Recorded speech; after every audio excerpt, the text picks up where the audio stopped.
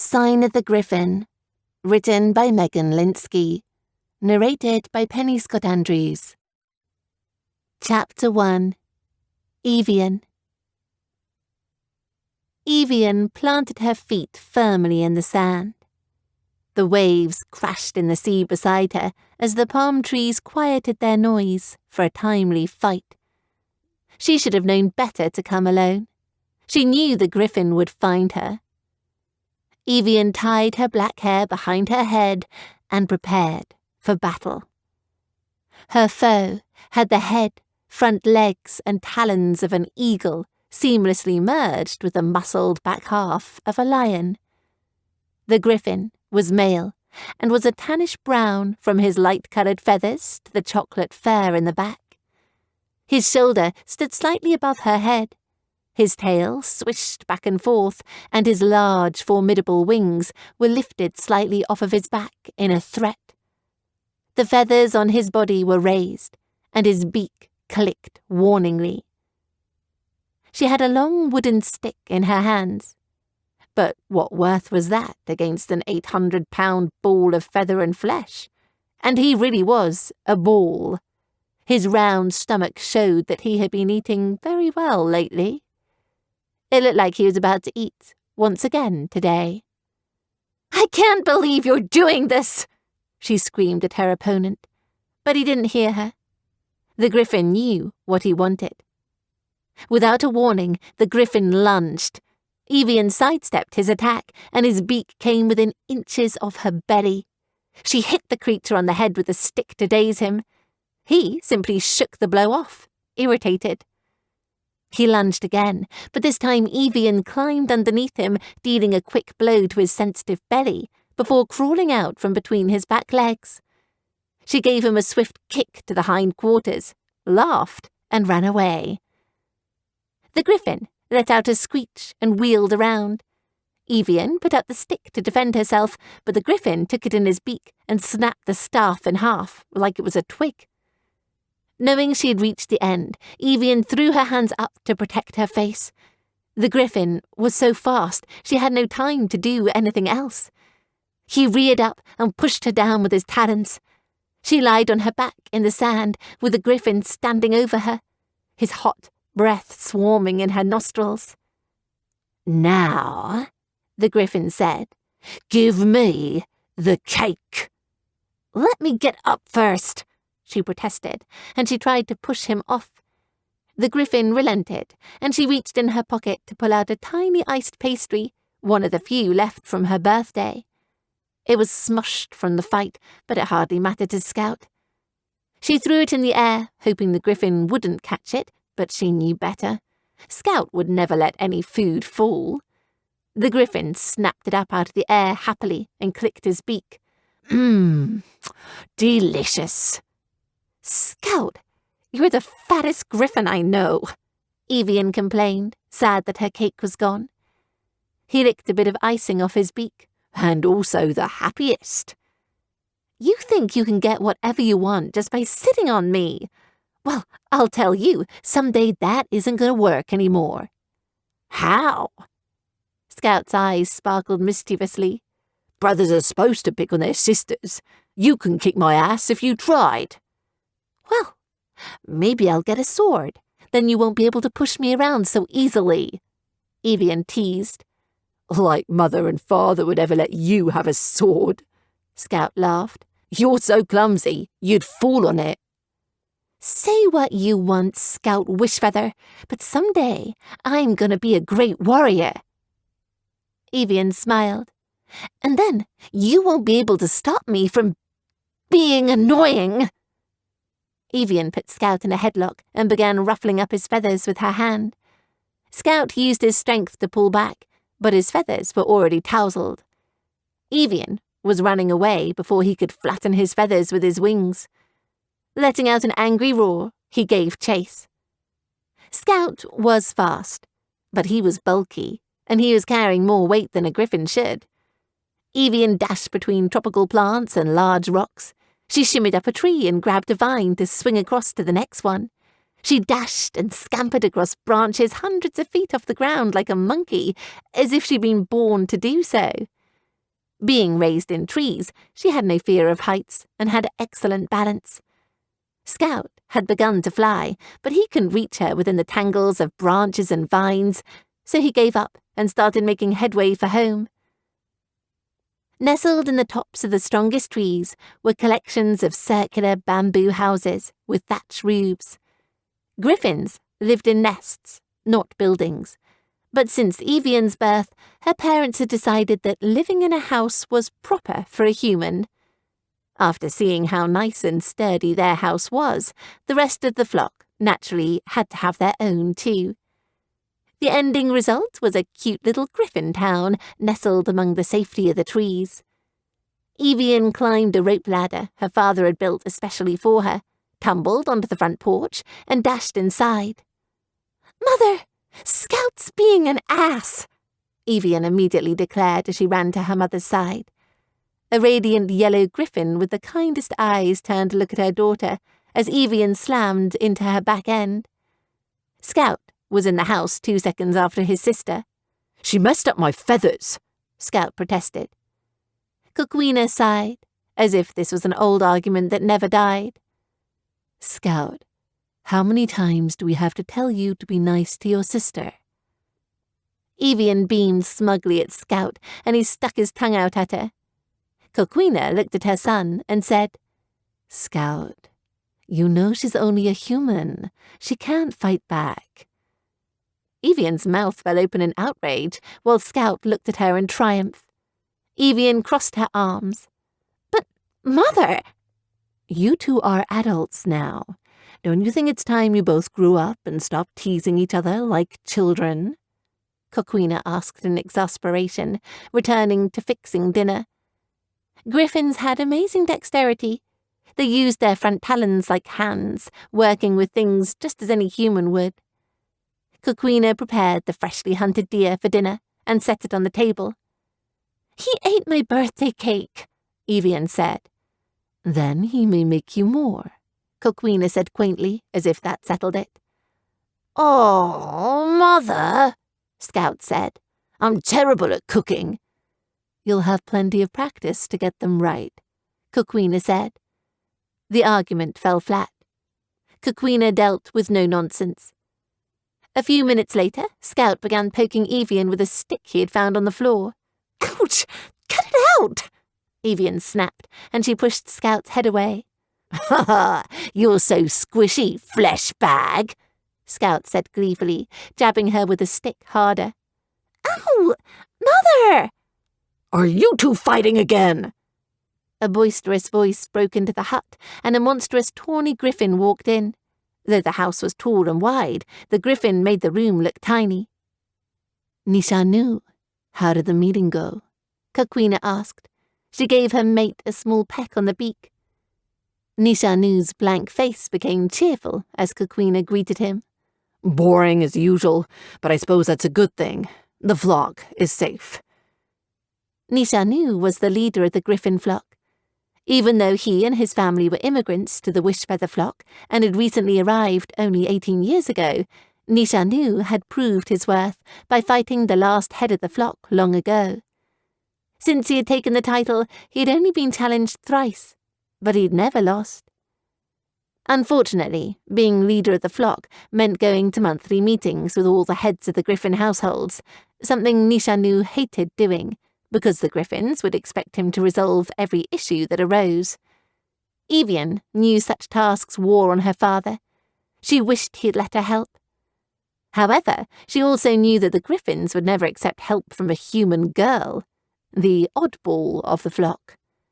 "The most exciting thing that happened was Dorn Wing expected me to find her a new door frame after her son ripped it off," Nishanu complained as he collapsed on one of the gigantic pillows scattered all around the house.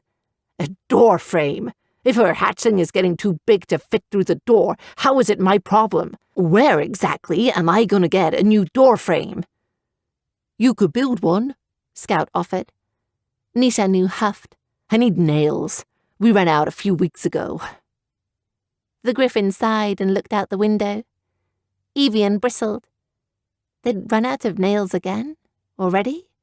Just last week they'd exhausted their supply of iron. everything seemed in short supply here in Perilio. And no one, absolutely no one, wanted to help Griffins. Nishanu gave a sigh. Looks like I'll have to fly down and find the caravan again. At the sound of the caravan, Scout's ears perked up, and Evian listened in closer. The caravan was a group of travellers who wandered throughout the land and traded items of value to people who normally wouldn't be able to get them unless they journeyed many miles to the distant cities. The caravan were the only humans who knew of the Wishfeather's flock's existence, having made many deals with Nishanu over the years. Some griffins worried that the caravan would expose the flock, but more than a decade of black market trade had quieted their fears. The travellers did not care whether the buyers were griffins, humans, or dancing squirrels. As long as gold was exchanged, they kept their mouths shut. A good thing, too, for the king's men were looking for them. "Can I go with you this time, Father?" Evian pleaded, drawing close to him and putting her hands on his neck. "I want to see the travellers." "When it is time for you to find a mate, you shall go," Coquina said, bringing her daughter near with a sweep of her wing. "Be patient. That time is nearly upon you." Evian huffed. The time had nearly been upon her for years now, since she turned 16. Many griffins her age were already shacking up with a mate. Scout was the exception, as he was such a disgusting hog he chased away any females who were remotely interested. But that didn't mean she wanted to be single forever. "Why don't you let her go? She's never seen humans," Scout argued, sticking up for his sister for once in his life. "Forget the comment about the disgusting hog," Evian supposed, before she added, "But, Father—" "Humans are dangerous. They can't be trusted, Evie. Remember that," Nishanu said. "And we aren't dangerous?" Scout asked. He watched a tiny mouse scuttle across the floor before he snatched it and crunched it within his jaws. "Griffins think of their kind. Humans think only of themselves. They will use Evie for their own purposes," Coquina said.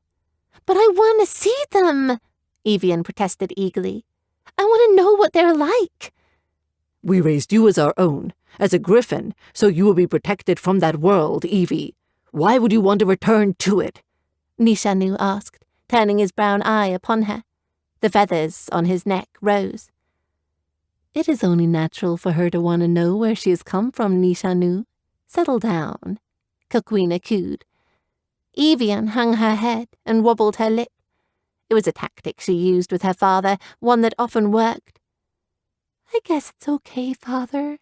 I mean, I don't have to see humans. It will be fine living here for the rest of my life and never, ever leaving. It's all I've ever known, after all." Both parents looked at each other a little guiltily. Coquina began weaving back and forth. She finally said, "Well, I suppose. What do you think, my dear?" "She will need to look for a mate soon, and she won't find one here," Nishanu admitted begrudgingly. "Maybe it is best if she gets to know a little about her kind before she goes looking for a mate." "Yay!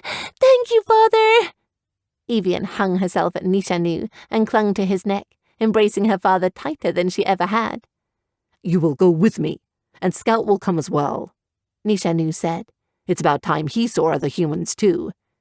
"I've seen one all my life, and that's plenty," Scout replied with a full mouth, still chewing on the mouse. "You will go, just in case something goes wrong," Nishanu said. "I will need you to fly Evie back if there's a fight." Evian rolled her eyes. Her parents were so overprotective. But she would take what she could get. "What day will we go?" she asked her father.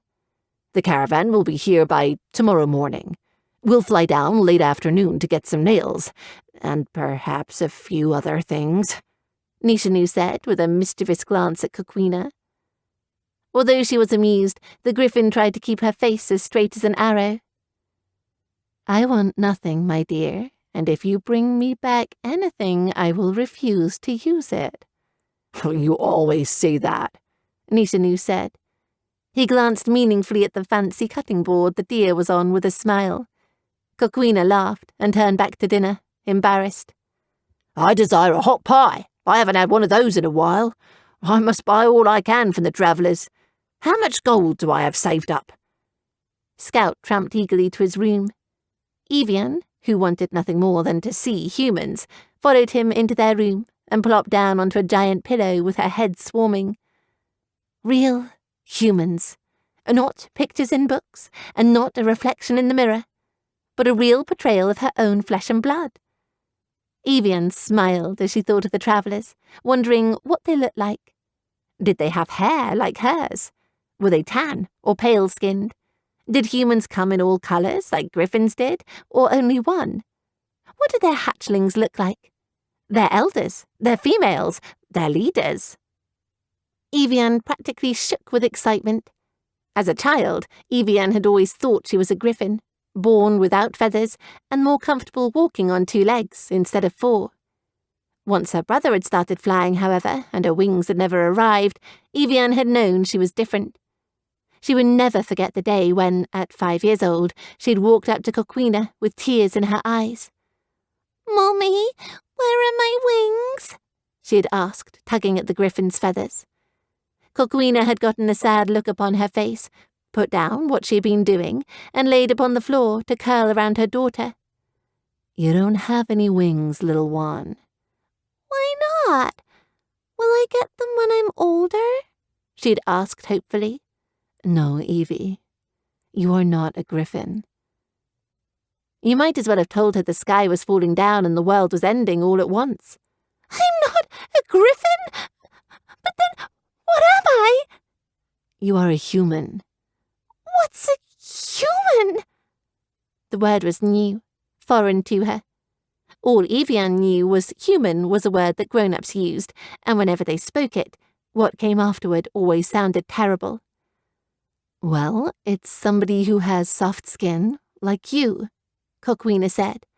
10 toes, like you, 10 fingers, like you, and walks on 2 legs, like you. "Do they all look like me?" Evian had asked. In a way, yes. In a way, no. "Then why are you my mommy?" Evian had questioned, drawing nearer. She pressed her head into her mother's downy shoulder. Daddy and I found you a long time ago. You were alone and had nobody to take care of you, and we wanted you. We brought you here to live with us. "Didn't my old mommy and daddy want me?" Evian had said.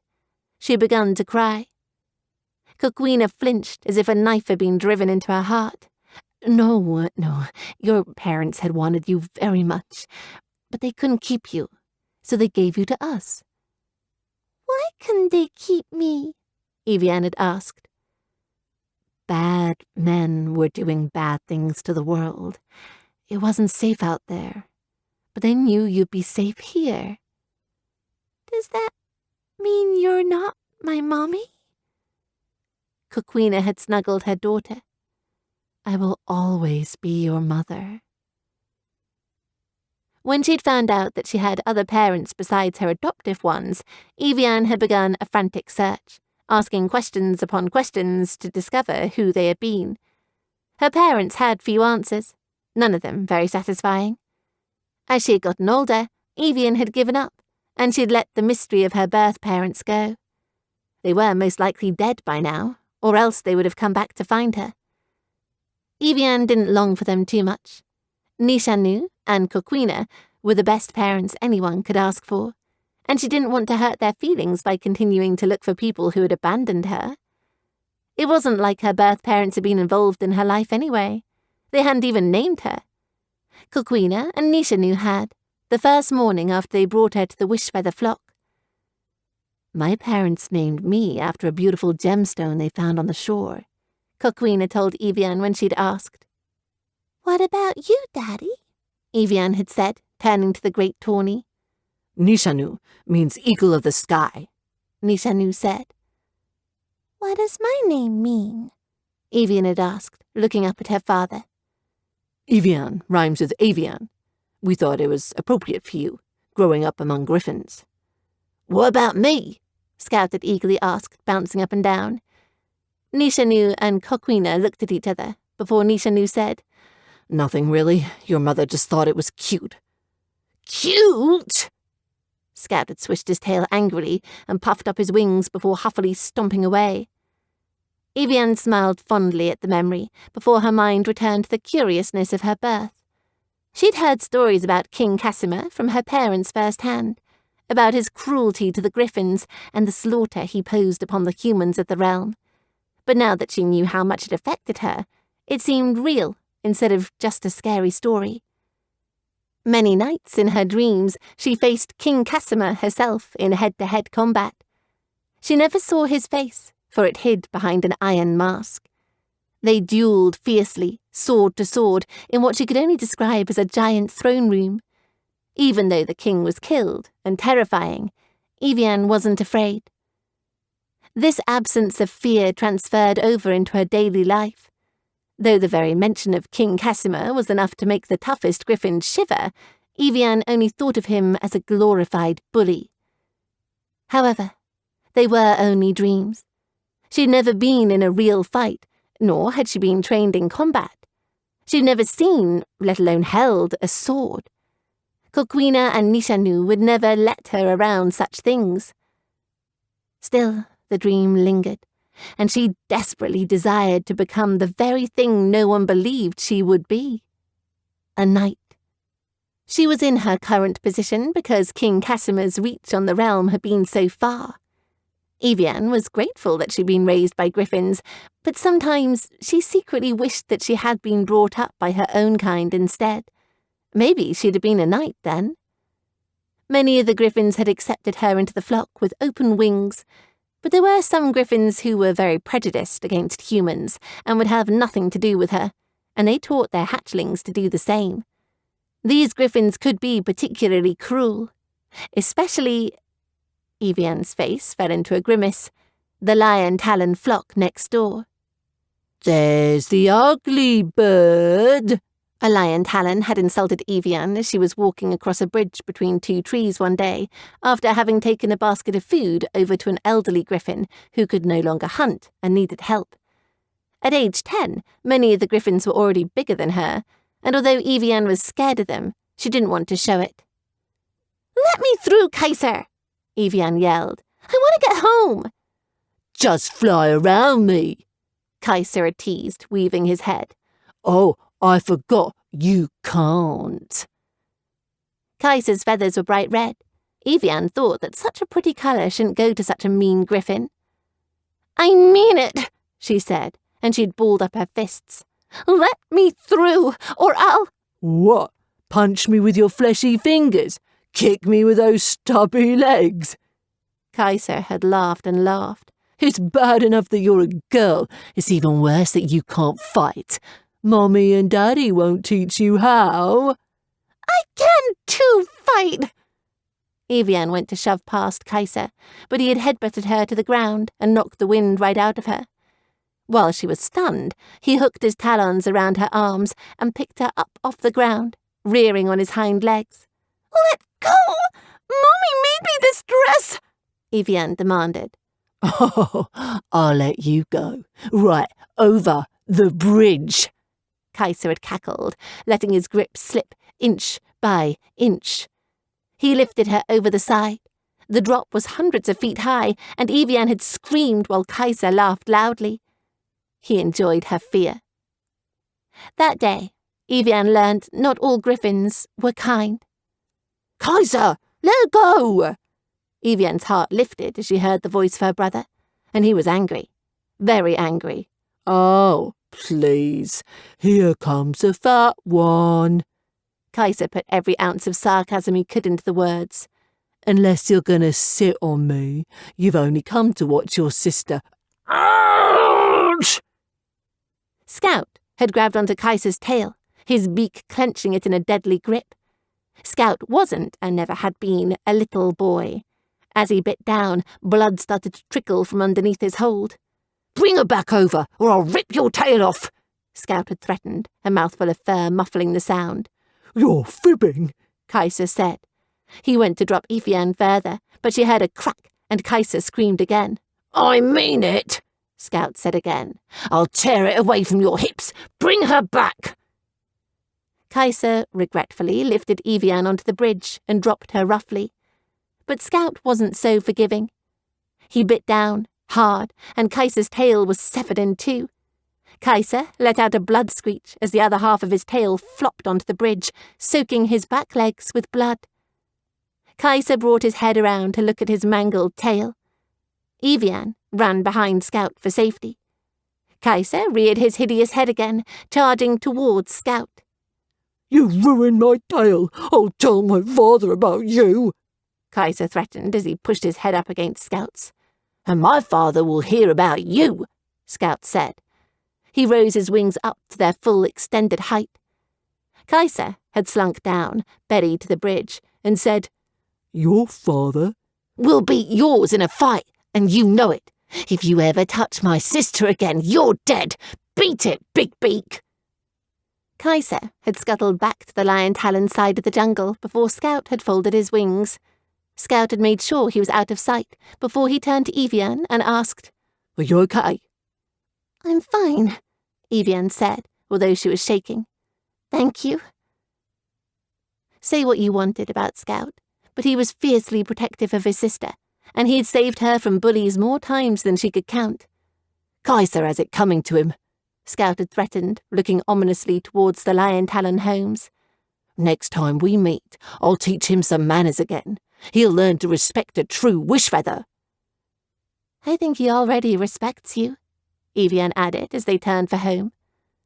I meant you, Scout argued. But he's right, you know, Evian had said. She turned to Scout, exhausted and upset. I'm not a real griffin. You're listening to them. You can't let those stupid lying talons get to you, Scout had said. They're just a bunch of feather-headed pussycats. Scout, look at me. Evian spread her arms wide and turned to face him. We're brother and sister, and we look nothing alike. I see no difference. You think just because you don't look like us, you're not our blood? Scout asked skeptically. I would consider you a closer relation than I'd ever consider any lion-talon. We couldn't be farther off the family tree. Scout looked as if he was going to hack up his dinner, the thought of being related to Kaiser. None of them like me, Evian had said, looking at the holes in her new dress. They think I don't belong. Well, none of us wish-feathers like them over here, and they certainly don't belong on this island, Scout had said. We only let the lion-talons stay here because they have nowhere else to go. But that's lying talons for you. They think they're entitled to everything. Evian often wondered if Kaiser was actually going to drop her that day, and if he had, if the flock would have cared. His tail still wasn't right. Though Kaiser tried to brag that he had lost it in a fight, everyone in the Wishfeather flock knew the true story. He was an even bigger jerk nowadays. Evian shuddered to think of when it would be Kaiser's turn to fight to inherit the lion-talon flock. The lion-talons weren't her favourite griffins on the planet, but she had to feel sorry for them if they ever hailed Kaiser as their leader. She scrubbed at a bit of loose debris on the side of her face. Due to her constant running around, and Scout, she was always covered in dirt. What would she wear? Coquina sewed all her clothes out of modest cloth Nishanu had gotten from the travellers. She had nothing elaborate, and everything was basically fashioned the same. All she had were loose shorts and baggy shirts, all in soft tan muslin. She hardly wore shoes. Living on an island, she didn't need to. She would have to put on those tight boots she hated. Did they even fit? And her hair! Evian reached up to touch the tangled mess. She looked like a boy, all ragged with griffin feathers in her hair. Evian reached for the brush that Coquina had gotten her long ago and began combing through her tangled mop, wondering why none of the griffins had pointed out her homely appearance. We're going to see travellers, Evie, not a king, Scout said, emerging from the open closet with a bag of gold in his beak. Evian shrugged. I don't care. I still want to look good. What is it with girls and looking good? Scout said, shaking his head. What is it with you and eating? Evian said, looking at the bag of gold. How many pies are you counting on buying? Scout clacked his beak gleefully. As many as I can carry. Chapter 2. Scout. Stay close, son, Nishanu demanded as they flew across the sky together, Evian riding upon her father's back. Don't let the updrafts carry you off. Scout had to resist rolling his eyes. His father had been teaching him about updrafts, downdrafts, no drafts, and butt drafts since the day he could understand the words, and Nishanu never let the matter rest every time Scout took off for a flight. When it came to his parents, Scout might as well be living in a bubble for all they did to prevent him from growing up. It was like they were scared of everything out there. Scout had never left the island. Could the war, King Casimir, and the rest of the world really be that bad? But at the same time, he was torn. Living with his parents meant free food, free shelter, and a free ride. If he moved out, he'd have to build his own house, fight well enough to attract some preppy-beaked princess, and then have to hunt daily to feed her and all the squealing little punks she'd hatch. He wasn't about to go on and do that, so he'd put up with the paranoia, but not without a bit of whining. I'm not some hatchling who just stumbled into the air for his first flight, Dad, Scout muttered, but the wind carried his voice away. As Nishanu turned in midair, Scout followed him, wondering why his father was taking all these extra precautions in order to get to the travellers. Regularly, he'd fly in a straight line, but for the past hour, all there had been was constant zigzagging, as if a row of archers was lined up behind every bush to assassinate them all. Scout could understand that Evian was with them, but come on. Scout had to choke back a laugh. Nishanu had made sure to carry Evian himself, because he knew Scout would want to play a trick on her. From the minute Evian was allowed to fly with him, Scout did everything he could to throw her off of his back, out of the eyesight of his parents, of course. She had come off many times, but Scout was so fast and agile that he always caught her. Always. That was one thing Scout was. Agile. The other griffins might tease him about his extra weight, but he hardly lost his balance in air or on the ground. Though Evian was always angry when he dropped her, she had grown to be grateful for it. She was a damn good rider now, and it would take a hurricane, or worse, to get her off the back of a griffin. Not to mention that she was really good at falling too. Scout spotted the travellers and their long wooden wagons along the main road, not too far off from the southern shoreline. Vendors set up shop slowly, and men fed their weary horses as women half-heartedly shook tambourines. Something's not right, Nishanu said as he flew closer to Scout. There aren't as many wagons this year. As if this stunted Evian's enthusiasm. Fly faster, father! I need to give them time to see us coming, Nishanu said. He slowed to a drift. Scout watched out of the corner of his eye as Evian nudged Nishanu's sides with her heels impatiently. She was such a child. The travellers ran to greet them, bowing respectfully as Nishanu and Scout came to a landing. My friends, a man with a goatee and toothless smile said. It has been too long. Only a year, Nishanu said, offhandedly looking around. I am grateful for the greeting, Miloshi, but could you please tell me where... Miloshi's smile fell. Oh, I am sorry. You must be looking for Andrik. I have some bad news for you. I expected this. Nishanu's face hardened. Where are all your wagons? You don't have half the people you used to. Alas, King Casimir's forces have taken them. Miloshi put a hand over his heart. Andrik, as well. Before he died, he swore me to be head of the caravan. I know this must come as a shock to you. I apologize. Scout didn't buy it, but Nishanu didn't ask questions. Evian was eagerly soaking it all in, looking at all the faces and wares in awe, her mouth open and her eyes sparkling. And who is this? the man asked, glancing at Evian as she slid off Nishanu. A pretty wench you found in the woods. Have you come to trade her for wares? His eyes glittered with something Scout knew and didn't like. She is Evian, my daughter. Nishanu's voice had such an ominous quality to it, Scout wanted to shiver. Meloshi's eyes widened, and he bowed low. My sincere sorry, sir, I didn't know. Where can I find the fabrics? I'd like to buy a lovely shawl for my turtle dove. Nishanu interrupted to spare Evian. Scout knew well that if his sister was not here to witness, Meloshi would be in pieces by now. Oh, you are too good to your wife. A little discipline every now and then might do her well. Meloshi joked, laughing. Scout would have battered him, but his father beat him to it. Who are you to say how to spend my money? Nishanu towered over the man as he roared, and Meloshi began to shake. Nishanu's tail came around, and Meloshi ducked just before it whipped him in the face.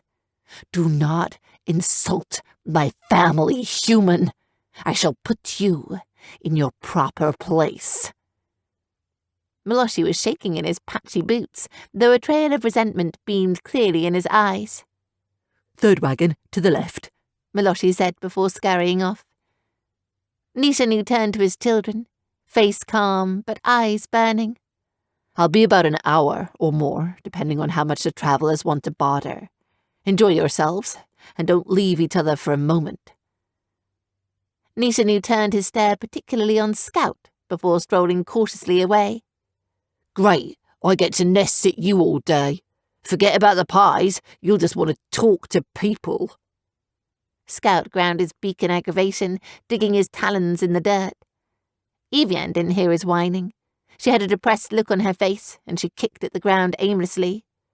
Oh, what's wrong now? Scout asked, trying not to care, but doing so anyway. Meloshi, if all humans are like him, I'm starting to think that I really don't want to meet them, Evian said, head hanging down. Scout sighed. It figured that Meloshi would be the first human Evie would ever meet. That was just her luck, and had been for years. Fortunately, Scout could talk her into, or out of, anything. They're not all like that. They're like griffins that come in different kinds. That Meloshi just happens to be a butt muncher. Don't pay him any attention. Evian smiled at the use of the foul curse word, and Scout inwardly smiled. He didn't want Evie thinking all humans are bad, though he had to admit the lot of them weren't anything to boast about. But she would have to marry one someday, unless she planned to live with her parents forever. And she couldn't do that if he was the one freeloading.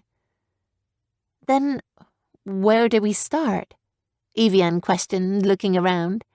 It was pretty sad that Scout was more at ease around the travellers than she was. They weren't even his species. Well, let's start with the dancers. Father said they're always fun to watch, and they're pretty nice. Scout turned her in the direction of a red wagon, where music could be heard. I didn't bring any money, Evian protested. What? Did you expect me to buy you stuff? I don't want anything. I just wanted to see people, Evian argued. Yeah, right.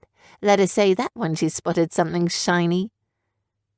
Scout and Evian walked quickly toward the red wagon, watching as belly dancers emerged with tambourines, swirling and dipping to the music. Travellers played on, singing foreign songs that were beautiful and strange. As they saw Scout approach, the dancers began to twirl faster, putting in all their effort. Their dark skin, black hair and colourful clothes made a rainbow waltz upon the detailed rugs they had laid upon the grass. Just to amuse them, and as a bribe so they would talk to Evie, Scout threw a silver coin into one of the pots. He got one better.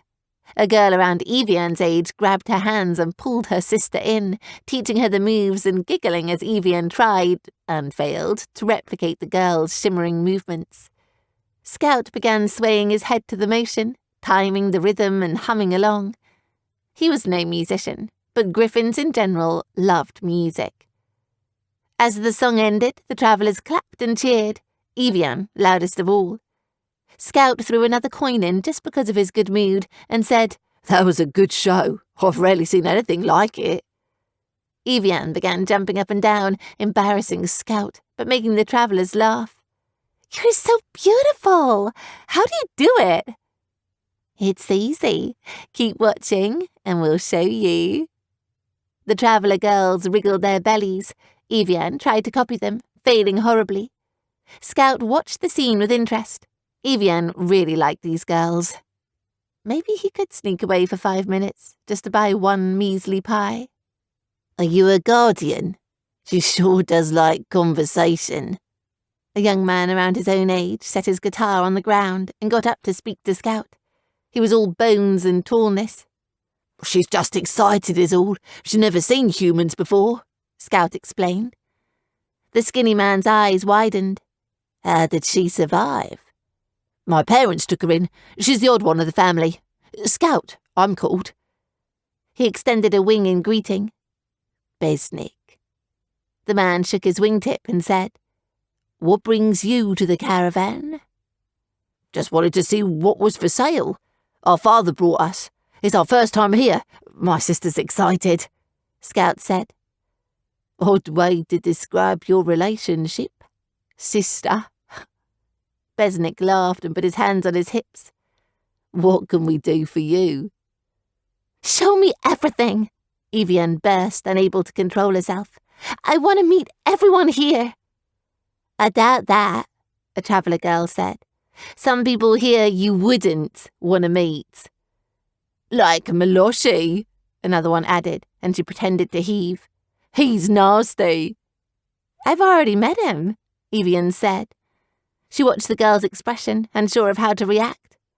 "You poor thing," a traveller added, patting her on the shoulder. "I want to get some food," Scout said in an instant before gossip took them away. "Sweet stuff. Where is it this year?" "Down at the far end. We'll show ya." Besnick began to walk. The group followed him, the girls twirling long ribbons in the air around Evian. Scout watched his sister, enjoying her expressions of joy. She was having the time of her life. Had it been wrong of his parents to keep Evian away from her own kind for so long? As they walked through the wagons, Scout observed many items for sale. Clothes, quilts, furniture, and exotic pets were only a few of the things he noticed on his way. Vendors tried drawing him in, their various items half of the price of what you get in the main cities. Evian was distracted by a potion seller out of a purple wagon, but Scout dragged her away. Travellers weren't very good at magic, and the kind they were good at wasn't the kind you'd want to get mixed up in. Best case scenario, you'd end up getting scammed. Second best case, you'd lose a limb. But more than likely, you'd be cursed forever. It was a good idea to keep away.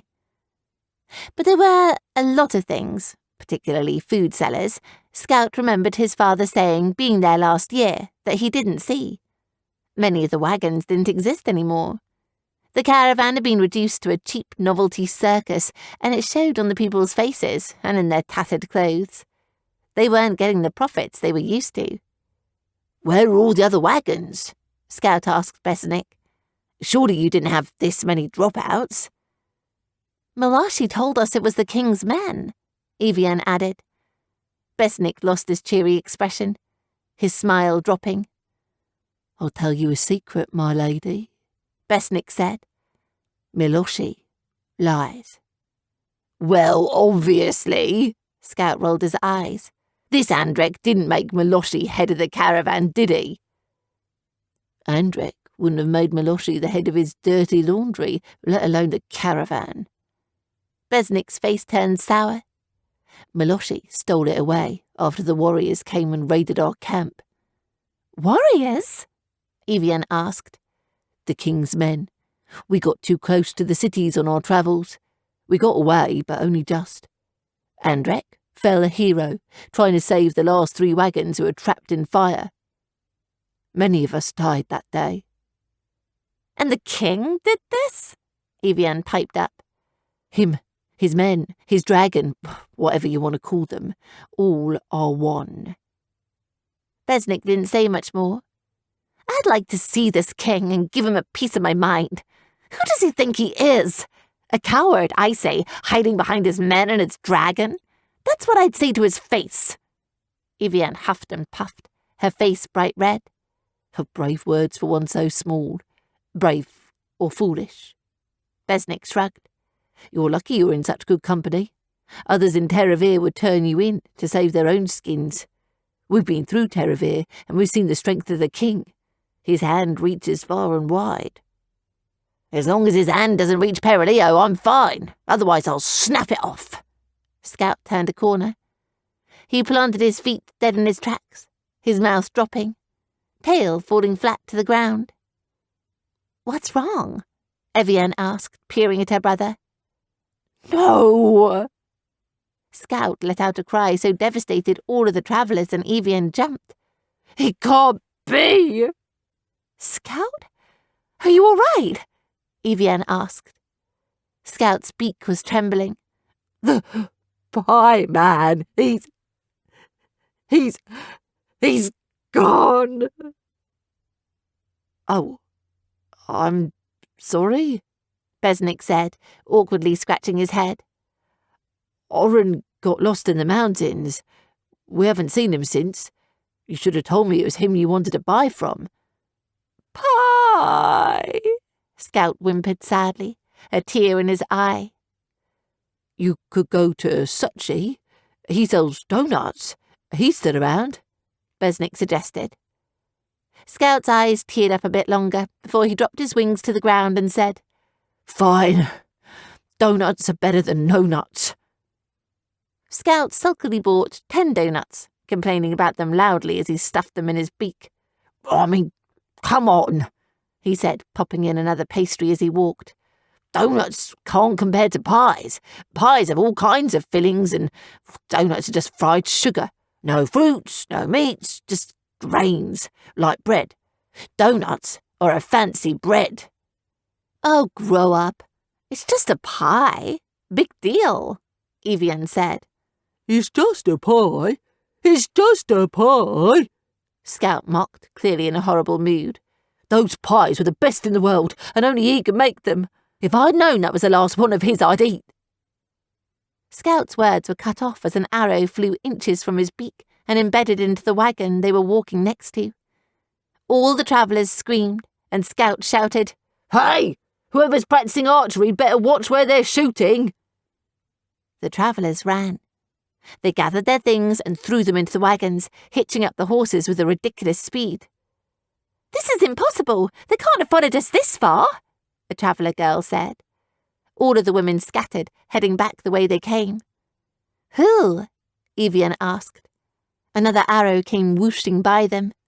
Scout knocked his sister to the ground, covering her up with his wings as he crouched from the spewing of arrows. "Get on my back," he ordered. Evian obeyed mindlessly, her face blank with confusion. "What's going on?" Scout demanded of Besnick. He was flat on the ground, his hands over his head as arrows hailed over them. "The soldiers!" he screamed. "We thought we lost them when we crossed the river." "You mean they've been following you all this time?" Scout demanded, his eyes flashing. "They won't stop. Fly, my new friends. Escape and don't look back. Not even a griffin can take on the king's men," Besnick cried. Besnick ran back to his wagon. Scout said, "Hold on, I'm going to make a fresh dash out of this place." "How are you supposed to do that with a full stomach?" Evian argued, but they were already running for liftoff. Arrows darted by his tail. Scout swore that a bit of his fur had been taken off by an arrowhead. "Wait!" Evian cried. "Father's in trouble!" Scout saw that Nishanu was surrounded by a group of men, all ironclad. Knights of the king. Scout changed direction and bolted toward his father, but he came screeching to a halt as a soldier flew out of nowhere in front of them from between two wagons, blocking the way to Nishanu. The soldier was intimidating. He was large and tall, armoured from head to toe and carrying a broadsword bigger than Evian. You couldn't see his face, for his round helmet covered up every feature. "Let us pass before I rip your head off," Scout threatened. The man swung the broadsword above his head, yelling as he did so and running to attack. Look out! Evian cried. Scout felt his feathers be nicked as the blade barely missed his shoulder. The warrior charged forward again. Scout dodged, able to avoid the man's quick movements, but unable to defend himself properly with Evian on his back. But the broadsword was heavy, and the knight was slow to use it. Scout dove forward and stampeded over the man before he had time to swing his sword back, making sure to dig his claws in as he trod over the man's stomach. Scout ground his beak at the feel of entrails under his feet, and the man let out a wheezing breath as he died. "Father!" Evian shouted. Scout left the mess he'd made of the man and barreled through the group of knights that were surrounding his father. Nishanu was covered in blood that was not his own. His head jerked up to look at his daughter in fear. "What are you two doing? Get out of here!" Nishanu ordered as he tossed the knight into another with his beak. Evian paid no attention, but instead leapt off of Scout's back and pulled out a small knife from her belt. "Damn it, Evie," Scout thought.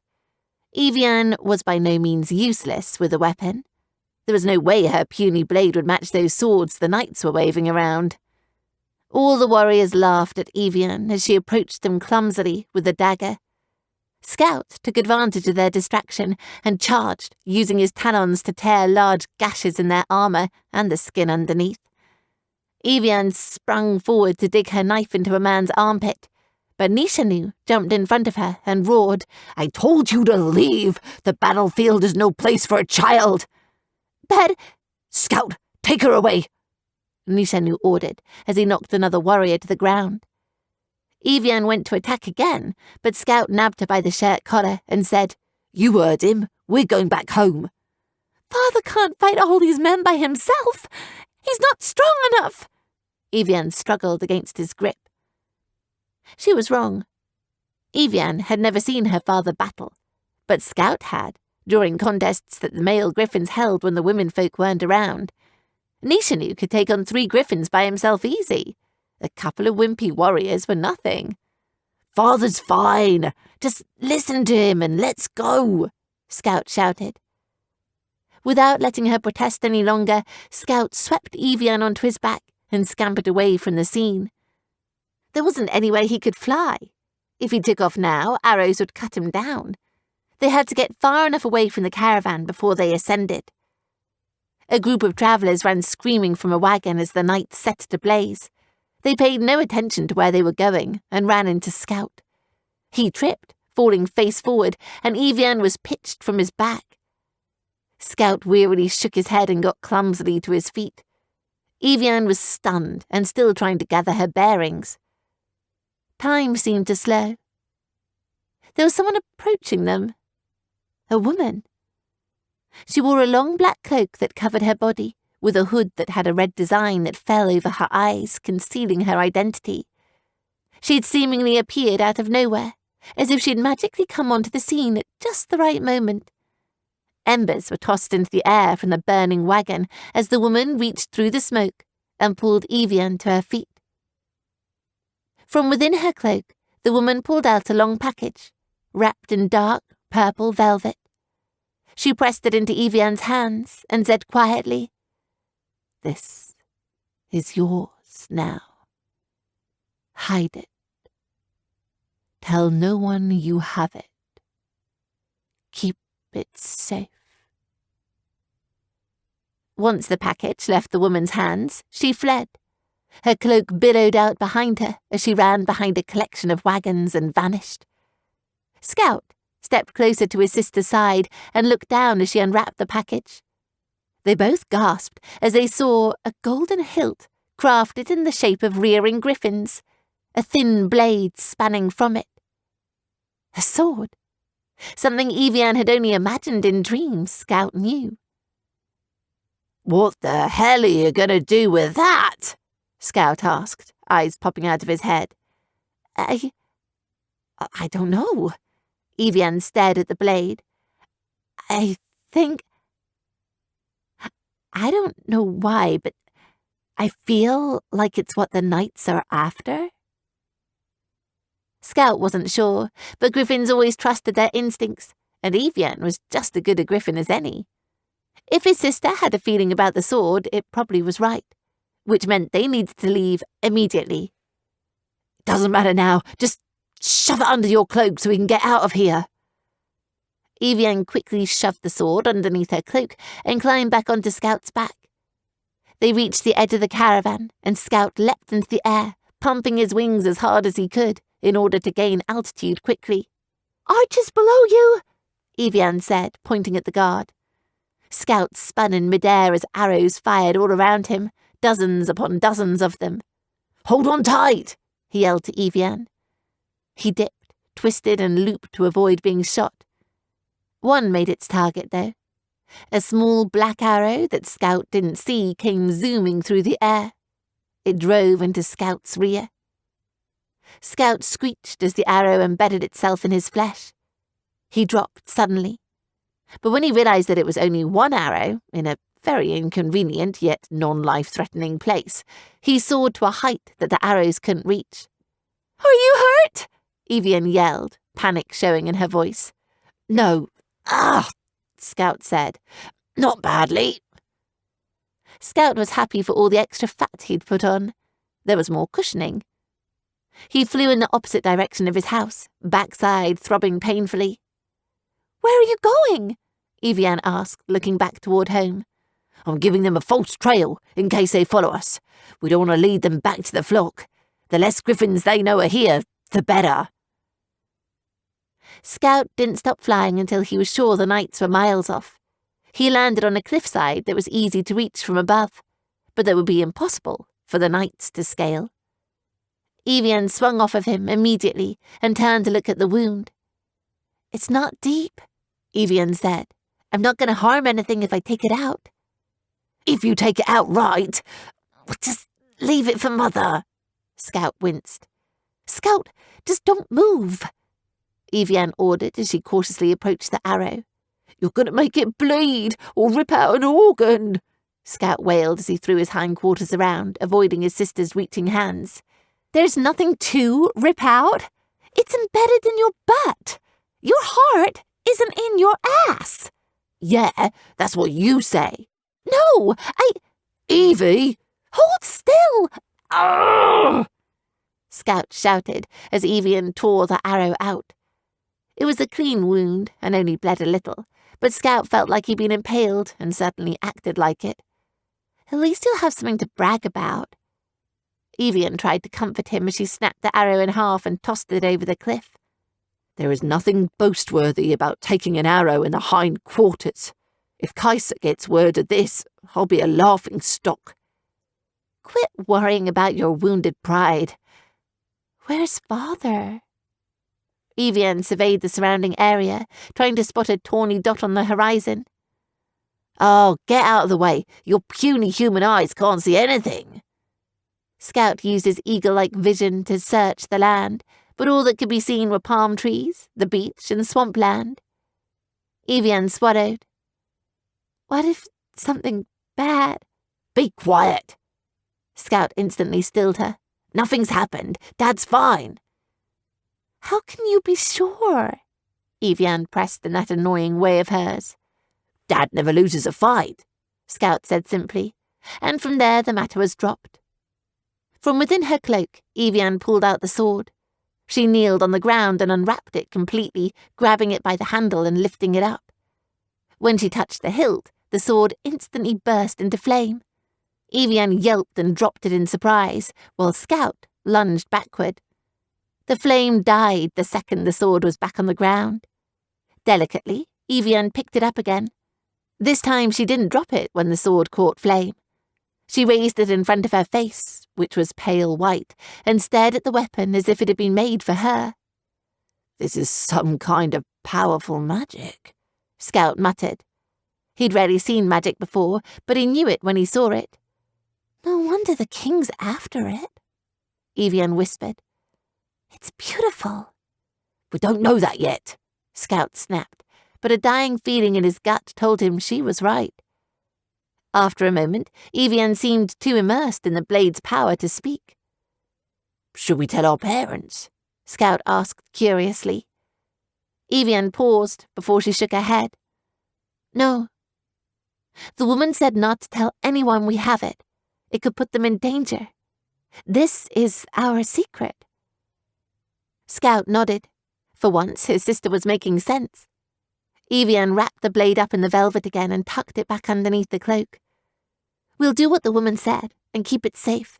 No one knows we have it. Whoever we're hiding it from, they won't find it. Night began to fall. As purple, orange, and red lit up the horizon and stars started to appear above, Scout began pacing, ripping up the ground with his claws. The wound in his rear had stopped bleeding long ago, and besides a sore spot where the arrowhead had been, he was fine. What was killing him now was worry. He doesn't exactly know we're here, you know, Evian pointed out, sitting cross-legged on the ground. He should have been able to follow my scent. Scout stopped pacing to look at the sky again. Do you think he could have gone home without us? I'm not sure. Evian got up and brushed off her pants. But I don't want to wait here and find out. Whether father's back or not, we should let the flock know that the king's men are in the area. Scout nodded. You're right. Dad'll be at home waiting for us. Evian climbed aboard Scout. He took off clumsily and circled the area to check for soldiers before finally heading for home. When they entered the house, Coquina ran to the door and swept Evian into a hug. Evian, Scout, I thought... We're all right, Mother, Evian mumbled from within her mother's chest feathers. There was an attack on the caravan. We got tangled up in it, but we got away. An attack? Are you all right? Coquina asked immediately, looking the two over. We're fine. Scout got an arrow in his butt, but he's fine now, Evian said smugly. You little... Ow! Mother, don't poke it!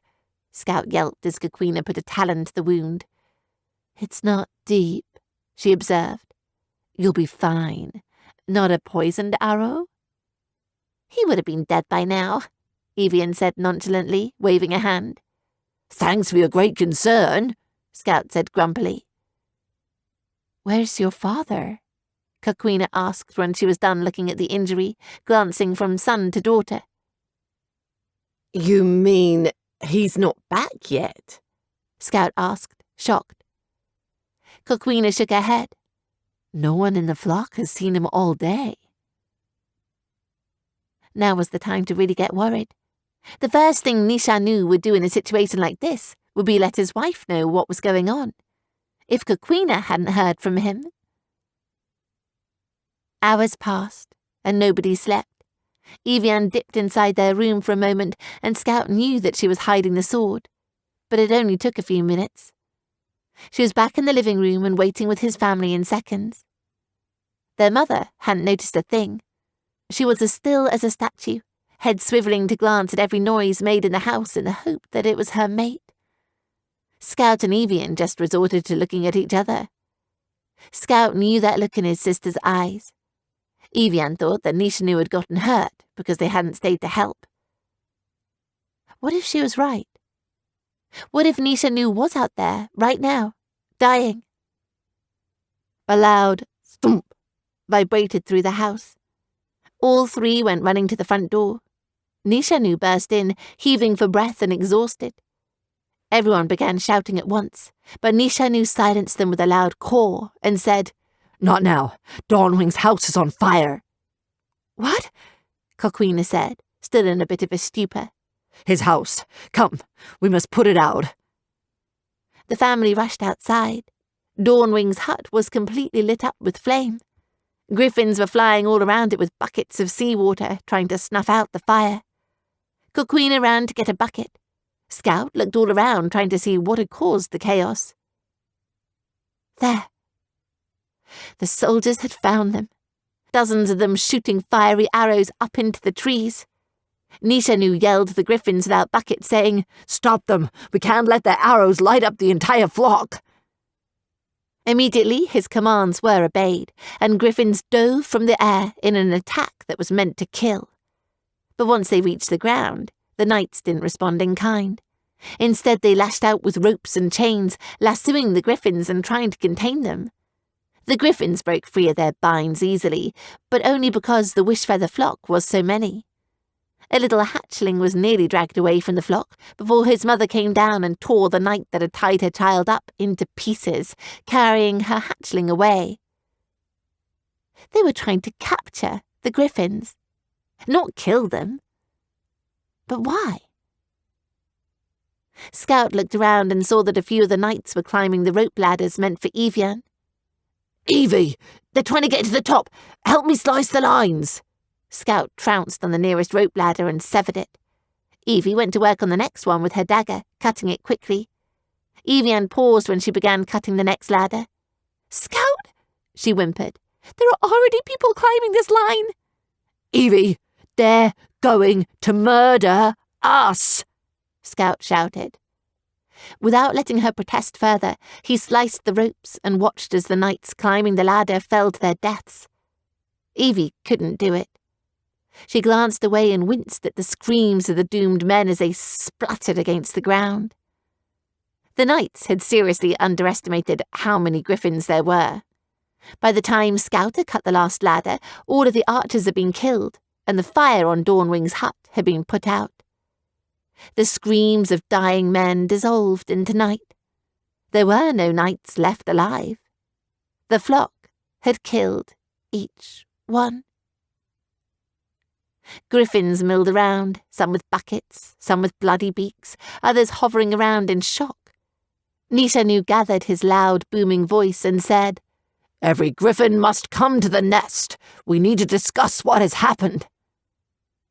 Glad to be given something to do in the midst of all the confusion, the griffins headed towards the highest and largest building in the jungle, suited to hold 100 griffins. Nishanu shook the sleep from his face and said, "I must go. Attend the meeting." "I'll come with you," Coquina added, hurrying to his side. "No, Coquina," Nishanu said. "Take Scout and Evian home, in case something goes wrong. Wait up for me. I owe you an explanation." Nishanu hurried off. After asking Dawnwing if there was anything they could do, there wasn't. Coquina headed for home, looking weary. Scout knew exactly why his father had asked his mother to stay home. No doubt Evie and her rope ladders were going to be brought up, and Nishanu wouldn't want Coquina getting into a blood quarrel tonight. She would have to defend her daughter another day. Luckily, though, Evian appeared to be clueless. Good. The less she knew, the better. The meeting didn't last long. It had only been an hour when Nishanu returned, walking through his front door with his head hung lower than usual. This bothered Scout. He didn't like seeing his father anything but fierce and formidable. It just wasn't something he was used to. "Nishanu, what happened?" Coquina asked at an instant. "I need to know." Nishanu lifted his eyes to meet his wife's. "There was an attack on the caravan by the king's men. I had fallen many of them before I decided to flee, but they followed my trail. I've never seen anything like it. No matter how hard I tried, I couldn't shake them. I led them around in circles for hours. I thought they'd given up when night fell. I was wrong." "We're not in danger, are we?" Scout asked. "I mean, all the knights are dead." "The king will want to know where his missing brigade went.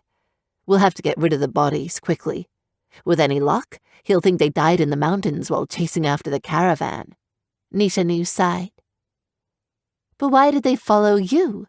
Coquina demanded. "What could they possibly want from one griffin?"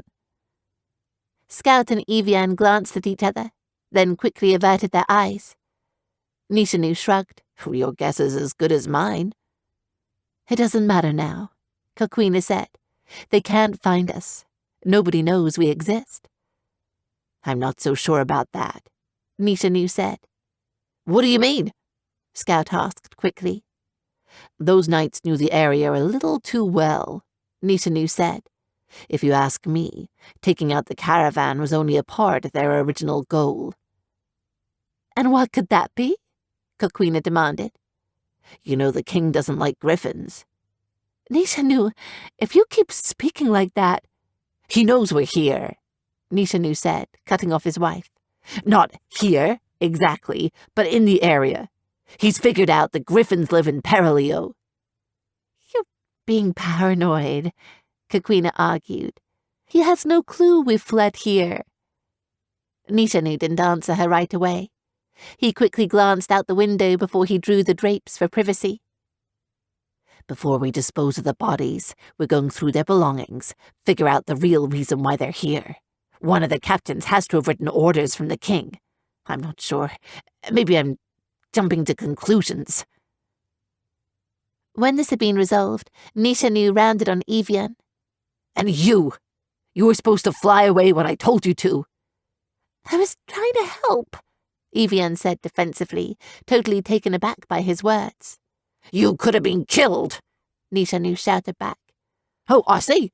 I'm a bag of feathers to you, Scout huffed, trying to crack a joke to defuse the situation. You know how to fight. Evian doesn't, Nishanu yelled at Scout, not in the mood for humour. Scout retreated back and kept his beak shut. And whose fault is that? You've forbidden me from learning how to defend myself. You just want me to run whenever something bad happens. Evian crossed her arms. Evie, you're not meant to wage war. That's not who you are, Nishanu said angrily. Why? Just because I don't look like you? Evian's eyes watered. I've been treated different all my life because I'm not a griffin. At this sentence, Scout butted in. We can't teach you how to fly, Evie. You're not... One of you? Evian said harshly back. Scout let his feathers droop. No, you know what I mean. Just because I don't weigh a zillion pounds that I can sit on people with... That's enough. Kakwina cut her off sharply. Don't insult your brother when he's trying to defend you. Scout let the crack about his weight fly off of him like rainwater. Nishanu ground his beak and said, It has nothing to do with what you are. You as a person do not have the capability within you to kill. How do you know?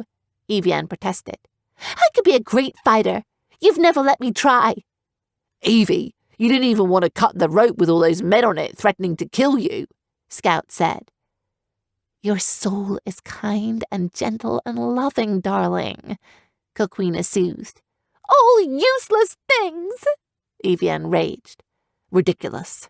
Without people like you, the world would be nothing but kings trying to kill and use other people for their own means, Nishanu argued. Scout didn't know why Evian was so upset about this.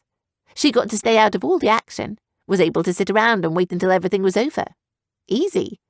He was expected to get up and do something every time there was a crisis. He bet that if Evian had to live in his feathers for a day, she'd go back to being helpless in a heartbeat. A whole lot simpler, in his opinion. I'm tired of being so nice, Evian shouted. And if you won't teach me how to fight, I'll find someone that will. You are not allowed out of this flock, Evian, Nishanu roared. You are to stay among the trees, and I'll lock you in your room if I see your feet touch ground again. By my father's feathers, I swear I'll never allow you to marry. Father? Scout said, shocked. Nishanu, be reasonable, Kakwina protested. Do you want to wake up one day to find your daughter dead? Nishanu shot back. Scout recoiled. His parents didn't fight, but they were fighting now. Nobody's dying here, Kakwina said, calmly and coldly. We're all very tired. We don't mean what we're saying right now. Let's all get some sleep. We'll revisit this in the morning. The house became quiet at her request. They turned in pairs, the adults to their bedroom, and Scout and Evian to theirs. Scout collapsed on a pillow, his eyelids slamming shut. He groaned as he heard Evian say, You think I'm just as weak as they say I am, don't you? She had to bring it up, like it mattered how weak or how strong she was. He was tired. Evie, you could throw a tree through the wall and I couldn't care less right now, so long as I get some sleep. I'm not joking. This is serious. So am I. Evian threw her boot at him, and it promptly smacked him in the wing. Hey, he snarled, and he snapped his beak. Cut it out. Seriously, what is the big deal? I want to be as strong as you, Evian burst. I can't stop thinking about how those men screamed as they died. And look at you! You probably haven't given it a second thought. Nope, Scout said, yawning. That's what I mean, Evian said. I don't want to think about them. But I still do. Then stop. I don't know how. Teach me. It's not exactly something you can learn from someone else. You have to learn it on your own. Me, I was kind of born this way. Griffins are just impartial, as a rule. That's the issue, Evian said. She climbed into her bed. You don't care about anybody. Now wait just a second there, Scout said, jumping awake. And I care about everyone. I'm just so blasted helpful. It's like a need, Evian said. You're stronger than I am, in some ways, Scout said, yawning bigger this time. When Sky Climber died, you knew just what to say to make his mate feel better. But I couldn't do that. You made Jay sing a laugh even after she failed her first flying test when nobody could. And you gave up your entire birthday feast to the old Griffin next door who can hardly feed himself. I could never do that. Those are silly things. I want to do great things. I want to be a knight. They weren't silly to the Griffins you did them for. They meant a lot. That silenced her for a bit. Scout thought that she'd finally fallen asleep before she asked, Scout, why does everyone look down on me for being a human? They don't. It's all in your head. Scout pushed his head into the pillow, trying to muffle out her voice. No, it isn't. Even you do it. You always call me flesh bag like I'm just some limp piece of meat. I don't mean it. I'm just teasing, Scout said in a hurt tone. Besides, you always point out how fat I am. How do you think that makes me feel? Scout saw her try to repress a smile through the dark. Well, you don't exactly make it hard, do you? Scout tried not to laugh and failed. Just go to bed, Evie. She went silent. Just before he was about to drop off to sleep, Evian said, Really, though, Scout, you need to drop some pounds. Scout threw the boot back at her. Scout and Evian made sure to keep a safe distance from Nishanu the next morning. It was obvious by the look on his face he was ready to jump at the first Griffin daring enough to cross him. They waited carefully by the door for his return when he went to examine the possessions of the dead guards. I don't know what you're so worried about. Nothing's there, Coquina said casually, sewing a pillow with her talons. We're not worried, Scout protested. He and Evian tried to prove it by playing a game with dice and a deck of cards, but that didn't distract them. Scout didn't lose at this game, and Evian had won 3 times. Their heads snapped up the minute the door clicked open. Nishanu walked in, and Coquina put down her sewing. Well, she said. Nishanu ignored his children and padded up to his mate. We found a set of orders, handwritten, from a general serving King Casimir. What did it say? Evian said, running up to her father's side. Nishanu didn't hesitate. The note read to search for griffins in Perilio, and once was spotted to follow it back to its flock. The knights were ordered to kidnap every griffin on the island and bring them back to the Iron Hill. Evian stepped back and said, That's impossible. Nobody knows griffins are in Perilio. Somebody does. We've been discovered, Nishanu stated grimly. The wind blew through the open windows, whistling what seemed to be the beginning of the end. Scout could hear the waves from the ocean. How could war come here, to Perilio, a virtual paradise? It simply wasn't possible. Keep this in the house, Nishanu told his wife, handing Coquina the letters. Only I read them. I will call a flock meeting in a few days. I need to consult the Lion Talon leader and figure out what to do. As Nishanu headed to his room, Coquina followed him. Scout and Evian looked at each other, not sure how to feel. The king is crazy if he thinks he can take on Perilio, Scout stated as he turned to his sister. We've known the land, and we've got the upper hand. Nobody can take on an angry flock of strong griffins. But he has numbers. Once he finds out where we are for certain, we'll have no escape, Evian said. No. Scout sat down on his haunches. Perilio is infallible. Evian looked down. I'm not sure. Scout scratched absent-mindedly at a spot on the floor. Doesn't matter. We obliterated the group that was supposed to report our location. And more will keep coming. And more until they find us, Evian argued. The dumb spot wouldn't come off the floor. Maybe. The wind coming through the open window ruffled Evian's hair as she asked Scout her next question. You know what this means, don't you? What? He asked, knowing full well what she was thinking. Evian went to grab her cloak from the wall. We have to talk to Slate about this. Chapter 3. Evian. Keep up! Evian shouted to her brother below as they scaled the mountainside. Evian and Scout climbed up a gigantic black mountain, the jungles of Perilio far below them. At the top was a large cave, one that looked like an open dragon's mouth with great teeth hanging from the top. Couldn't we have just flown up? Scout whined, dragging his tail behind him as he struggled to ascend. Somebody would have seen, Evian argued. I'm not allowed to leave the flock, remember? I hardly think visiting Slate counts. After what happened today, I think it does. Evian had to roll her eyes at Scout as they got higher and higher. His breathing was getting heavier each time he had to pull himself up. She wasn't exactly in shape, but Scout was a war griffin, or at least he boasted that he was. She couldn't see how he could be so proud of his strength when he struggled to make a simple journey up a cliff they had scaled hundreds of times. Once they'd reached the top, Scout collapsed on the ground with his tongue hanging out. Get up, you big baby, Evian said, kicking him. I hope he's not sleeping. Smoke was furling out of the cave as a tendril. Scout and Evian entered the mouth of the cave, and Evian called, Hello? Slade, it's us. We need to ask you something. A huge force shifted in the dark. The stones at their feet rattled, and the uppermost part of the cave began to crumble lightly as red eyes flashed in the darkness. Scout put his ears back against his head and said, For Perilio's sake, does he always have to be so loud? He's old. He can't help it if he's stiff. Now shut up and don't be rude, Evian whispered out of the corner of her mouth.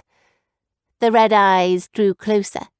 Evian and Scout stepped back, and into the light emerged what might as well have been their grandfather, as they had no other. His beard was the most prominent thing about him. Long and grey, it fell from his lower jaw down his long serpentine neck, the length shimmering like a wave as he put his head down to look closer. Sharp, jagged spikes ran all along his back, and silver scales covered him from head to toe. Slate looked like a moving suit of armour. His tail, a whip. His claws curved like swords. Fangs overlapped his bottom lip in places, though many had fallen out. Straight horns were still on top of his head, but Evian knew that once Slate reached a certain age, those would fall out too. Evian remembered when she was a little girl. Slate's feathers used to stick out all along his head like a mane, but age had caused them to recede. Slate had told her once the more noble a dragon, the more feathers they had, all along their wings, head or backs. Evian wasn't so sure about that. She preferred the shine of Slate's scales, but maybe she just wanted something different after looking at birds all the time. Slate usually walked on 2 legs, but he'd fallen down to walk on 4, folding his spiked membraned wings behind him as he stomped toward the 2. Though his size filled up the entire cave, Evian wasn't intimidated.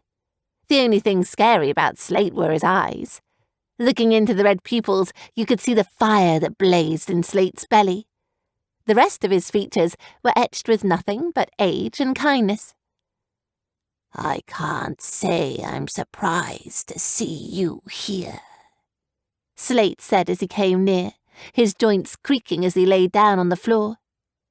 I thought you'd arrive sooner. What took you so long? Slate's voice, full of the gruffness of old age, had a note of joviality to it. We didn't want to be followed, Scout said, coming forward. You've heard about the attack, haven't you? Heard? I watched. Slate let out a puff of smoke. I was taking a nice, long sleep. Then I heard all this noise. Next thing I knew, someone's house was on fire. I was about to fly down there myself to see what was going on. But by the time I had readied my wings, the fight was already done. Scout and Evian looked at each other. Slate couldn't exactly spring into action when needed, but it was the thought that counted. So you know, then, that the king is after griffins, I mean? Knew it before these knights ever showed up. You forget I spent time with the king. The news is nothing new to me. In fact, it's old news. Slate crossed his front legs and peered at them out of one eye. Slate had been hatched in King Casimir's castle, raised as a palace dragon, and treasured for his red eyes. But as he grew older and his children were stolen from him in order to raise more controllable dragons for the king, Slate had fled to Perillio, weak and near death. A magician, Slate offered a bargain with the griffins. If they would hunt for him, a necessity that his old age prevented, he would provide whatever magical acts they needed in return. Slate had been here longer than anyone, and Evian couldn't remember the last time he had performed any magic. But she had a special connection to the dragon that the others didn't. Unlike the flock, Slate wasn't her natural enemy. And he was the only other creature she knew on the island that was different, just like her. If it's such old news, why didn't you tell us before? Scout asked, shaking his tail. Evian shook her head. Scout could be so blunt sometimes. Well, I didn't know when they were going to start looking for you. I don't know everything, hatchling, Slate said. I'm not a hatchling, Scout mumbled. Evian stepped forward and said, We brought something for you. It isn't much, but I did my best. Evian reached into her backpack and brought out a few dead turtle doves. She tossed them into the air, and Slate snapped them up.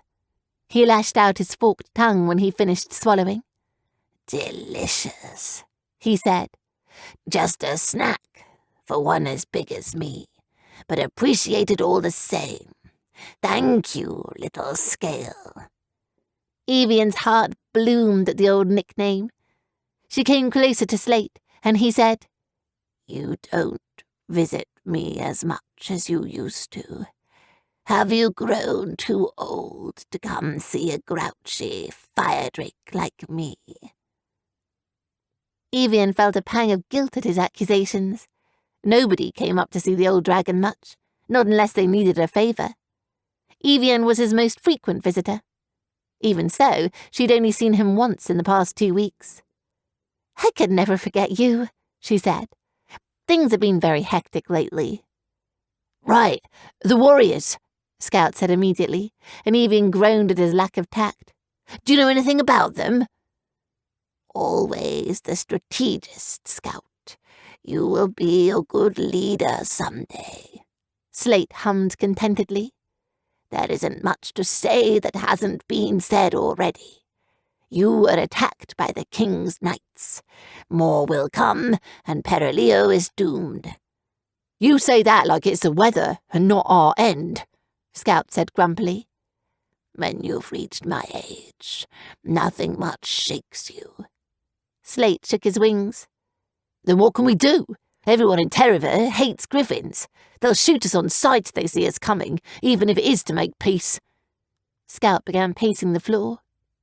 It's obvious, Slate said, puffing out a jet of flame to warm them all as a cold chill swept through the cave.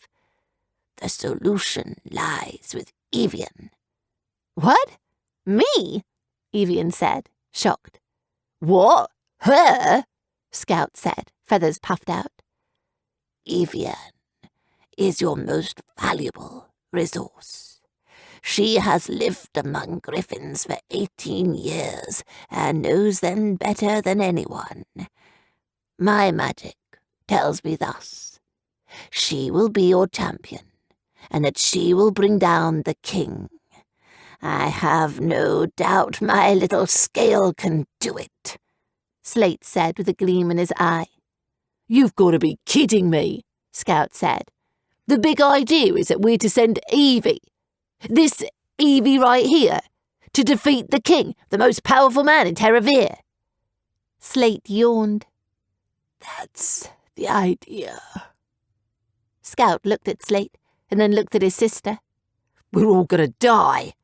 Hey, Evian protested. I can do stuff. Not this. You can't even convince Father to let you out of the house, and you want to save a country, Scout scathed. Anything's possible, Slate reminded him sleepily. No, Evie, there's no way. There's got to be another plan, Scout argued. It's great to see how much faith you have in me, Evian grumbled, and she turned her back on her brother. Whether he believes you can or not isn't the question, Slate said. You'll be amazed at what people can do when they have no other option. What are you to do? Hold out until every last warrior is dead by your talons? Convince the flock as well as the stubborn lion talons to leave the roost? Where will you go? Humans are everywhere, and the king will only follow your trail.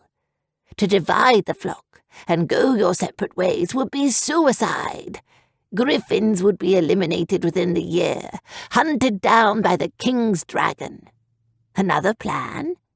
You have no other plan, Scout. Scout ground his beak up and down. My parents aren't going to agree with this. That by itself makes this impossible. So, is it really going to happen then? Evian persisted. I'm to kill the king? It is what my magic foresees, and it has never been wrong, Slate said. Though how and why, I am unsure. Scout was grinding his beak. Evian tried to ignore him. As they said their goodbyes to the old dragon, Evian kept her expression hidden from Scout. She was grateful for Slate's faithfulness in her, but secretly she shared her brother's doubt. She was just a girl, one who hadn't seen her own kind before a few days ago. How was she supposed to kill the king when she didn't know how to fight? Nervous wasn't quite the word Evian would have used to express her anxiety over the flock meeting that night in the nest. Petrified was more like it. She wasn't sure what was going to happen, or if she should suggest to everyone what Slate told her. She and Scout were some of the last that filtered into the nest. As Griffin after Griffin climbed up the stairs to the meeting hall, Evian whispered, "They're not going to like this." "Just stay cool. If you look confident, they'll take it easier," Scout whispered. "I'll back you up." "Hee-hee-hee-hee!" A happy, excited voice squeaked behind them. Scout fell forward as a white male griffin half his size barreled into his rear, tripping over his own claws and tail. "Scout and Evie! Friends who like me!" The white griffin happily wagged his tail behind him as he stared with large blue eyes up at Scout. "Cloud, settle down," Scout demanded. He spit out bunches of white feathers that Cloud had scattered through the air. Evian gave the white griffin a pat on the head, which he accepted eagerly. Cloud was a young griffin whose brain was as fluffy as his baby feathers, but he always brought a certain cheer to the group. At least he wouldn't be upset by today's news, as long as Evie told him not to be. "Listen, Cloud," Evian said. "No matter what happens in there, you must not overreact." "What does overreact mean?" Cloud tilted his head. "Get upset for no reason." Yep, pip, got it," Cloud said. "I will not overreact. Not ever. Not for Evie, and not for me." "That's right, Cloud." Evie gave the rhyming griffin another pat. Cloud stuck his tongue out of his beak and let it hang there, loose and dripping. Scout rolled his eyes. They continued walking until they heard a gruff voice claim, "Cloud, what have I told you about running off?" A black female griffin stormed up. She was larger than Scout and older by about a year or so. She was a tall, formidable figure who had only bulging muscle. Scout always told Evie that it was unnatural for a female to be that strong and large, but Evie had to give credit to Razor. She made sure to keep herself in shape. Nobody, not even Kaiser, pushed her around. Cloud's wings and ears fell by as Razor stomped up to him. "Sorry, big sister. I didn't mean to get away. I just got excited. I saw my friends." Cloud eagerly pointed at Evian and Scout. "Yes, Cloud, they're my friends too," Razor said. "Next time when you see friends, wait for me and we'll go together." Razor and Cloud weren't actually brother and sister. Razor had been abandoned as a hatchling by her parents. Nishanu and Coquina had tried taking her in, but Razor had proven difficult to raise and had left the nest early. When she met Cloud, who was rejected from his family because of his slowness, the two formed the closest bond anyone in the flock had ever seen, and had been living together in the same hut ever since. "Hello, Razor," Evian greeted kindly. "How's the mate selection going?" "Pitiful as ever. Nobody wants a black-feathered female. Think it's bad luck." Razor paused. "In fact, I bet I'm about as successful as Scout in that area." "Hey, lay off! Chicks love me," Scout said before letting out a belch. Razor's nostrils twitched in distaste. "I'm guessing this meeting is about you," Razor said, turning her eyes on Evian. The girl flinched. Razor was extremely intelligent. Her hard years of life alone had trained the griffin to be sharp and hard. Nothing slipped past her. Evian held her breath. "It's complicated. You'll see. Just don't turn against me when you find out, all right?" "That bad?" "Evie, you should know that I have more loyalty to you in one talon than I have for this flock throughout my entire body. You could have caused a whale to fall from the sky and smash the nests, and I would have said it was Scout's fault." "Ha ha," Scout said sourly. "Let's just get this over with." As they entered the nest, they found it crammed. Evian kept getting smacked in the face by griffins unfolding their wings as they stepped on one another. Kaiser was on the other side of the room. The group made sure to steer clear of him. "He starts anything, I'll rip his gizzard out, Evie," Razor promised. "You could only rip it out if I can eat it later," Scout said. "So I might not want to. It might morph me into some major ass." The jokes did nothing to soothe Evian's anxiety. As they finally found spots near the back, Nishanu and the orange-feathered lion talon leader, Anyuan, stepped forward, calling to order. "Silence," Anyuan commanded. As his steely eyes travelled the room, his gaze landed on Evian. She had to suppress a shudder, as his gaze lingered longer than she would have liked. "This is no time for talk. It is time for action. A few days ago, the king's men ambushed the Wishfeather home and set fire to Dawnwing's hut. Their intention, we believe, is to murder and kidnap our kind. Nishanu, speak." Nishanu cleared his throat. "We have found evidence among the bodies that shows this was no accidental run-in with the enemy. The king has ordered his men to find us and take us by force." Griffins began gossiping, screaming in terror and crying. Evian was squished between Scout and Razor as the room pushed against each other in a panic. "Now I know this is a big shock," Nishanu said. "Quiet down, you spineless horde," Anyuan demanded. The crowd settled. "But we mustn't lose our heads," Nishanu stated. "But what can we do?" a griffin asked, and whispers ran throughout the room again. "There is no one in the kingdom that will ally themselves with our kind. We are doomed!" The screams returned and almost caused a stampede. Nishanu and Anyuan tried to regain control, but nobody was listening to them. Evian couldn't take it anymore. Summoning all of her courage, she took a deep breath and shouted, "Send me!" At the shout, the room quieted. Griffins looked around to see where the voice was coming from. Once they distinguished it as Evian, they moved aside. They lay hanging on her words. Evian shut her eyes. She stood alone, save for Scout, Cloud, and Razor.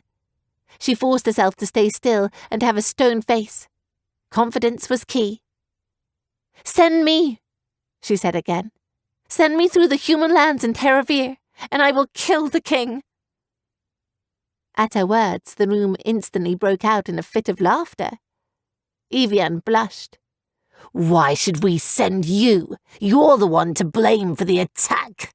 Kaiser pointed accusingly at her with his talon, and Evian's friends ground their beaks behind her.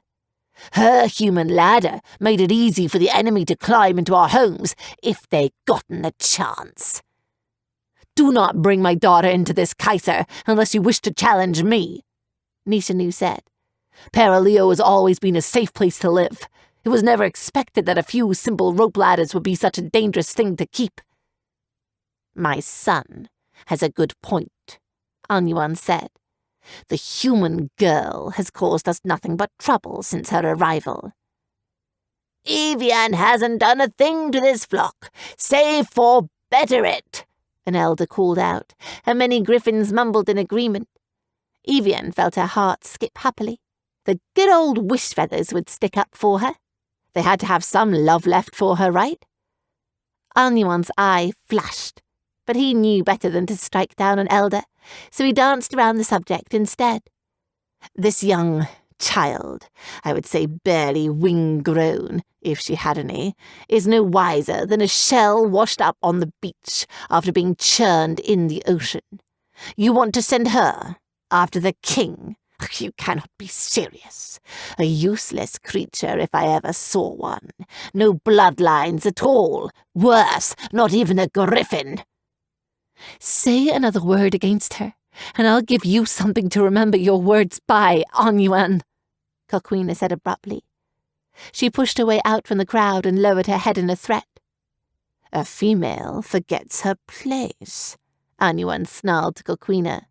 "A male forgets the protectiveness of a mother whose hatchlings are threatened," Coquina warned, stepping forward. "Do not test me, Lion Talon." "Coquina, if you wish to duel Anyuan, now is not the time," Nishanu instructed. "Wait until the meeting is over." Coquina stepped back, though she observed Anyuan with a cold eye. "Too bad," Scout said in disappointment. "I was waiting for Anyuan to say something. I wished father would have let mother kick his—" "Evian, I appreciate the gesture," Nishanu said gently. "But this is a wish, not a serious plan." "But," Evian stuttered. "Go home, child," Nishanu said kindly. "Please." There were griffins snickering at her. Evian balled up her fists. She stormed out of the nest. Her friends followed her with ducked heads. Kaiser, laughing loudly on their way out, and Scout flipped him a middle talon. Once outside, Evian took one look at Scout before she ran off crying in the direction of the house. "Evie!" Scout shouted.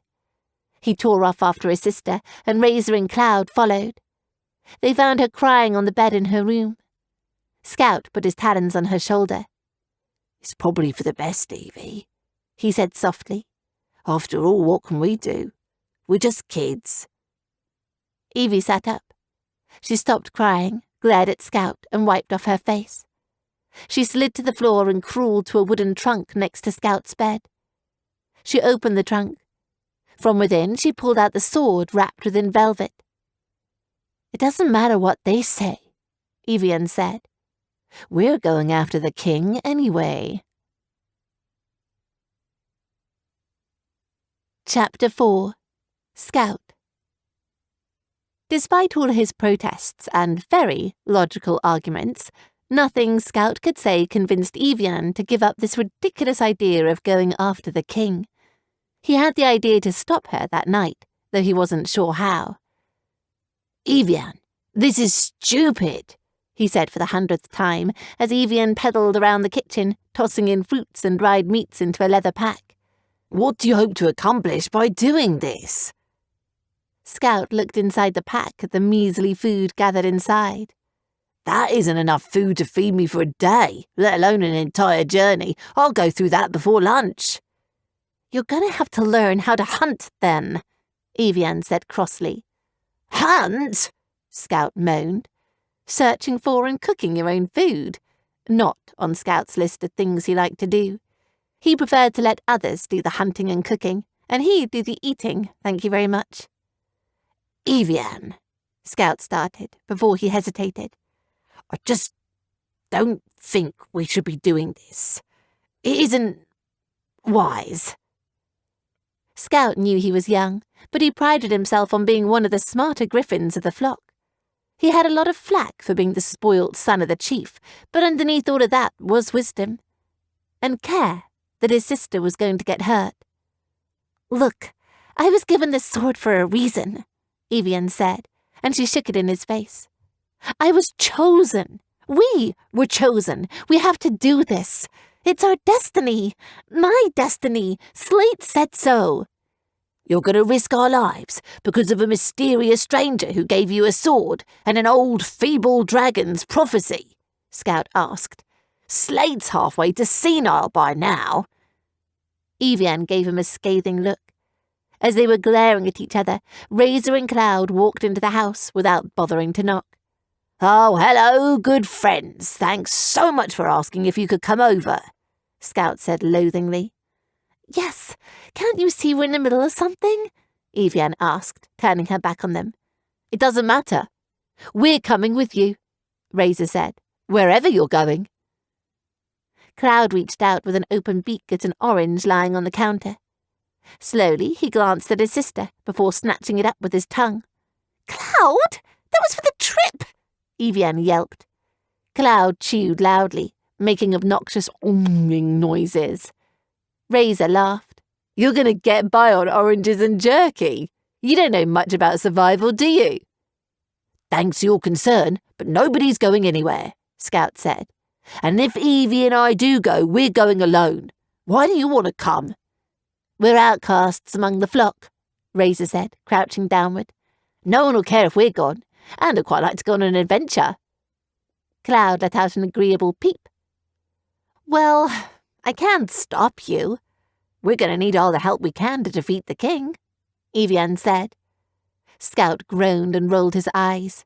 Cloud hopped up and down. There was a loud, infernal screeching coming from outside. The group peered out of the house to see that Coquina had pulled out a long string of Anuan's feathers, leaving a bloody patch of skin all along the back and hind quarters. Anuan raced for his home in the lower swamp.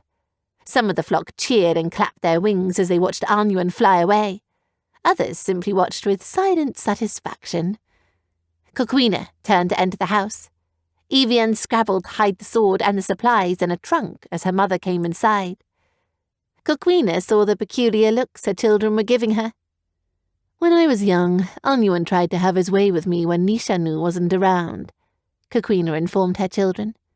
I taught him a lesson, and I dare say he hasn't been able to conceive hatchlings with any of his wives ever since. Razor snickered. I approve, Mrs. Wishfeather. I knew you would, Razor. Coquina puttered around the kitchen before she asked, So, where are you two off to? Nowhere, Scout and Evian both said at once. They glanced at each other, and Coquina seemed to smile. Well, wherever nowhere is, I hope you're well prepared. Coquina grabbed her knitting and went into the sitting room. She knows, Scout said, and Evian whitened. Don't know how she knows, but she knows. Evian shook herself out of it. Stop being paranoid, Scout. Of course she knows, Razor said. She's waiting to see if you'll actually be brave enough to do it. Question is, are you? What are we doing? Evian asked abruptly as Cloud let out a big burp. Are you coming with us or not? Razor lowered her voice to a whisper. Meet Cloud and I by Griffin's Rock at midnight. If you're brave enough, that is. Razor and Cloud slunk out of the house. Evian continued to pack while Scout danced nervously around the hut. Oh, I don't know about this, Scout said. Who cares about impressing Razor? This isn't about impressing anybody. I'm no coward, Scout. Evian fastened the bag shut. I know I don't know what I'm doing. I know there is no plan. But this is meant for me to do. You're a teenager, Scout hissed. Why not leave the big quest up to an adult? A grandmother, maybe, who has life experience. Scout, you know as well as I do that if I stay here, Mom and Dad will keep me locked up forever. Evian brushed a lock of hair out of her watery eyes. I have to get out of here and see the world. See what's out there. I can't keep living like a bird in a cage. As Evian walked out, Scout thought Evian's reasons for leaving the island weren't about the king at all. Scout hoped that his sister's feelings would change as the hours passed, but darkness came and Evian still had her mind made up. Scout, though, was torn.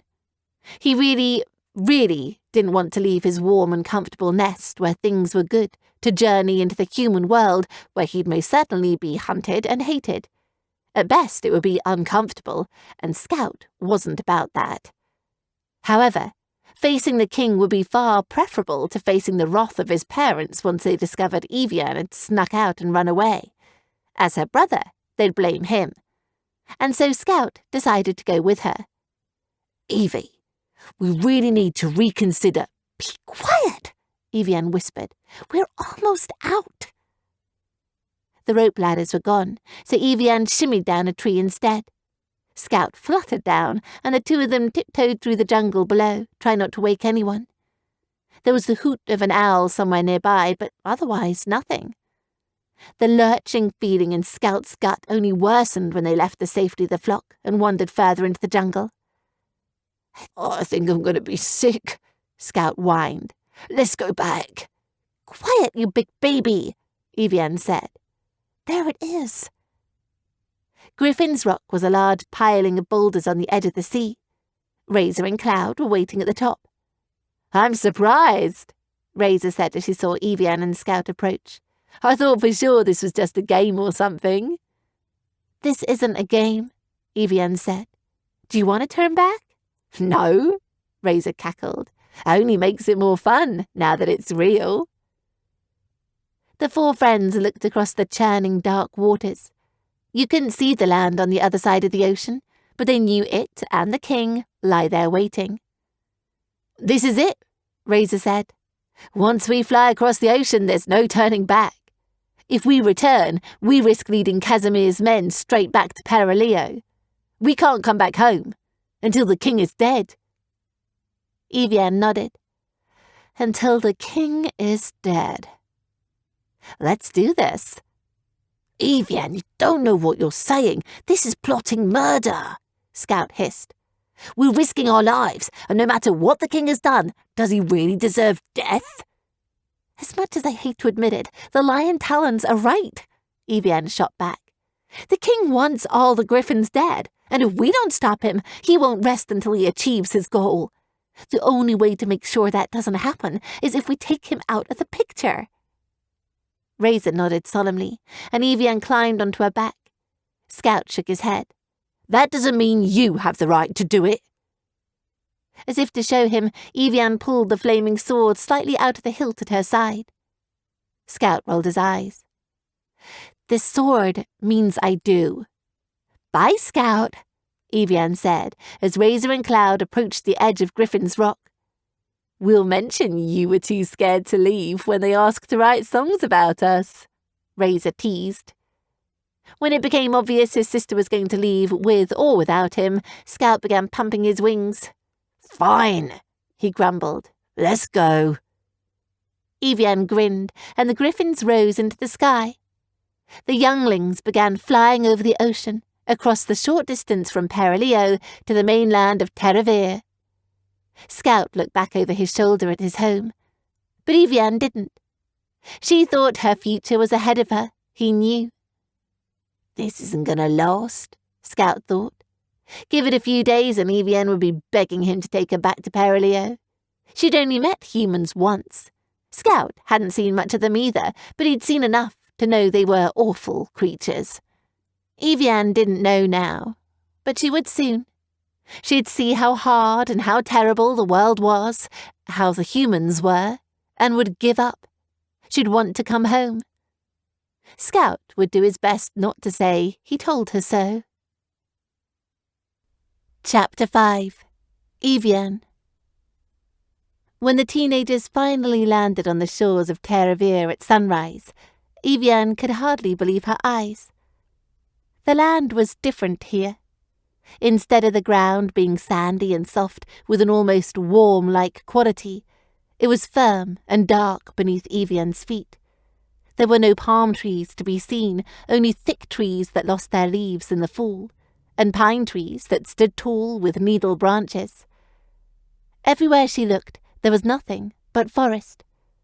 In the distance, mountains loomed. The caps were white with something Evian had never seen. Snow. It was colder here, and Evian shivered. She slid off of Razor's back and drew her cloak around her shoulders as she looked around. The world looked deserted, absent. "Where is everybody?" Evian asked. Her voice seemed small and hollow. "What, expecting there to be a parade to welcome us?" Scout snarled. "Not everyone in Terravere lives in the country, Evie. They live in cities." "Are they like flocks?" "How am I supposed to know?" Scout ruffled his feathers. "Come on, let's look around." The four friends walked for miles, through the thickest part of the forest. Scout grumbled and complained about all the brambles and thorns he was getting jabbed into his sides. Cloud jumped happily above them, tree to tree, and Razor soldiered on through the briar patch like a little bit of blood didn't bother her. Evie, who was smart, stuck behind the griffins and let them clear a path. "Don't you think we should have hit something by now?" Evian asked around midday. "A small house? A town?" "I don't know, Evie. Why don't you ask all the peasants that are walking around?" Scout snapped. "Quiet," Razor said, and her tail raised. "I think I hear something." The group froze. Not a soul moved. The only sounds that could be heard were Cloud's soft mews of fright and Scout's obnoxious, disgusting breathing. After a moment, Evian said, "I don't see anything." Razor's nostrils flared. "Do you smell it, Scout?" Scout raised his head and sniffed, then his eyes narrowed. "I do. We need to get moving." "What is it? What do you guys smell?" Evian asked. "Nothing you want to run into," Scout muttered. He slunk closer to the ground. "Stay close." "Oh, sure, don't tell a human," Evian grumbled, but Scout told her to be quiet. Cloud had become little more than a fluff ball within the trees. His meeps were quiet, and his blue eyes darted around for signs of something Evian couldn't see. Evian was a bit irritated that they were moving ahead toward a non-destination, before she reminded herself that this was her idea in the first place, and it was her fault they didn't have a plan after all.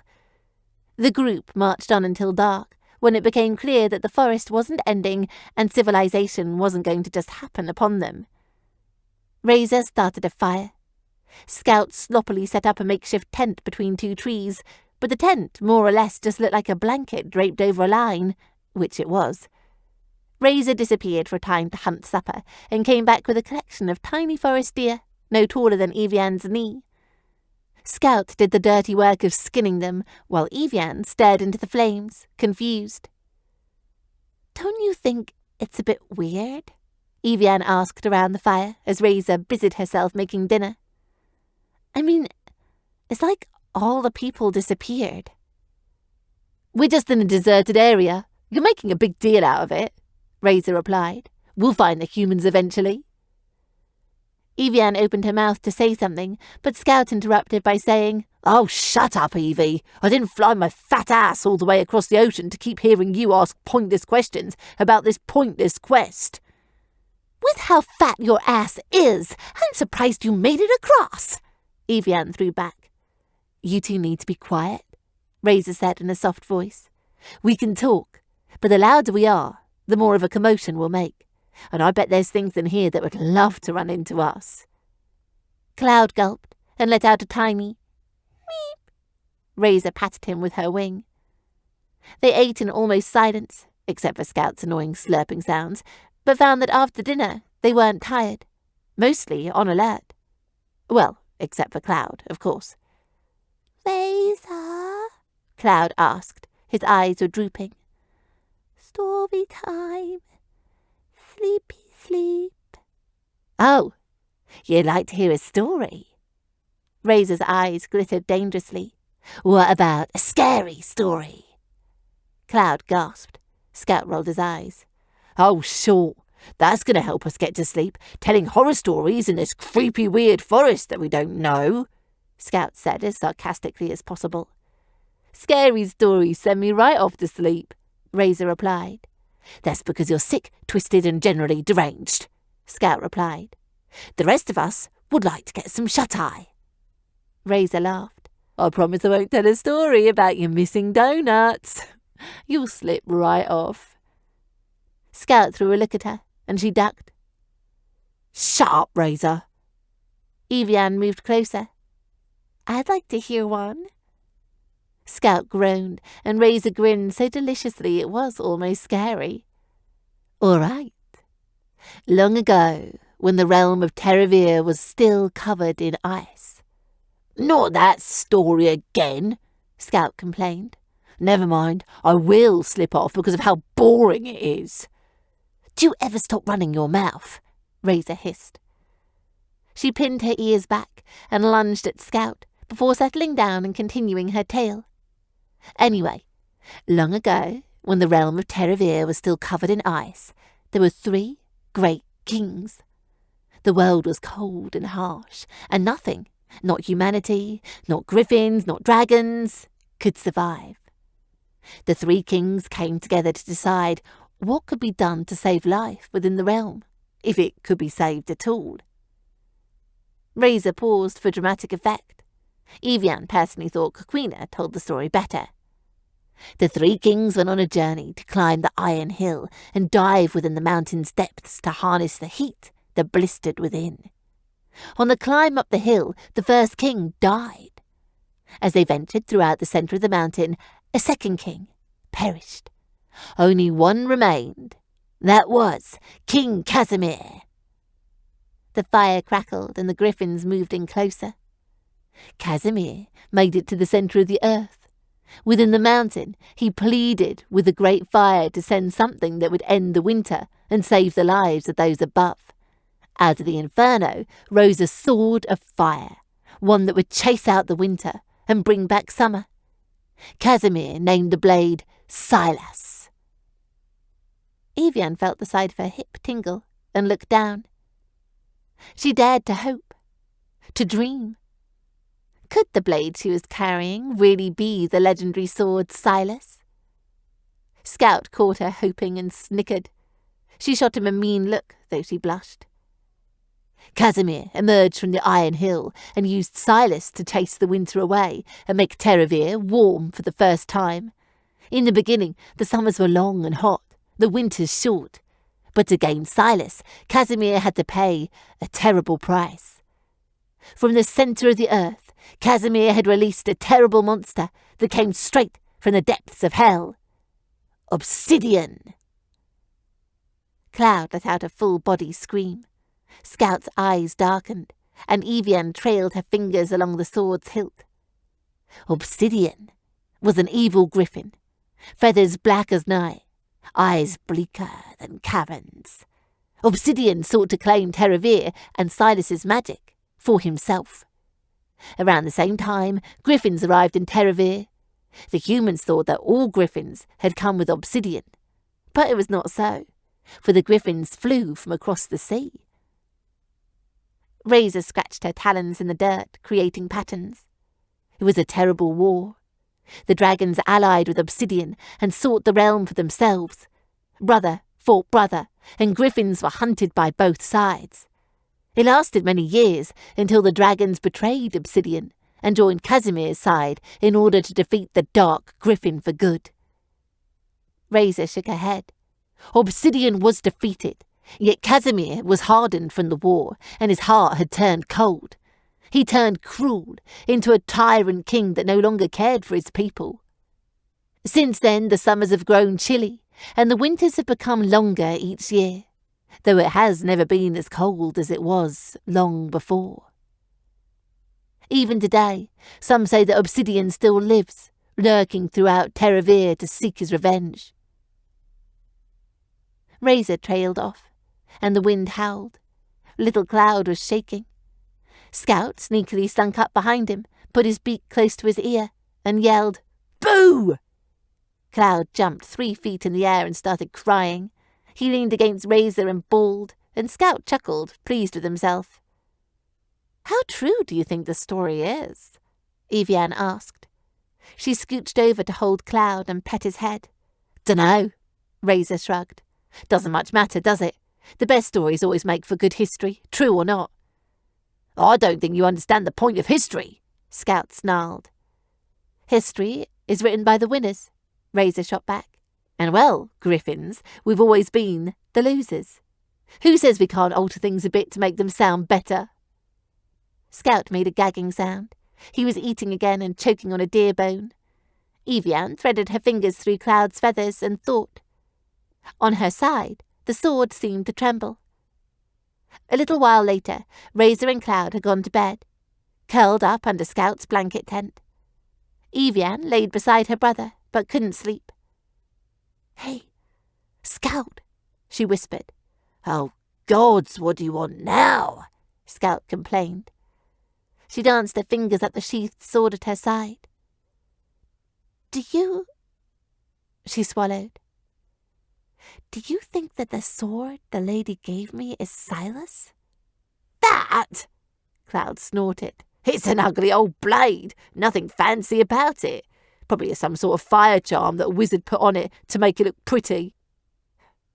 "You're probably right." Evian's hopes dropped.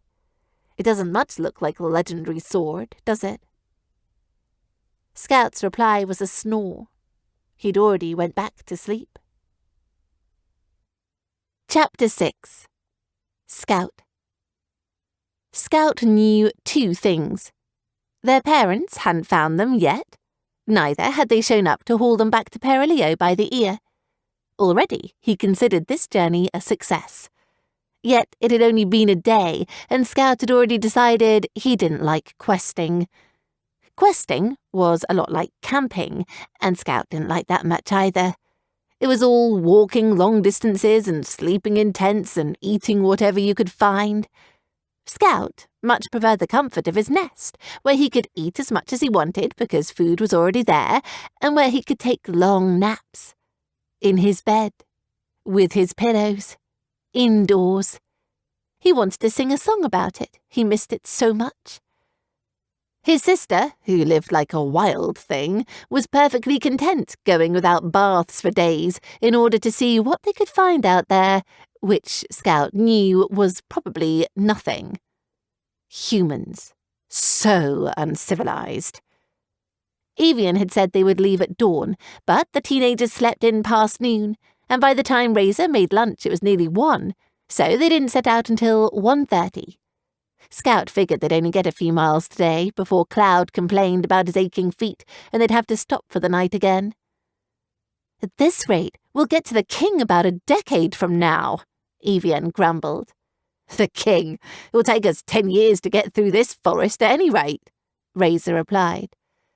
They talked about flying, but the forest canopy was so thick and the trees spanned for so long in every which direction, they figured they were better on the ground, where they would be less easily spotted.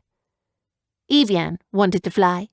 She didn't get it, but Scout knew, and so did the other griffins. They were being followed. He wasn't particularly worried about it, because they were griffins, and what did they fear anyway? But that scent he and Razor had caught yesterday had nearly made him piss himself.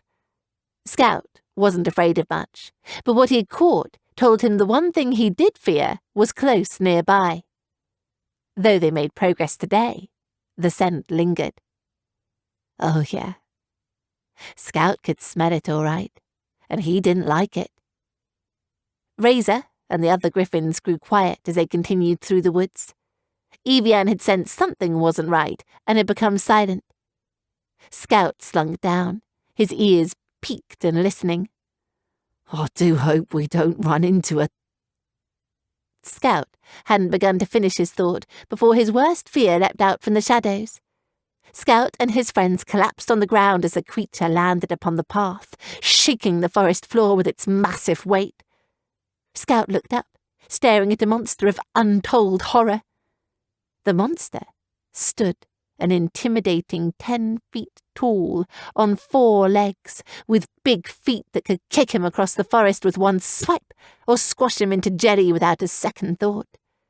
The eyes were dark, blacker than hell itself. The long ears dangled off of his fluffy head, ready to crush them. And his soft, plushy fur was poofy enough to suffocate him, if the monster so chose to sit on him. The 2 buck teeth that stuck out of the upper lip, well known to snap a griffin in half, were covered in blood. A rabbit. They were surely doomed. The rabbit reared up on its hind feet and roared, shaking the trees and causing leaves to come swirling down from above. Scout rolled to the side as the rabbit's sharp claws came slashing at him, making huge ruts in the dirt. The rabbit roared again and tried to grab him with his square teeth, but he dodged again, letting out a shriek. Razor jumped and sunk her beak into the rabbit's shoulder, but it barely fazed the creature as he continued its attack. Scout decided to tag team and took the opposite side of the rabbit, lunging out for the rabbit's leg. The rabbit swung his head, and one of the floppy ears slapped into Scout, sending him flying. Scout hit a tree and shook his head, dazed. He stumbled to his feet just as the rabbit was beginning to charge. Scout dodged out of the way, and the rabbit hit the tree. The weight of the rabbit caused the oak to fall, making a loud crash as it smashed through the forest. Razor ducked and barely avoided being kicked to death as Scout rushed back to the fight. He and Razor darted around the rabbit, avoiding blows, but neither found a good in. Cloud fluttered above them, nipping at the rabbit with his claws from above and screaming as loud as he could to try and distract him. Evian didn't have the good sense to run, and instead unleashed her blade. She charged at the rabbit with a flaming sword, swinging it around her like it was some sort of stick and not a meticulously crafted weapon. The rabbit hissed at her and backed away from the flame, though he hardly seemed intimidated, merely pissed. The rabbit's menacing cotton-tail twitched, and he rose up on 2 legs. He came crashing down, causing the earth to quake. Razor and Evian fell down, and Cloud came tumbling out of the sky. Scout lost his balance and slammed into the head of the rabbit. He stared into the rabbit's eyes, gaze consumed by the pitty tar pits that were the rabbit's bottomless, hollow soul. Something inside him quivered, and he went totally spineless. The look the rabbit gave him was one of a stone-cold killer. Scout didn't know what to do, so, as a reaction, he bit the rabbit on the nose and drew blood. The rabbit headbutted Scout backward, and he was sent rolling as his friends screamed. As the monster cornered Scout against a tree trunk, he thought that it was as he deserved, and that even the lion talons would think him brave for surviving a rabbit this long. Their bodies would never be found. Rabbits ate their victims whole. "Wait!" Scout pleaded helplessly. "I'm too unimportant to die." The rabbit growled. "I'll start with you, fat one," he grumbled. "You're so plump, I might not have room for the rest." Scout closed his eyes and cringed as the rabbit approached. Then he heard his sister say, "Hold on a moment." Scout opened one beady eye and let out a withering gasp as his sister approached the back of the rabbit warily. "Evian, what are you doing? Save yourself," he whispered. Then Evian did something very strange. She knelt down by the rabbit's back foot, lifted it up, and yanked something out. The rabbit cringed, letting out a loud hiss. Then he relaxed. His face sunk into one of utter bliss, and he fell to his side, sighing with obvious relief. Scout opened his other eye. In his sister's hands was one very large thorn, as large as his head. There was a hole the size of it in the rabbit's back foot that was oozing blood, but the gushing liquid was already starting to stem. "That thorn has been stuck in my foot for over 20 years, the rabbit rasped.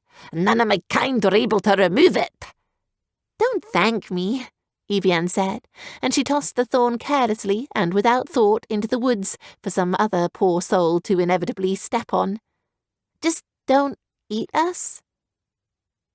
The rabbit slowly rose to its feet. The griffins warily backed away as he approached, but Evian remained brave and didn't move as he drew near. "I am Skullcrusher the Defiant, drinker of blood and smasher of bones," the rabbit said, bowing low to her. "I ask the honour of knowing the name of the one who I shall call Thorn Remover." Scout knew rabbits placed exceptional importance on names, but already this was getting out of hand. "I am Evian. These are my friends, Razor, Cloud, and Scout," Evian said, gesturing to him. "And we're here to kill the king." The rabbit's eyes popped out of his head. His mouth dropped, and he started laughing. "You, a little thing like yourself, going to kill King Casimir? Thorn Remover, not even an esteemed warrior such as I would be up to the task." "Well, we're gonna try," Evian said meekly. "I suppose it's a thought that counts." The rabbit wiped a tear from his eye. "I suppose, though maybe you'd be able to do something all the others couldn't." "All the others?" Evian asked weakly. "The king has many people who are trying to kill him, Thorn Remover," Skullcrusher replied. "I'm merely guessing you're going to have to wait in line for your chance once you get to the Iron Hill." "Oh." Evian sighed. "Sorry I ran at you with my sword like that. I didn't quite know what to do." "Oh, that much was obvious," Skullcrusher snorted before he saw Evian was upset, and he patted her on the head. She sunk a foot into the ground. "Don't lose hope, tiny human. Even a knight couldn't hurt me with that twig." "Rabbits," Razor said, shaking her head. "They really are vicious creatures, the most terrifying in all the land. I've heard they seem to have a particular craving for human flesh." Humans are delicious," Skullcrusher agreed. "Once you start, you can't just have one." "I've heard some rabbits are strong enough to take down dragons," Cloud peeped. "Mr. Rabbit, is that true?" Skullcrusher laughed. "Oh, a dragon would be foolish to challenge a rabbit." "Tell us, Skullcrusher, where are you headed?" Evian asked curiously. Skullcrusher drew himself up proudly, puffed out his chest, and said, "I am on my way to join my brothers in arms on the other side of Terravir, so that we may be ready." "You have an army?" Evian asked, and Scout was irritated with her for what little she knew. Scout knew there were many rumours of armed rabbits throughout Terravir, though no one had ever seen them. Or mostly they had never seen them and lived to tell about it. "We rabbits do have an army," Skullcrusher replied. "We haven't mobilized in years, but we know we must now. The big to-do is coming." "The big to-do? What's that?" Razor asked. "Everyone knows of it, but not what it is," Skullcrusher replied. "It's a great something that is coming sometime soon." "That makes sense," Scout mumbled. "It's not a what if, more of a what when," the rabbit said. "The magic in this realm is quickening, telling us something is happening. We rabbits don't know what it is, but know when it happens. We must be ready for it." "Do the humans know about it?" Evian asked. "All those in Terravir know about it, Thorn Remover, and we are all preparing for it. Best you be prepared too," Skullcrusher said wisely.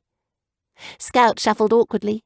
Skullcrusher drew himself up and said, "Well, I best be off. And good luck to you, Evian, Thorn Remover.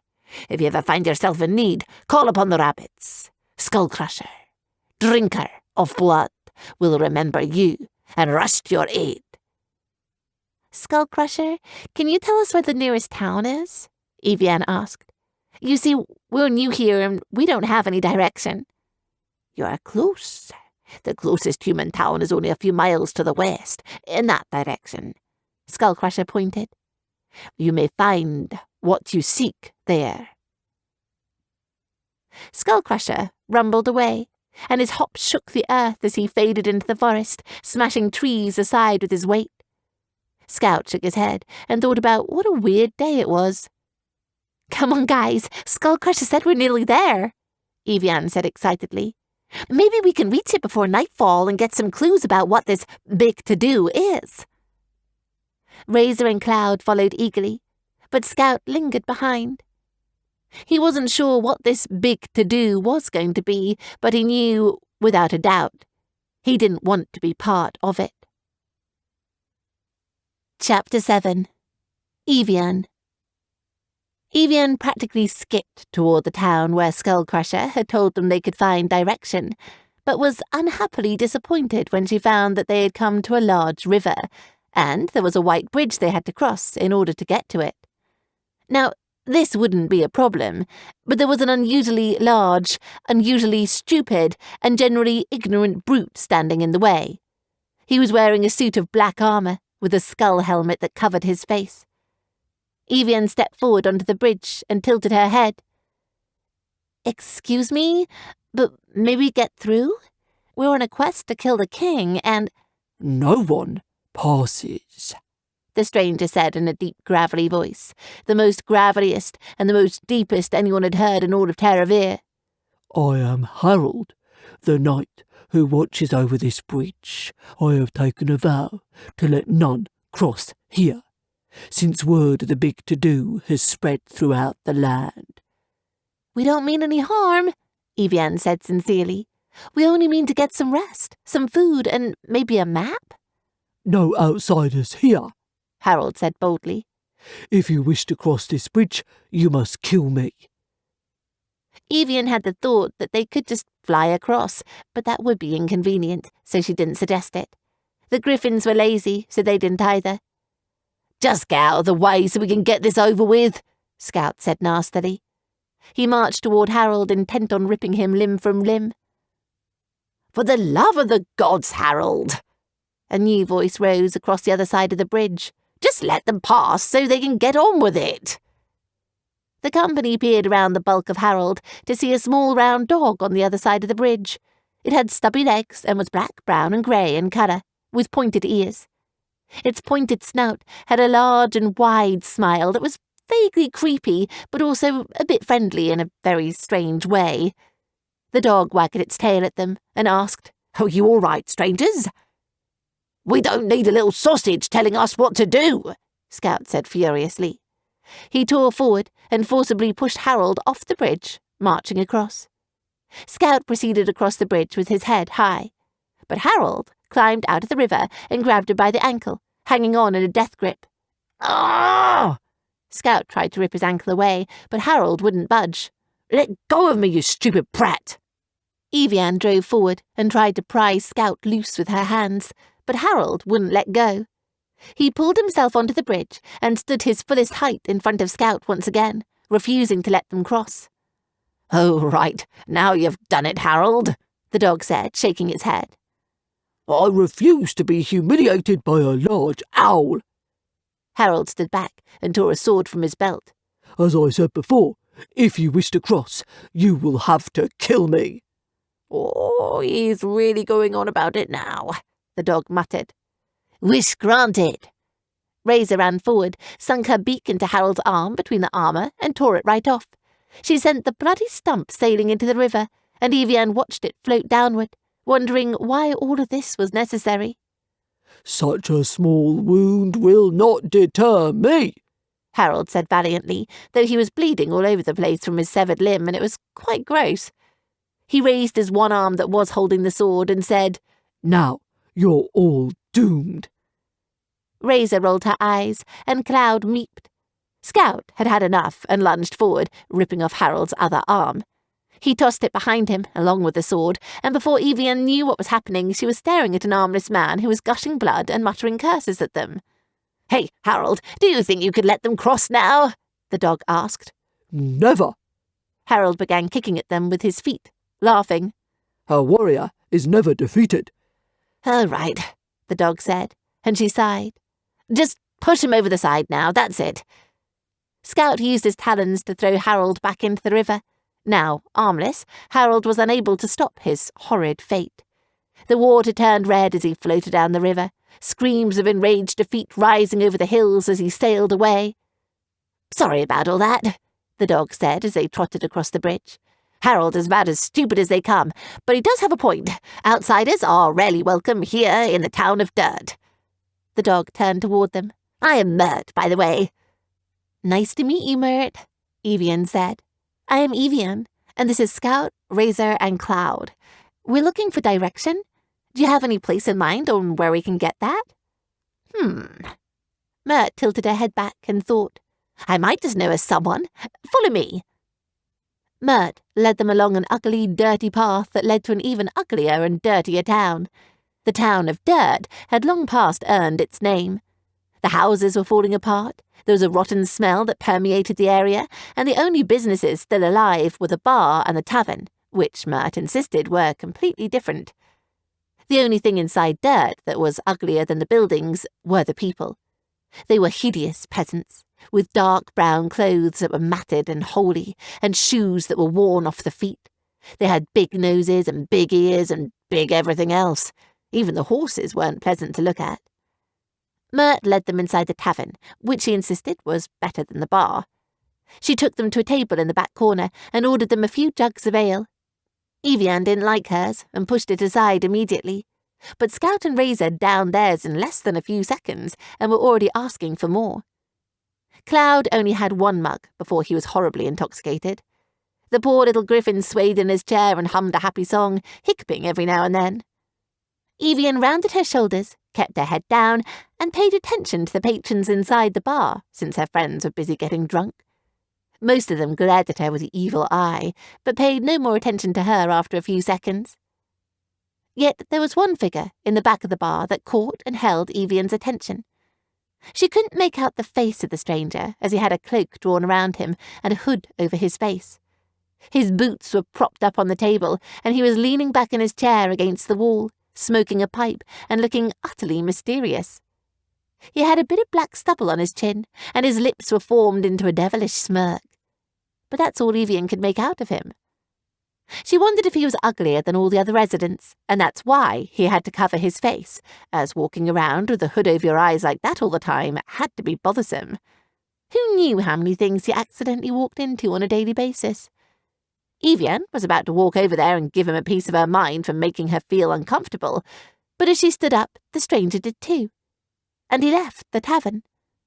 His cloak swept out behind him in a rather elaborate flourish as he walked out the door. Evian thought he was a show-off. "What was up with him?" Scout said in a slur. He'd already downed 10 tankards in the short time Evian was distracted. Evian shook her head and said nothing. Mert came back with a large round scroll in her mouth. She popped it on the table and said, "There, that's all you need to get wherever you're going." Evian opened the scroll, her eyes wide. Upon the parchment was a map of the entire realm, with roadways, towns, and cities all mapped out. Upon the centre of the map was the Iron Hill and King Casimir's fortress. "That's where we have to go," Scout whined as he looked at the parchment. "It's so far away." "Well, if it's far away, you'd better get started," Mert said pleasantly. "As I said, the people of Dirt don't like outsiders much. I'm different because, I'm a dog, and it is required by the rules of doghood that we be nice to everyone, but the rest of them here will cut your throat as soon as look at you." Evian rolled up the map and put it in her pack. "Thank you, Mert. We really should get going." Scout left a few coins on the table to pay for the beers, and they headed off. Mert followed them out of the tavern and into the streets of Dirt, blathering on about whatever dogs consider important. They found a small cart where a shopkeeper was selling breads and fruits, but the food was so rotten-looking that they decided they'd make do with hunting for a while. "Everything here is so bad," Evian said with a frown. "Why?" "Oh, things have been bad for a while, Poppet," Mert said. "People are starving, and not just here. The crops won't grow, the animals won't eat, and the very land seems to be dying. No one quite knows why, but things in Terravere have been bad for many a year now. We think that big to-do might have something to do with it." Evian grimaced. The more she heard about this big to-do, the less she liked it. Once they were on the edge of town, Mert stopped and looked at them. "This is where I leave you. I'm sorry if this seemed a waste of your time, but there is not much here, and we have little to give. Maybe you'll find more help further along your journey." "Thank you, Mert." Evian petted Mert on her head. "It's something, even if it isn't everything. We will remember you on our journey to kill the king." "I wish I could go with you," Mert sighed. "It would be quite an adventure." "Why don't you?" Evian offered. "We could always use more help." "And more mouths to feed," Scout grumbled. "I don't know. I've always wanted to travel, but I'm just a dog," Mert said glumly. "Nobody thinks I can do it." "You shouldn't let that hold you back.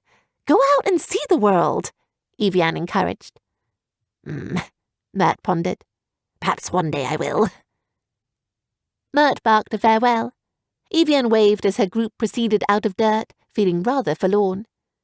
This journey wasn't going as she hoped. In fact, so far it had been a terrible disappointment. Scout and Razor were ahead of her. The two griffins had thrown their wings around each other and were singing and swaying, hardly able to put one foot in front of the other as they proceeded back into the woods. Cloud stumbled after them, whimpering to Razor that he had a headache. When the moon had risen and night had fallen over the land, Evian told her friends that they should stop for the night. Scout and Razor had long sobered up by this time and were complaining that they were hungry and somewhat hungover. Razor had been carrying Cloud the past several miles and wasn't feeling up to hunting, so she made Scout do it. Scout came back with a cow a few hours later. Evian yelled at him. "Why the hell did you bring this cow here?" Evian asked her brother. "The villagers are going to notice that a cow is missing. They're starving to death. Are you seriously that stupid?" "I seriously suck at hunting.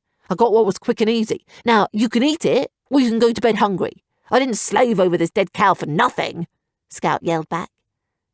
Evian was about to argue that there was no way they could process an entire cow in one night, let alone in less than a few hours. But a crackle in the bush startled her. She and the griffins jumped, and they walked toward the dark woods that were surrounding them, curiously. "Someone's out there," Evian whispered. She took out her flaming sword, and the others readied their talons. They proceeded as a group into the darkness, leaving the cow behind them. Evian held her breath. She and the others journeyed through the woods as quietly as possible, but for some reason she couldn't shake the feeling that whatever they'd heard was still out there. "Evie," Scout said, and he moved closer to his sister. "I smell." Evian didn't have time to scream, and Scout didn't have time to finish his sentence. A figure dropped down from the trees and crashed upon Evian, knocking the sword out of her hand and causing everything to go black. Chapter 8. Scout. Scout wasn't quite sure what had fallen from the trees, only that it looked like a rather large piece of fabric. He had the wild thought that whoever wore such a bulky, flashy, and inconvenient piece of clothing must certainly thought more of themselves than anyone else did. "Get off my sister, you heathen!" Scout reached down and ripped whoever had landed on his sister off of her, planting his beak fiercely into the stranger's shoulder. The figure stumbled backward, and the hood fell from his face. It was a boy. A human boy. Evian's mouth had fallen open, so Scout could only presume that this random male was pretty hot by human standards. He couldn't tell, because they all looked the same to him.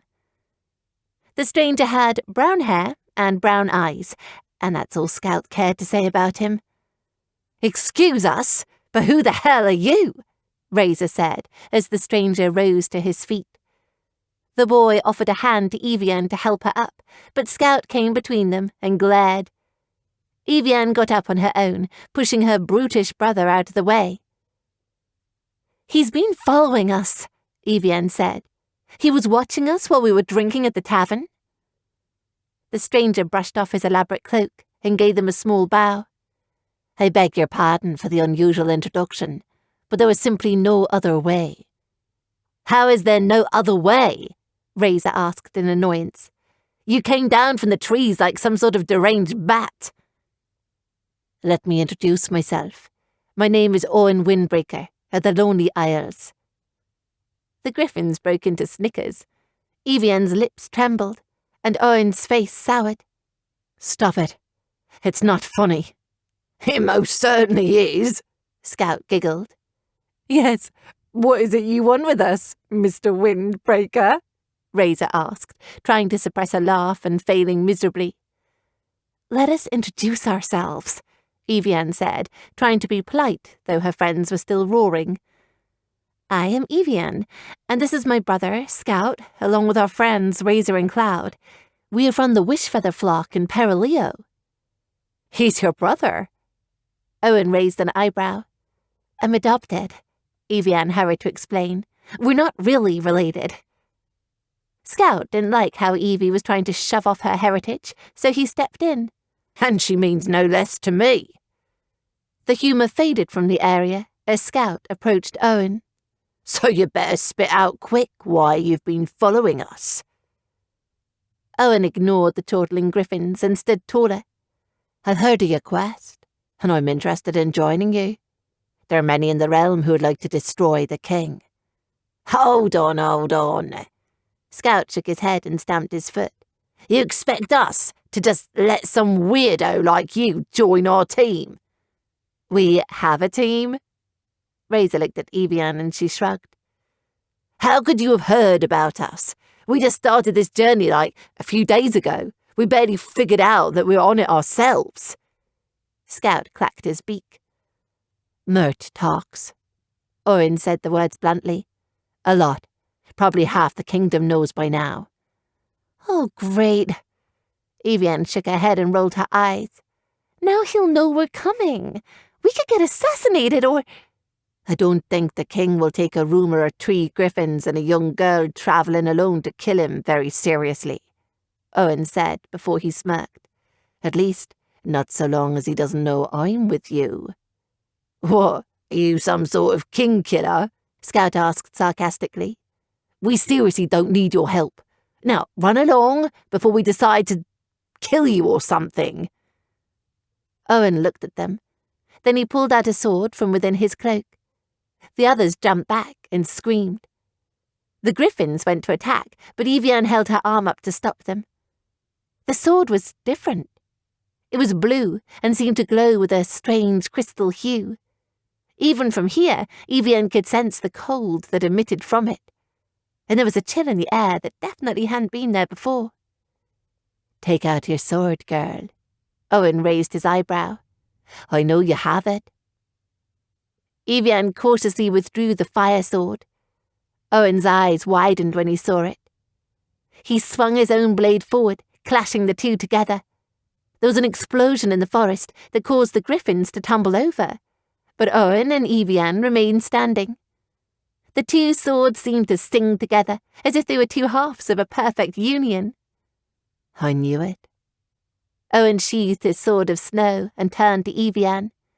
"You're carrying Silas, the blade of summer." "Are you serious?" Evian's voice shook, and the griffins came to their feet, utterly still. "I thought that was just a story." "No."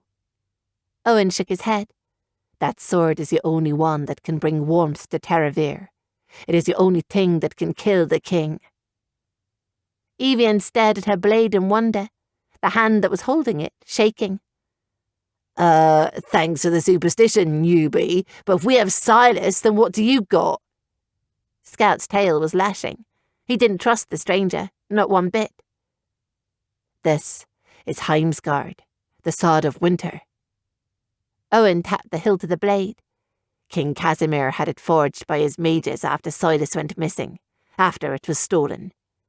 Stolen? Reza asked. But if he made the sword to replace the other, why do you have it? Owen laughed. You could say that this one was stolen too, not by the same person. I stole Heimsgard from the king himself, after I left his service. I was part of his king's guard. But I didn't steal Silas. No one knows who did, but it seems that you have somehow ended up with it. I didn't steal it. A woman gave it to me, a mage, Evian insisted. She must have taken it. I didn't. Of course you didn't take it. You four certainly aren't experienced enough to. If you were, you'd have caught me coming before I landed on you. Owen's smirk grew wider. Reza's chest puffed up. She stopped forward and poked Owen in the middle of his chest with her talon. Listen here, bub, she started. I don't know who you think you are, but inexperienced as we are, at least we're doing something about all of this. Give us one reason why we should trust you to come along with us, or why we would even want you to. For the first time, Owen frowned. Because I want the king killed, even more badly than you do. He took someone very precious to me. My little sister, Evelyn. Scout froze. We were servants in the palace where the king resides, Owen said. He was looking downward, muttering more to himself than anyone else now. We'd been his slaves since birth. He treated all of us cruelly, but my sister and I figured that if we stayed out of his sight, we wouldn't get hurt. Owen let out a sigh. It wasn't meant to be. Evelyn made a mistake, a terrible one. She disobeyed the king's orders, and he had her flogged to death in front of everyone. He made me watch. Owen's eyes were hollow.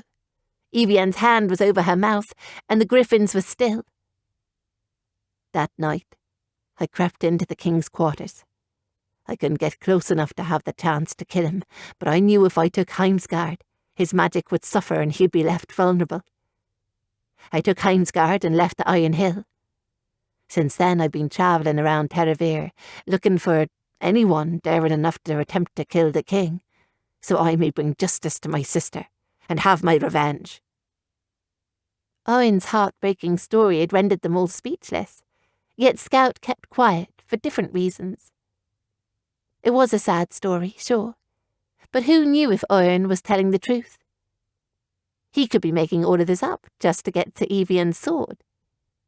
Okay, fine, but why us? Scout asked again. We've heard that there are loads of people lining up to kill the king. Pick someone else. That's a bit of a problem. Owen laughed and scratched the back of his head. You see, I've already tried that. With 5 of them, actually. 5? Evian asked. What happened to them? Well, let's see. Owen held up his hand, taking them off. 2 got eaten by the king's dragon. 1 was stabbed through the heart. 1 froze to death before he even reached the palace, and 1 slipped and fell off the side of the Iron Hill. So if all those people couldn't do it, why come after us? Reza asked bluntly. A few reasons. 1, griffins are hardier than people are, not as easy to kill, Owen said confidently. And 2, none of those people ever had Silas. That sword is the only thing that can break through the king's magical barriers and destroy him, even if the renderer wasn't capable of using it. I too am capable. Evian started swinging the sword around clumsily and nearly fell over. Scout slapped himself in the head, and his sister blushed. Why not just take Silas for yourself and kill the king? You seem like you're confident enough to handle the job, Reza said. Silas doesn't work that way, Owen argued. It'll only bow to one user, whoever it picks. The sword abandoned Casimir and chose another. It chose you, Evian. Evian looked down and stared at the reflection of her eyes in the blade. Scout stomped his foot again. No, thank you. No deal. Now be gone. Leave us alone. Look, Owen said. He was getting frustrated now. I get that you don't trust me, but you really don't have a choice. She doesn't know what she's doing, This girl obviously needs a teacher who's going to kill the king, and I'm the best chance you've got. I was part of the king's guard. I can instruct you on how to wield Silas, and I know how to get you into the castle." He was pleading directly to Evian now, and it was making his sister uncomfortable. Scout was about to chase him off before Evian said, "He's right. We don't stand a chance against the king unless I know what I'm doing. He has to come with me so he can teach me what to do." "Absolutely not. You're completely out of your mind," Scout snarled. "Scout," Razor started, "this guy knows the land better than we do. He knows the Iron Hill. If we have him on our side, it's going to make everything a hell of a lot easier." "We don't even know if he's on our side," Scout hissed. "He could be a spy for Casimir. He could be a traitor." But his cries were falling flat on his friends' ears. They were convinced now they needed this bozo to help them on a quest Scout didn't want to continue in the first place. If Owen joined them, Scout was really stuck. He'd be committed then, and there would be no convincing Evian of going home, not so long as Mr. Tall, Dark, and really annoying was around. "It's settled," Evian said, before Scout had a chance to say anything. "Owen's coming with us." Owen raised a fist in victory, and Scout felt like strangling Evian. "Let's get a move on," Owen said. "We can't stay here. It's not safe." The group followed Owen brainlessly, like they had no idea what they were doing until he had come along. Already this asshole was taking command. Scout figured he'd look for an opportunity to get rid of him. The next monster they ran into, Scout would accidentally throw Owen into its mouth. They didn't stop for the night until a few hours later. Instead of setting up camp, Owen insisted on beginning to instruct Evian in swordplay while the others prepared the tent. "Keep your eyes on me," Owen said as he and Evian circled each other, Silas in her hand and Heimsgard in his. "You always want to watch your opponent closely. Keep focused on the eyes. They'll tell you if your enemy is going to do something unexpected." Evian feigned to the right and then swung to the left, but Owen blocked her. They kept it up half the night, the sounds of their swords clanging loudly through the forest around them. Scout put his talons over his ears and prayed for it to be over. When Evian and Owen were finally finished, they were pouring sweat and looking disgusting. Scout hadn't been able to fall asleep like Razor and Cloud, and he wished that the two humans had taken baths. Separately, not together. "Scout, that was amazing," his sister whispered to him as she crawled in the tent beside him. "Owen really knows what he's doing. I feel so much more capable of defending myself now." "Good, because you're going to need it for when he stabs us in the back," Scout hissed. "Keep the sword by your side tonight. I don't trust him." "Oh, you ruin everything," Evian complained, but she drew Silas close besides. Scout kept his eyes on Owen and didn't tear them away. Scout didn't close his own eyes until he'd made sure that Owen was sleeping. Whatever his story was, Scout had the feeling that Owen hadn't told them everything. Scout was going to do what it took to dig up whatever Owen was hiding, no matter the cost. His life, and the lives of his friends, depended on it. Chapter 9. Evian. The next few days were spent travelling, with the group either walking or flying during the day, and Owen training Evian on how to wield Silas during the night. Razor was more than happy to let Owen ride on her back, which absolutely threw Scout for a loop. Evian knew her brother didn't like Owen, but she couldn't care less. Owen was cool, and he seemed to know everything about everything. Owen was beautiful. He had ashen brown hair that was shaggy and long, with brown eyes and a thin mouth. His nose was round and small, and he had these cheekbones that were just spectacular. He walked in a gangly sort of way she'd come to adore, shoulders rolling from side to side. Scout called him awkward, but Evian thought he was gorgeous. He was taller. Most importantly, he was older, by 1 whole year. Evian was totally smitten and very much in love. At least, she figured it was love. She got a funny feeling in her stomach whenever she thought of Owen, and she blushed when he looked at her, so Evian considered that love. She'd known him almost a week. There was plenty of time for true love to run its course. Evie, you're being immature and very stupid, Scout whispered to her as she readied Silas for her morning training session. It's okay to like Owen, but just don't trust him, and stop being so besotted with him. You're being paranoid, Scout, Evian said, and she turned her back on her brother as she raised Silas to face Owen. Scout was no fun. This was supposed to be an adventure. Evian liked meeting new people. What was the harm in it? Keep your guard up, Owen commented immediately, before she'd even stepped forward. You're dropping your shoulder already. Evian scowled.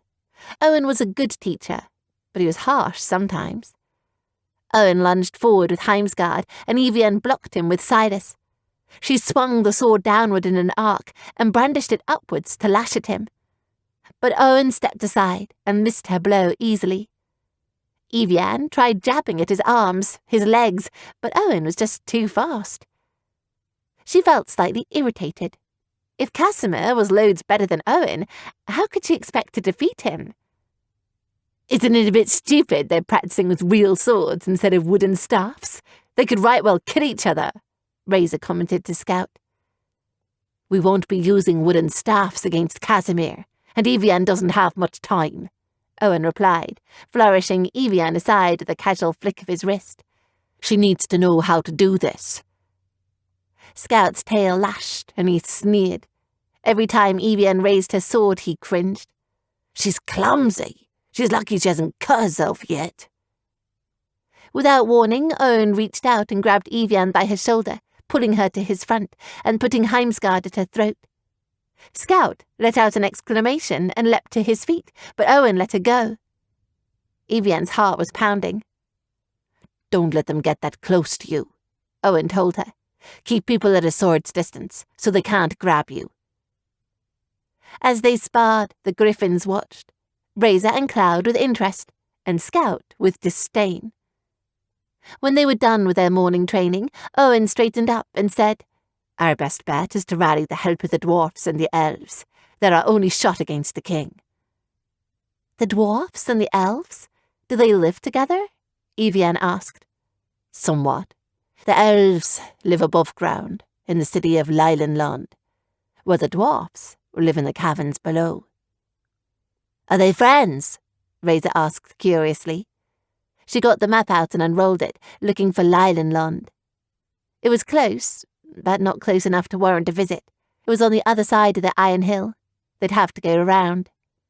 Oh no, the dwarfs and the elves hate each other. They're vicious enemies. It is how it's always been, Owen said. How are we going to get them to join together then? Evian asked nervously. Owen shrugged. They will, once they realize the king must be destroyed. It seemed too simple an answer, but Owen had said it, so Evian accepted it as fact. It makes no sense for them to live in the same city, if that's true, Razor said. Some things can't be explained. Don't ask me why. I'm not an elf nor a dwarf, Owen said. Even Cloud seemed sceptical of that really poor answer, but the group figured Owen knew more about Terravir than they did, so it was best to keep silence. All except for Scout. Hold on. Scout raised his paw in protest, glancing at the map Razor had pulled out. This seems out of the way and very unnecessary. No quest is complete without elves or dwarfs, otherwise it is not a quest, Owen responded wisely. Elves, Cloud sang. Quite right, Cloud. No quest is complete either without someone being very excited to see the elves, Owen said. Scout grumbled, but Evian sheathed her sword and said, Let's get moving. She climbed onto Scout's back, and Owen climbed onto Razor's, and the griffins took to the sky in the direction of Leylandland. When it was around noon, Scout's stomach started to rumble. We've got to stop to eat, he said. I'm hungry. There is no time to eat. War is on the horizon, Owen pronounced epically. Yeah, Scout said. Starve yourself if you want, but I need a break. Scout downturned, and Razor followed him. They landed beside a very large lake, one with a sandy shore and surrounded by trees blooming with flowers. Evian thought it was a beautiful sight. Razor started cooking the rabbits they'd caught last night, and Cloud rushed into the water. He frolicked happily in the waves until lunch, and after they'd all eaten, the Griffins were feeling rather lazy. Owen wanted to get on the road right away, but the Griffins weren't interested. They ran into the water to go swimming instead, splashing each other with their wings and laughing. They're being children, Owen grumped. He threw his sword down into the sand and sat impatiently on the shore, bouncing his foot. Owen wasn't happy that they'd stopped to take a beach vacation, but Owen was a wet blanket. Evie shrugged, pulled off her dress, and ran into the water with just her undergarments on. Evie! Scout hissed, and he went to cover up with his wings. Use your brain! Evian looked over her shoulder and caught Owen staring. He quickly glanced away when he caught her eye, and his face was red. She blushed. She'd forgotten that Owen was there. She never had to worry about being modest with Griffins. They were always naked, and besides, they thought her ugly anyway. She never imagined what it would be like for someone to be attracted to her. But this was no time for hiding what she had, and she was young, so she pushed Scout into the water and waved her hand. "Come on, Owen! Join us!" Owen stared at her, and Scout glared. All the Griffins looked at him, and under pressure, Owen relented to her request. Owen discarded his clothes and waded into the lake in nothing but his boxers, still looking sour. I still think this is childish, and we need to get... Owen yelled as Evian tackled him into the lake. They wrestled underwater for a moment, and when they surfaced, Owen was smiling. "You've done it now," Owen said, and he launched himself at Evian. Both of them went underwater again, and they messed around in the water, while Scout observed with a watchful eye. "You seem to be less grumpy," Evian said as they came up once again, breathless. "I haven't had fun like this in a very long time." He smiled at Evian, and she felt a little light-headed. Cloud had stopped playing with Razor, pricking his ears. "Who?" Cloud asked, raising his head. "Who what?" Scout asked, looking at Cloud. "What are you saying?" "He's not hooing, he's hooting," Razor quipped. "What?" Scout asked, completely flabbergasted. "Hoot, not who." "Oh, I see. So he's not saying who, but hoot hoot," Scout said. "Hoot hoot," Cloud pipped. As it turns out, Cloud was saying who, and he was irritated with his friends for not understanding him. But no sooner had Cloud hooted before Scout realized that he had heard something. Someone calling for help. "What's that?" Scout lifted his head out of the lake and perked up his ears, standing at alert, like Cloud. "Get the water out of your ears. Nothing's there," Evian said, and she splashed him. "No. Someone needs us," Scout insisted. He pushed Evian out of the way, careening her into the water, and ran out of the lake toward the screaming noise. "Scout, wait up!" Evian cried. She ran out of the water and slipped her dress over her head, the Griffins following. Owen ran out of the lake and fell over while trying to put on his pants. Scout ran and ran toward the sound, into the trees. Evian struggled to keep up. At first, she thought her brother was crazy, but as they drew closer, she started hearing the voice too. In the distance was a steel cage, a creature trapped inside it. Inside the cage was the most gorgeous griffin they'd ever seen. Her feathers were a mixture of bright blue and green, and she had an orange beak with glittering black eyes. She had the back end of a tiger, orange fur mixing with black stripes, and her talons were bright red. Scout's mouth had dropped. Evian smirked at her brother's drooling. Who was besotted now? "Thank goodness you've come," the Griffin said as the group skidded to a halt.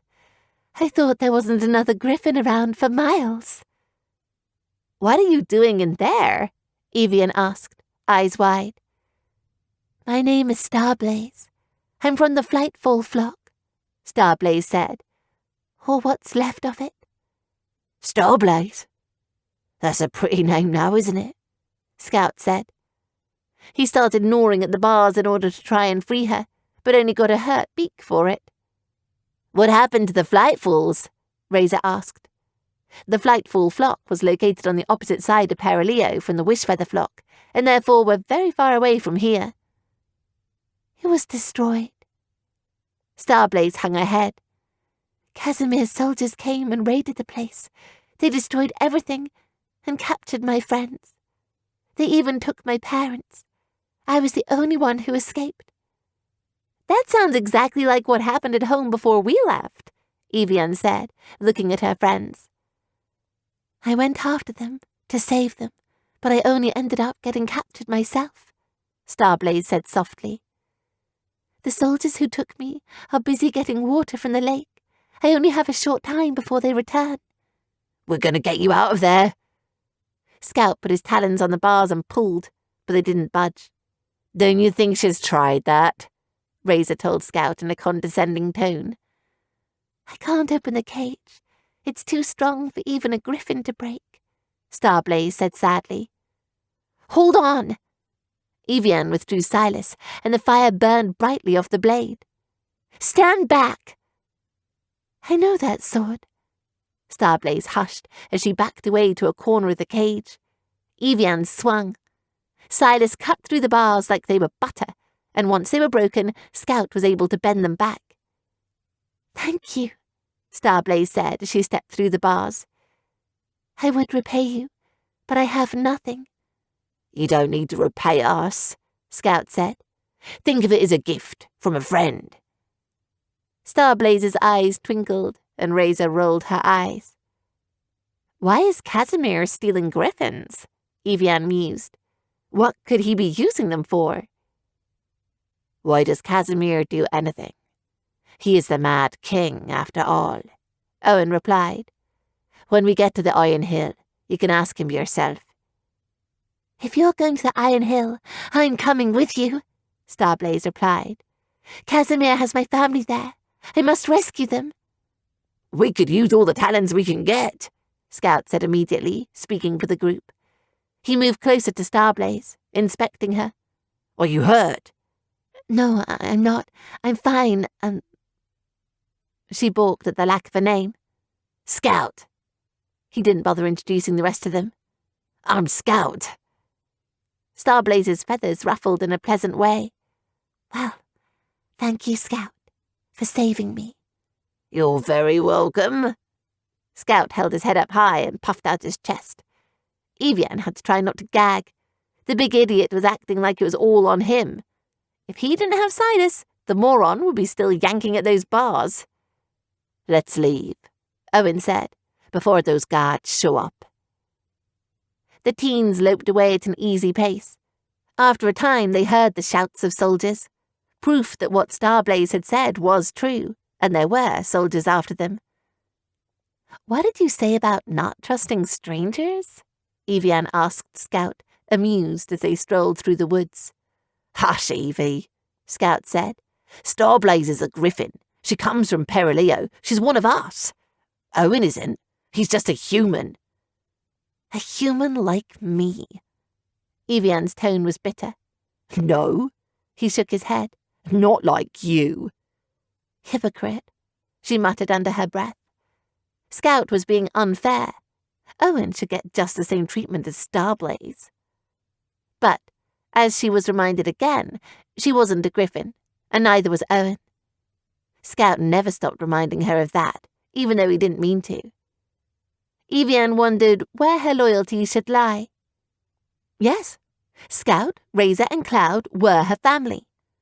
But Owen was part of her race, and she knew there would always be a piece of her that would never fit in with the griffins. Maybe she would consider changing sides. Chapter 10. Scout.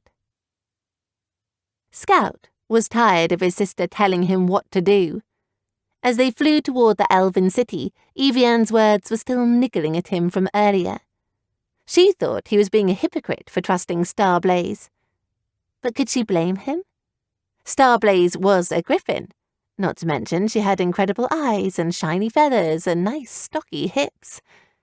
Evian was a teenage girl with a crush. A 17-year-old, naive girl who'd been sheltered all her life by their very overprotective parents who rarely let her leave the nest. No wonder she was falling all over herself for the first cute guy she met. It didn't make sense for her to be wise about this. Of course she'd make dumb decisions. Scout wondered if he was being too overprotective himself. Maybe he was merely overreacting and Owen was fine. The boy liked her. Why not let them have a little fun? Evian rarely got to have any growing up. A feeling in his gut told him he was wrong. Owen was trouble. He knew it. "Can we stop for a second, guys?" Razor panted. She was having trouble beating her wings and her head sagged. "I need a break." "We should stop for the night," Owen suggested. "The sun's starting to go down. It's time we got some rest." The group mumbled in agreement, and even Scout had to say Owen was right this time. His wings needed a break. Razor looked around and pointed. "What about there?"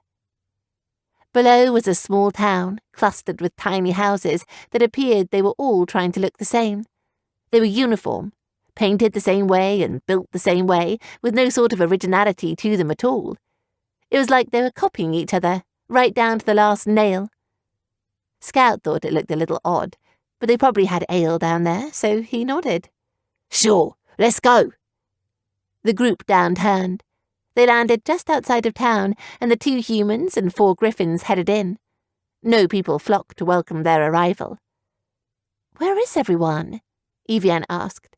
"The place is empty." Indeed it was. Not a soul was to be seen, not on the streets or in the houses. Yet the group heard a voice shouting from the other side of town, so they followed the noise. As they headed further into town, Owen paled. "Oh no," he said. "I know where we are." "Where?" Evian asked as the shouting drew closer. "Asterisk's." Owen closed his eyes and shook his head. "It'd have been better if we'd stayed on the road." "What do you mean?" Evian asked slowly as they approached. A group of people were standing around in the town square, jostling each other and trying to see over each other's heads. It was like everyone was trying to get the best view for themselves and didn't care about anyone else. There was an old man with a wrinkly face and silvery hair chanting on top of a soapbox in the middle of the circle for everyone to hear. The group paused at the edge of the circle, listening in. "People of Asterisk's, don't be alarmed," the man said, raising his arms. "I, Dodd, mayor of your little town, have come to tell you that everything is fine. Outsiders may come in here and declare that war is coming, that the big to-do is about to be here, but I insist that is not true. We are safe here in our pleasant hole, and will continue to be if you trust in me." "Bah!" the people replied. It was a seamless response, and they raised their hands to clap slowly, mesmerized by Dodd's words. "Nothing will change. Everything will stay the same in Terravir, as it always has been. Our good and faithful King Casimir will love us and keep us content," Dodd shouted, as loudly and boldly as he could. "Why is that man telling lies?" Evian whispered to Owen. "Everyone in Terravir knows it's not safe from the king. We just saw soldiers approaching in from the west. They're not but a day's ride from here. They should be running away or preparing." "Evie, don't get involved," Owen said. He tugged on her arm, but she pulled it aside to speak up. "But what he says isn't true," Evie shouted. Scout cringed and Owen ducked his head. "You need to be ready. Soldiers aren't far from here, and the big to-do is coming. You need to get ready." Several people gasped, though not in fear. They were more or less in alarm that Evian would say something against Dodd, apparently. "Little girl, who are you?" Dodd narrowed his eyes at her.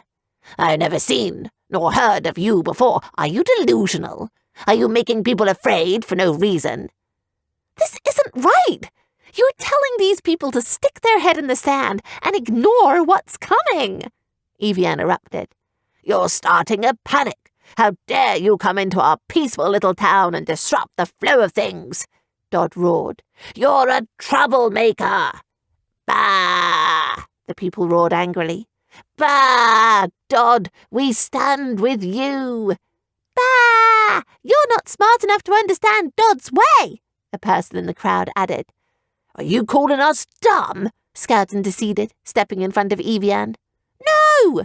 The person appeared horrified. "How could you be so not smart as to think I'm calling you dumb?" "What else is not smart supposed to mean?" Scout asked, completely baffled. "That I'm massively intelligent?" "Bah! Not smart!" the people chanted in unison. "Stop abusing me!" The person who'd called them not smart yelled back, crumpling to the ground, and Scout's mouth dropped as he shook his head in confusion. "Go away, you crazy woman, and let the men talk." Dodd waved Evian away. "We don't want to hear of your conspiracy theories." "Bah!" the people cried in agreement. "But it's not a conspiracy. We have proof." Evian went to pull out Silas, furious, but a hand on her elbow stopped her. If anyone else had grabbed her, Evian would have kept going. But she didn't, because the woman who had grabbed her arm was the same mage that had gifted her Silas the day they had gone to see the travellers.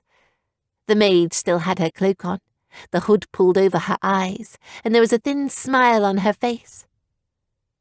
"Follow me, child," she whispered. She pulled Evian gently behind her, and the group went after her. The people's eyes turned back to Dodd, and the mage led them into a small hut, one that was very cramped with the 4 griffins huddled inside. The hut was jumbled with old knickknacks lying around, doilies, crocheted blankets, and plenty of cat toys. Evian thought it looked like a grandma's house. "I'm sorry you had to experience that, child." The mage bustled herself with making tea inside the cramped hut, and Evian and Owen took the closest chairs huddled around the table. "But get Dodd talking, and you'll never shut him up." "I don't know why he would say such things," Evian said as the mage handed her a cup. "Doesn't he know what's coming?" "I don't think he knows much, child," the mage chuckled. "He'd make a fool of himself if he were to go anywhere outside his little bubble here." "He made a fool of himself back there," Evian burst. "All those people, they were like sheep. They followed everything he said without a question." "Dodd is very powerful here in Esserix. Many know that if they gain his favour, they will get prestige and maybe power," the mage said. "So they kiss his ass," Scout said bluntly, "no matter what he says." The mage nodded. "Correct, though some are scared. It's easier for people to believe in a pretty lie than to admit the truth that Casimir is coming." But why does Dodd like the king so much?" Evian asked, confused. "Doesn't he see how terrible Casimir is?" "Oh no, Dodd hates the king," the mage replied. "But no one in town is allowed to criticize Casimir but Dodd. He doesn't like looking uninformed. If anyone does speak up, the entire population turns on them." "But what will happen when Casimir does come here for the big to-do?" Razor asked. "Because sooner or later he is going to show up, and it won't be with a bouquet of roses." "They'll panic and die, and the survivors will complain that no one ever told them it was coming. Then Dodd will take all the credit and say he saw it approaching all along," the maid said simply. "It's what happens every time." "But that's so silly," Evian said softly. The mage smiled slightly at her. "That's the truth of the world. Some people would rather believe a beautiful lie than prepare for the terrible truth, even if they can see the ugly coming right at them. It's easier to be blinded than brave. She put her tea aside on a small table. Let me introduce myself. My name is Lisa. And yes, Evian, I am the one who gifted you Silas. Owen's mouth fell open, but he quickly shut it. Evian scooted to the edge of her chair. But how? Why? I am from a very ancient order. We are a group of people who come to give sage advice to young people on grand adventures. You can find one of us in every story, Lisa said. Most of us are old men, but you got a woman, so that's that. Lisa sat back in her armchair and sipped at her tea. She pulled back her hood, revealing grey hair and equally grey eyes. You're blind, Scout said, shocked but quite rudely. It's part of the job. Being old and blind is required, Lisa barked back. Her attention settled back on Evian. I already know the question you're going to ask. Yes, child, I stole the sword from Casimir, Lisa said, and you are the one that fate demanded that I give it to. Why me? Evian asked. I'm just a girl. That's a long story. Let me explain. Lisa sighed. You see, there was someone else that came before you. Someone much stronger, much braver, much smarter, and much, well, better. She was supposed to be the one to save Teravir, not you. Gee, thanks, Evian said rottenly. But she went and got herself into a pickle and she ended up dead. Lisa finished. So we had no choice but to go with you. Owen was scraping the floor with his boot. So I'm the chosen one? Evian asked. No. You're the backup, chosen one, Lisa said. And you're the best this world has got. Lisa smiled. This is stupid, Scout argued. Evie isn't a chosen one. Not smart. You are in Esserix after all, Lisa reminded him. And no, she's not the chosen one. She's a backup.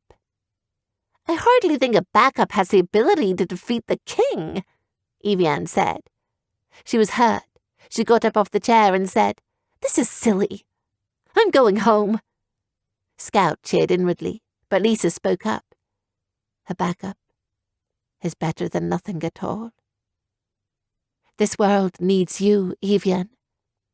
How can I kill the king when I wasn't even the first chosen? Evian asked her, frustrated. Silas didn't want me. He just was forced to pick me because the person he really wanted got themselves killed. Exactly. They're dead. And you're still alive. Lisa seemed insanely optimistic about the subject. So maybe Silas didn't make the wrong choice, after all. Evian went silent. She stared at the floor, and Lisa rose to her feet. Take heart, child, Lisa said.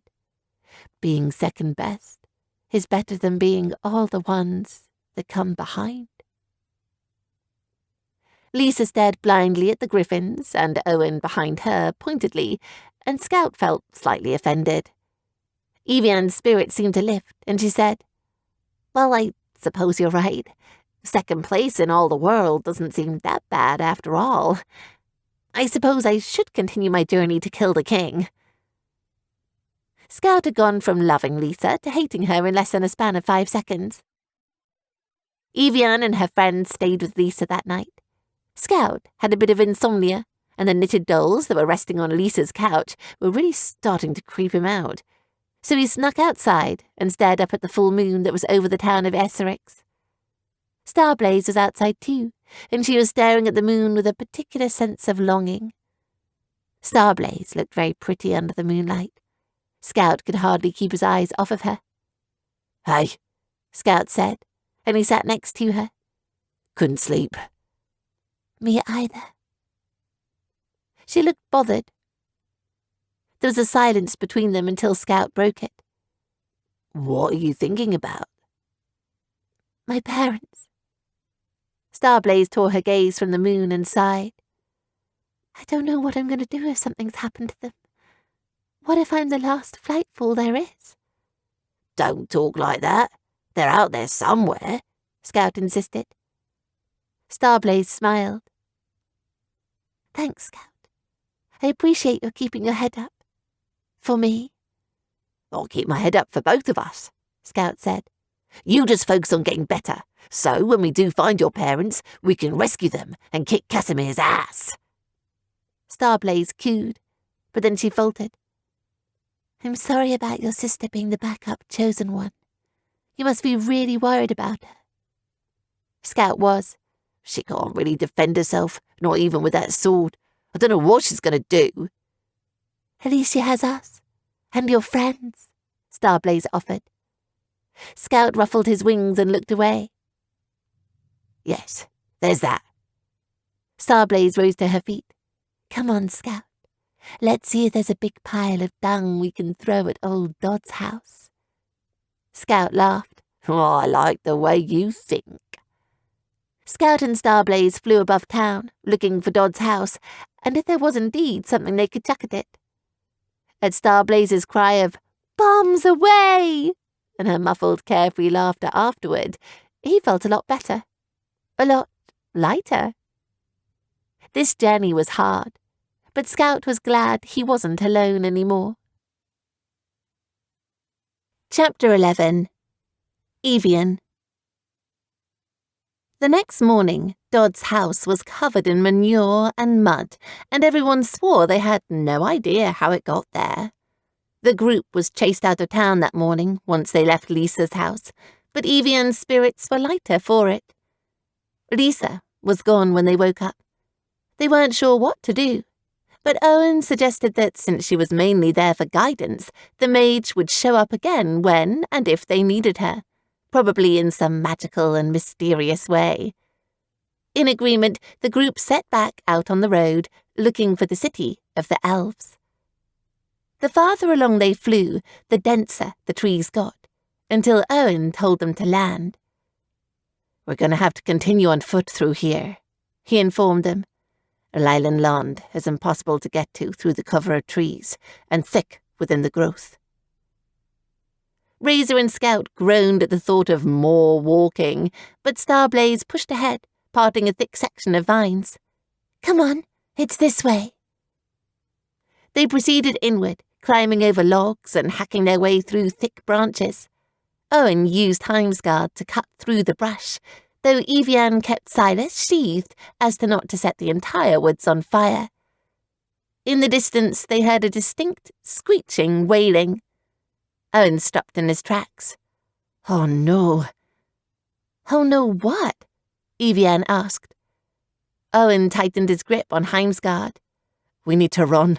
Now. Owen tore off as quickly as he could into the woods. The group was flabbergasted, but decided now wasn't the time to ask questions. They chased after him. It was slow going. The forest got thicker the farther in they headed, and their running was reduced to a slow crawl as they manoeuvred around broad trees and thick vines. The screaming got closer and closer. Prepare yourselves, Owen shouted, and he gave up running to turn and face their pursuers. They'll be here any minute. Evian's heart was pounding. A knot had risen in her throat.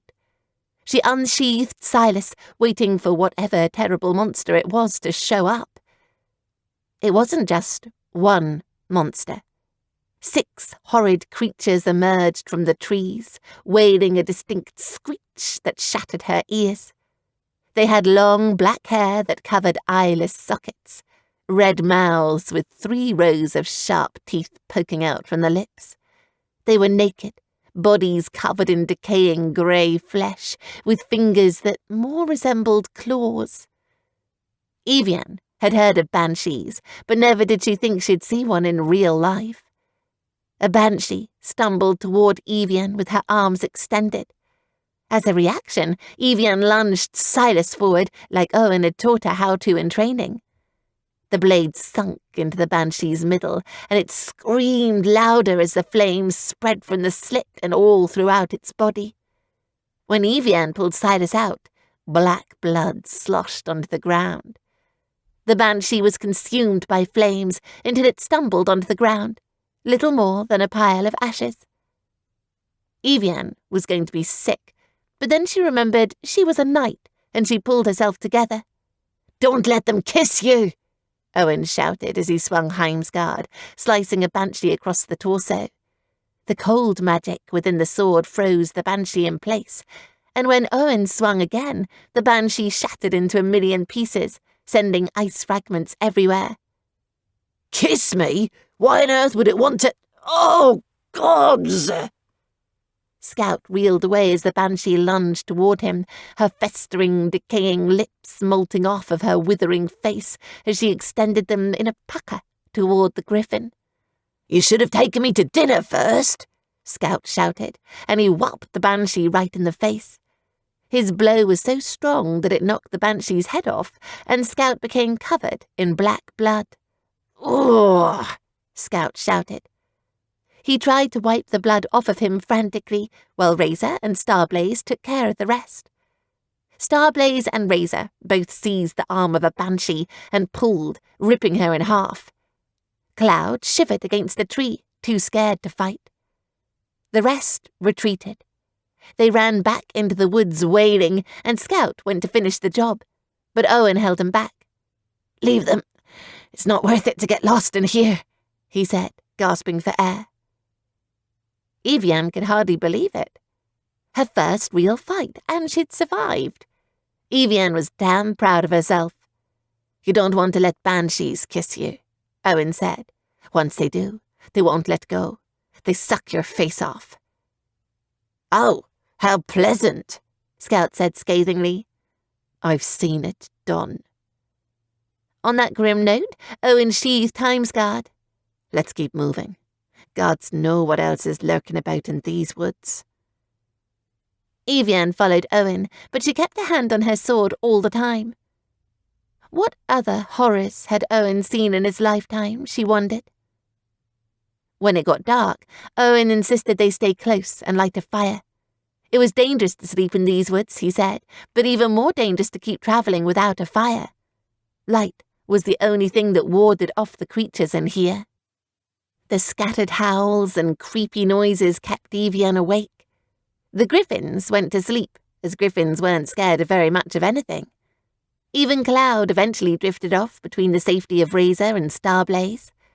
But Evian wasn't as indestructible as they were, so she kept Silas close by and used her eyes to scan the trees for foes. Owen stayed awake too, and they sat by the fire in silence, both spooked. "I'd hoped I would never travel through here again," Owen shivered. "Though I expect happy wishes are for fools." Evian's curiosity got the best of her. She asked, "Owen, how did you serve the king on the Iron Hill?" "I was Casimir's knight. His first knight." Owen spoke in an empty way, without emotion. "First knight?" "Personal hand to the king, though I was more or less a weapon." Owen shook his head. "He used me as his assassin, Evelyn and I both. She was his second knight. Everyone on the Iron Hill feared us." "Why you? Why not somebody else?" He shrugged and shook his head. "I don't want to talk about it. Let's just say my parents owed him a debt. We were sold to Casimir at a very young age and were bred to be his killing machines. Like I said, we tried to keep to ourselves and stay out of his way. But it wasn't easy. There were so many we slaughtered under his orders." "That's awful." "It's what happened. There are other fates that are far worse. Most of the people in Terravir are starving. Since Silas has been missing, winters have been far longer. The crops can't keep up. Casimir has his stores of grain and his livestock to keep him fed, so he doesn't care." Evian tossed a stick into the fire. "He really is cruel, isn't he?" "He's worse, and cruel. He's a sadist." Owen's tone was very bitter. "Do you—" she swallowed. "Do you mind telling me what happened to your sister?" Owen smacked his dry mouth. Evelyn got tired of the killing. She just couldn't do it anymore. It got to the point Casimir was having us slaughter babies. Babies! He was so paranoid of losing power. She told me she was going to sneak into his chamber at night and slaughter him. I tried to talk her out of it, but she couldn't be convinced. She very nearly succeeded in killing him before she was caught. His voice got tight. He cut her to pieces in front of me. Slowly, so that she bled out and didn't die quickly. "I'm sorry," she whispered, imagining it was torture. She couldn't conceive what it must have been like to watch. "It's fine." Owen wiped his face on his sleeve and turned away from her. "It's been some time now." He drew his legs up to his chest and held them. "Besides, I'm here with you now. I have to do what needs to be done." Between the crackling of embers dwindling into cinders, Evian said, "At least it's not so bad now, being here, with friends." The corner of Owen's mouth upturned. "Yes, I suppose you're right, Evie. Though anywhere on earth is better than that hell. And I'm going back, to finish what Evelyn started." Evian felt a sinking feeling in her stomach as Owen settled into the quiet. She couldn't imagine anyone who could hate King Casimir more than Owen did. Scout was wrong not to trust him. If anyone had the right to kill the king, it was Owen. Chapter 12. Scout. Something was different between Owen and Evian. Scout sensed it. They walked closer and talked in hushed tones that the rest of the group couldn't hear. They exchanged secret smiles, and Owen took glances at Evian when she wasn't looking. "Are you okay?" Starblaze asked Scout, noticing his eyes on his sister. Scout took a moment to respond. "I'm just uneasy." "Because of Owen? I don't blame you." Starblaze clacked her beak. "There's something about him I just don't like." Scout said nothing more. Griffins had strong instincts. Starblaze knew nothing of Owen, and even her senses were telling her to stay away. That meant something.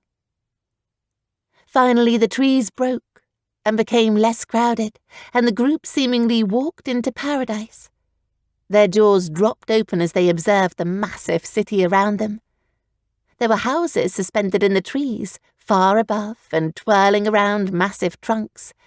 There were homes that were even built into the hollows of trees, windows carved from the inside out. On the ground, small shops and vendors were placed in a pell-mell fashion among the flowers, and pleasant flute music echoed around the area. In places around the grassy area, there were openings to tunnels that led underground. Dwarfs filtered out of them, all bearded males, Evian's height, and carrying all sorts of weapons forged from the ground beneath. They were just as Scout had pictured. Something was weird, though. The elves didn't look like Scout had imagined them to. They had pointy ears, but were taller, and there was something else strange about them. They had wings, ones that resembled birds and insects. "Greetings, friends." A voice spoke from behind them, and the group turned. There was what they supposed to be an elf, bowing to them, though his wings were bright pink and rather fluffy. They fluttered as he said, "Welcome to Leyland Lond. I am your charge, Eastman. We are happy to have you. Leyland Lond hasn't had visitors in a very long time." "You're not mad to see us?" Razor asked. "Mad? Heavens, no." Eastman shook his head. "The tourism industry hasn't been the same since Casimir went mad a few years back. That, and after they raised the prices on tickets to Leyland Land." "We aren't here to take a vacation. We're here because we need to speak with your ruler," Evian said. She pulled out Silas and displayed the flaming sword to him. We're on a quest to kill the king. Eastman's face was calculating. I see. He waved his hand. Follow me, chosen one. The group trotted after Eastman as he made quick pace through the city. As they walked, people stopped to cheer and clap after the griffins, like they were excited to see them. It was a much different welcome than they had previously experienced. Eastman, the elves look a little different than when I visited last, Owen commented. Oh, we changed ourselves into fae, as they're much more popular now, Eastman responded. What's the difference between fairies and elves? Scout asked. Not very much at all. They have wings, not to mention their ears are much pointier, and their magic is usually better, and they are considered by many females to be very much hotter, Eastman said. Fae are the in thing. Oh, the group responded in unison, as if they somehow understood this ridiculous concept. I see, Evian said, though she totally didn't, before she changed the subject. Eastman, where are you taking us? To see the most high and prestigious council, he said with emphasis. They will give you an answer on whether we can help you or not. Sounds generic, Scout commented. Eastman led them up to a very high tree, where they had to climb a tortuous amount of steps to reach the top. When they finally got there, Eastman opened the door. Scout saw a group of fae and dwarfs huddled around a round table made of oak. Was this some kind of war meeting? Most high and prestigious council, I give you the backup chosen one. She has finally arrived, Eastman said. The dwarfs and fae stood to welcome them. Evian looked small in the middle of all of them. Welcome, chosen one, the tallest one said, bowing slightly to her. He had long hair and was wearing a white robe, a fancy tiara on his head. Scout thought he looked like a girl, or maybe was a girl, which was fine, because Scout was open to it. We've been waiting for you for a very long time. Evian stuttered. You have? Of course. We've been counting on you to show up so you can let us know when we can go to war, a dwarf responded gruffly. The big to-do is coming.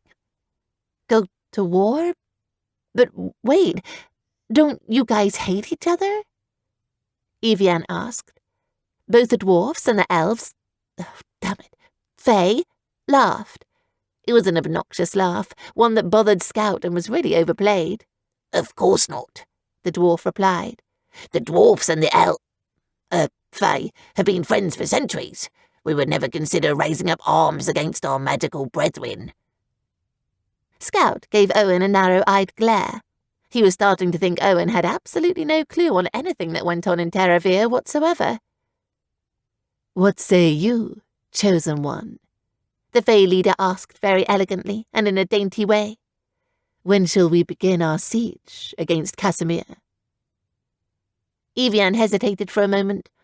Well, I don't really see the point in waiting. Evian, no, you haven't completed your training. You barely know how to use a sword, Scout screamed in his head. He wanted it to come out of his mouth too, but before he could, the most high and prestigious council had already spoken. Then it's settled. Tomorrow morning we leave to march on the Iron Hill, the dwarf cried. The most high and prestigious council cheered and then immediately set to drinking.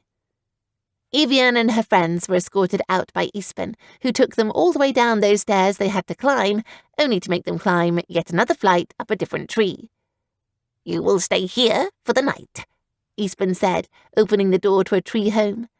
Inside was the fanciest of carved wooden statues, fur rugs, and a warm fireplace, along with armchairs, couches, and, Scout hoped, probably beds somewhere. Best of all, there was a table, and the top of that table was piled with roasts, fruits, cakes, vegetables, soups, breads, and desserts. And pies. Blessed pies. It was a house, something Scout hadn't had since he'd left Paraleo. He nearly died with joy. Make yourselves comfortable. We leave for the Iron Hill at dawn, Eastman said. He closed the door behind them. Scout headed right to the food, and to his surprise, Starblaze followed. Well, that was easy, Razor commented, settling on a red armchair.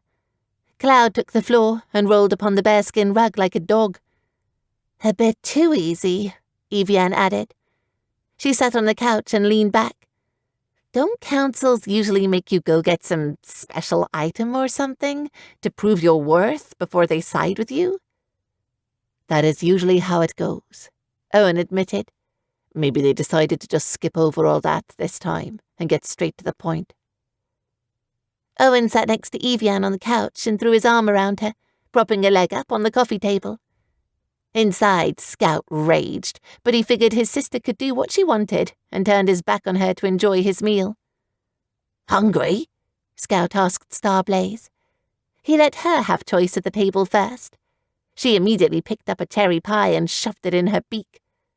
I enjoy eating, Starblaze responded, wiping her mouth with a napkin. I consider it to be one of the greatest pleasures in life. Scout liked Starblaze. He really, really liked her. They took a moment to gorge themselves in silence, their mouths too full to talk. I'm so excited, Scout, Starblaze eventually said to him. She'd already worked her way through most of the table. I might finally get to free my parents tomorrow. I know. It's exciting. Scout put his paw on hers, and Starblaze seemed to smile. Scout felt a warm feeling rush through him, and he thought that Starblaze wasn't like the feather-brained females he'd met before. She was different. The others got up to get some food before Scout and Starblaze devoured it all. They sat around the fire eating, discussing what could possibly happen tomorrow and what they could do to prepare. Don't you think we're rushing into this? Scout asked the group at large before focusing on Evian. Evie just learned how to wield a sword, and she's still not very good. Just a beginner. Maybe she should tell the elves, Fae, and the dwarfs to hold off for a bit until she gets more experienced. She's the chosen one. They'll listen to her. Back up, chosen one, remember? Evian reminded them. I don't know if I could convince them. They seem so excited to rush off to war. She'll have all of us, Owen said, and that's got to count for something. Scout reasoned that yes, Evian did stand a better chance of winning with 4 griffins around, even if Cloud was basically useless. It put him at ease a little bit, though the thought of battling the king's dragon was enough to make his tail feathers quake. Though they'd won against a rabbit, so what did he know? Of course, Scout doubted the dragon would have a thorn in its paw to pull out this time. Perhaps one in its ass, maybe. I will be brave, Cloud announced to the group.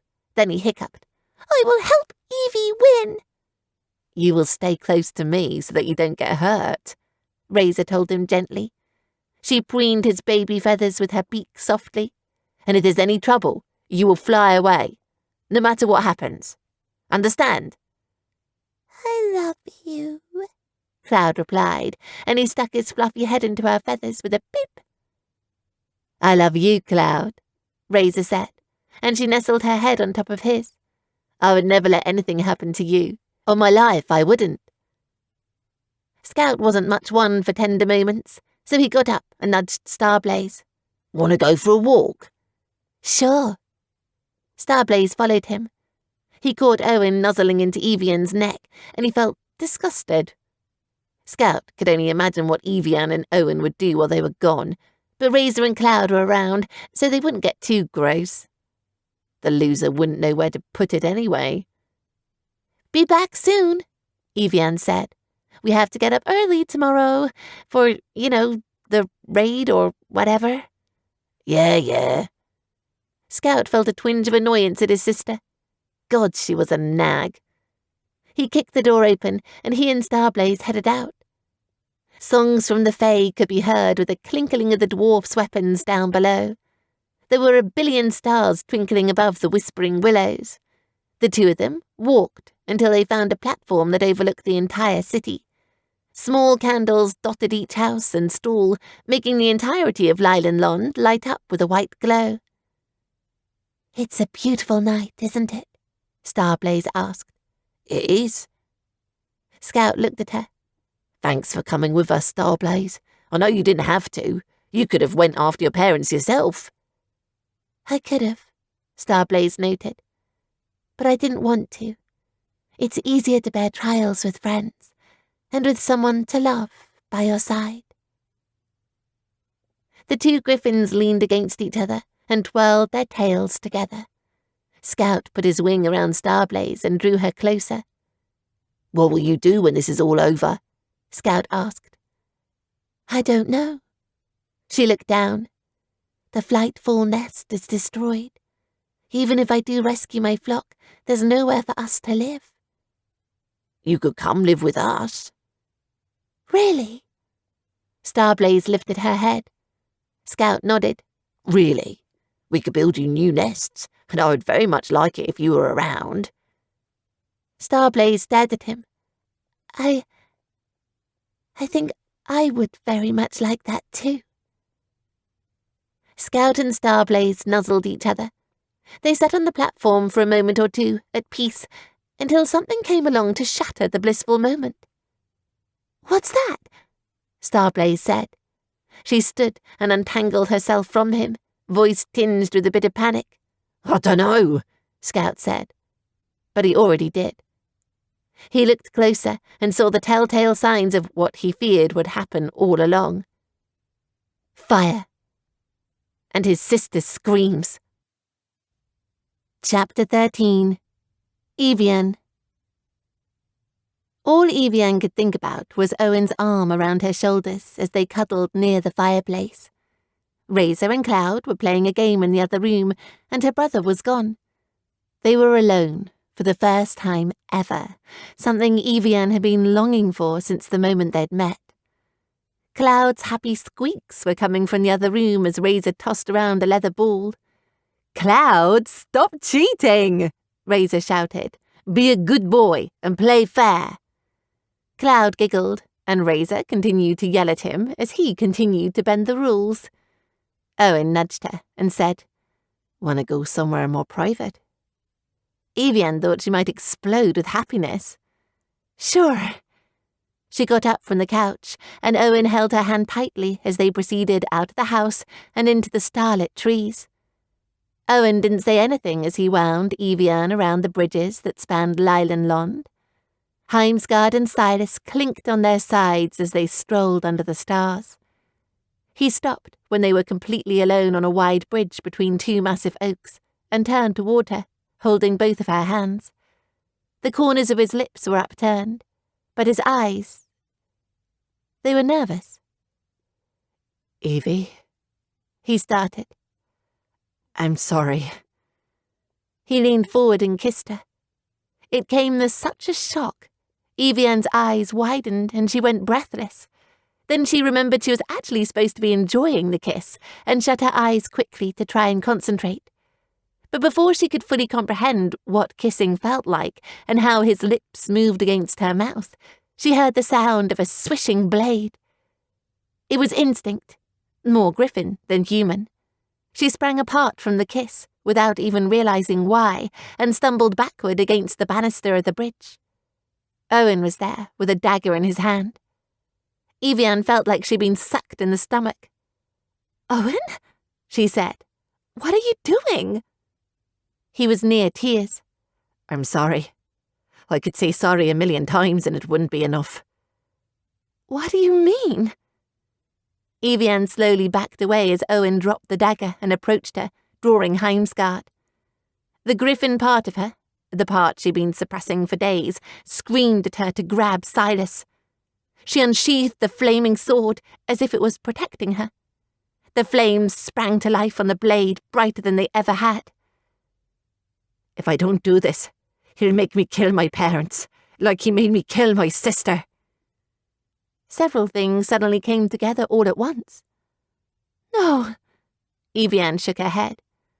"No, it can't be true." "Yes, Evie. It was me who tried to slaughter Casimir, not Evelyn," Owen replied, choked. "She was the true chosen one, and Casimir forced me to carve her into pieces." He swung at her. Evian brought Silas up to meet him, and the swords of fire and ice smoked as they met between the faces of the two lovers turned enemies. Evian didn't back down. Her broken heart had turned to rage, and now wasn't the time to break down and cry. If she lost it now, she'd die.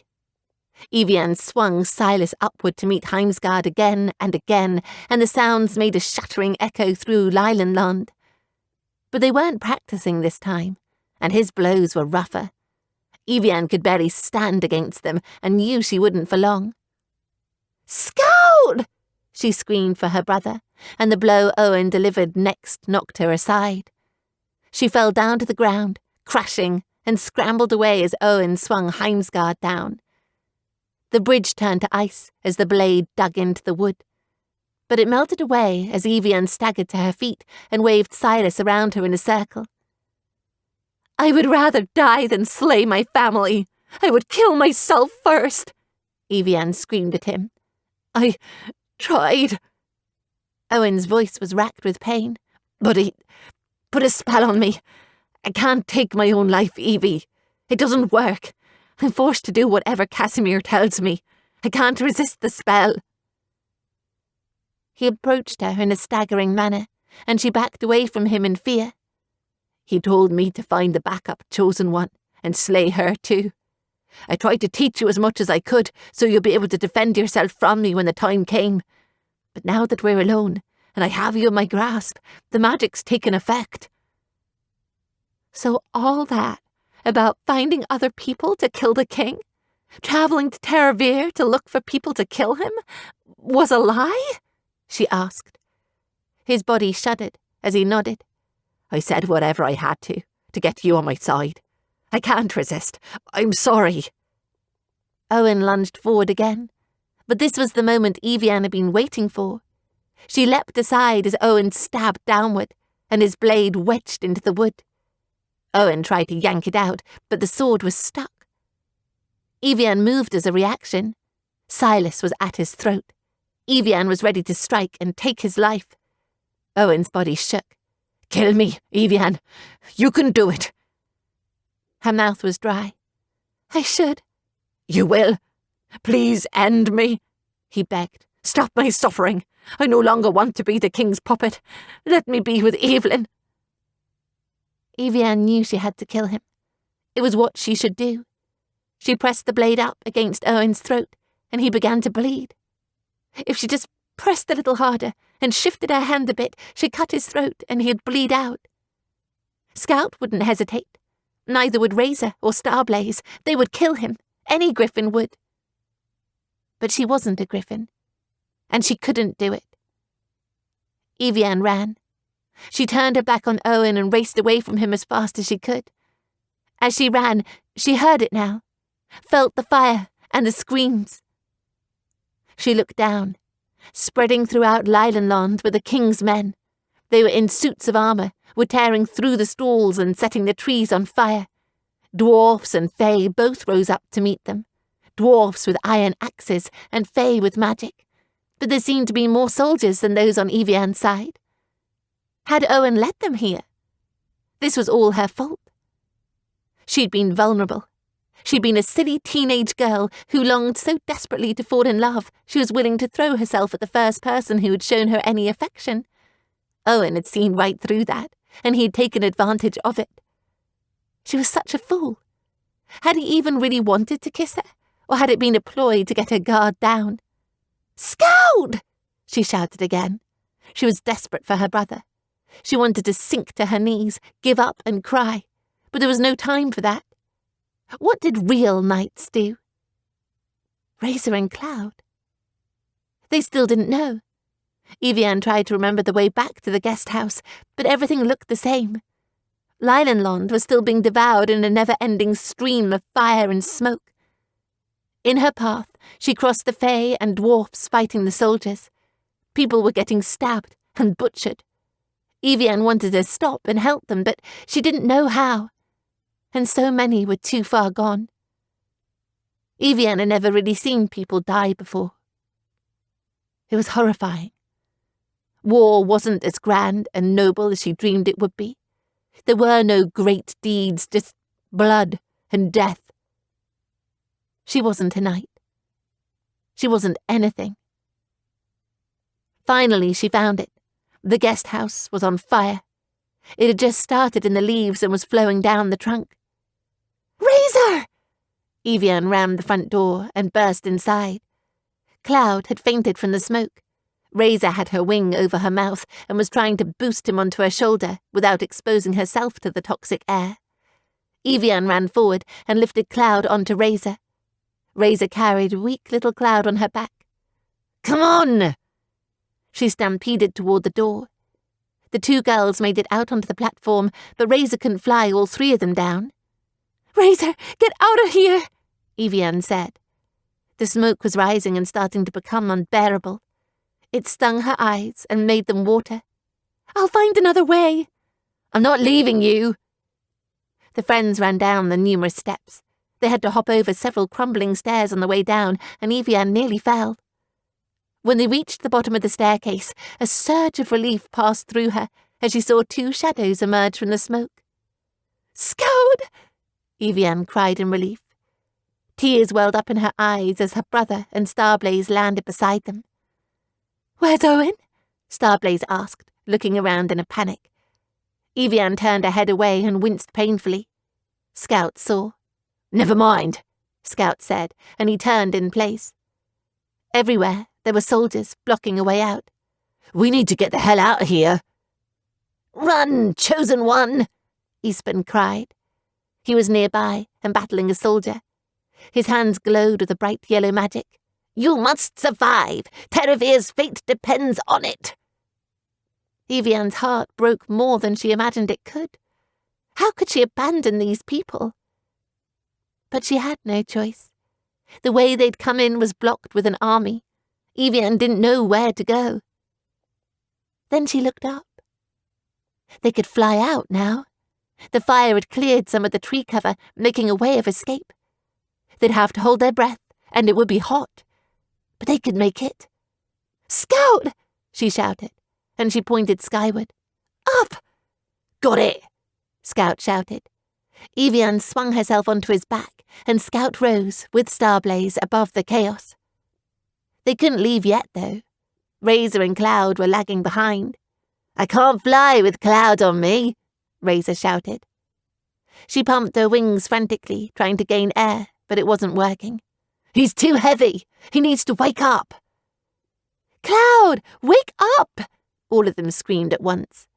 They tried shouting louder, but though Razor jostled him on her back, he didn't awaken. Someone stepped in front of Razor and Cloud.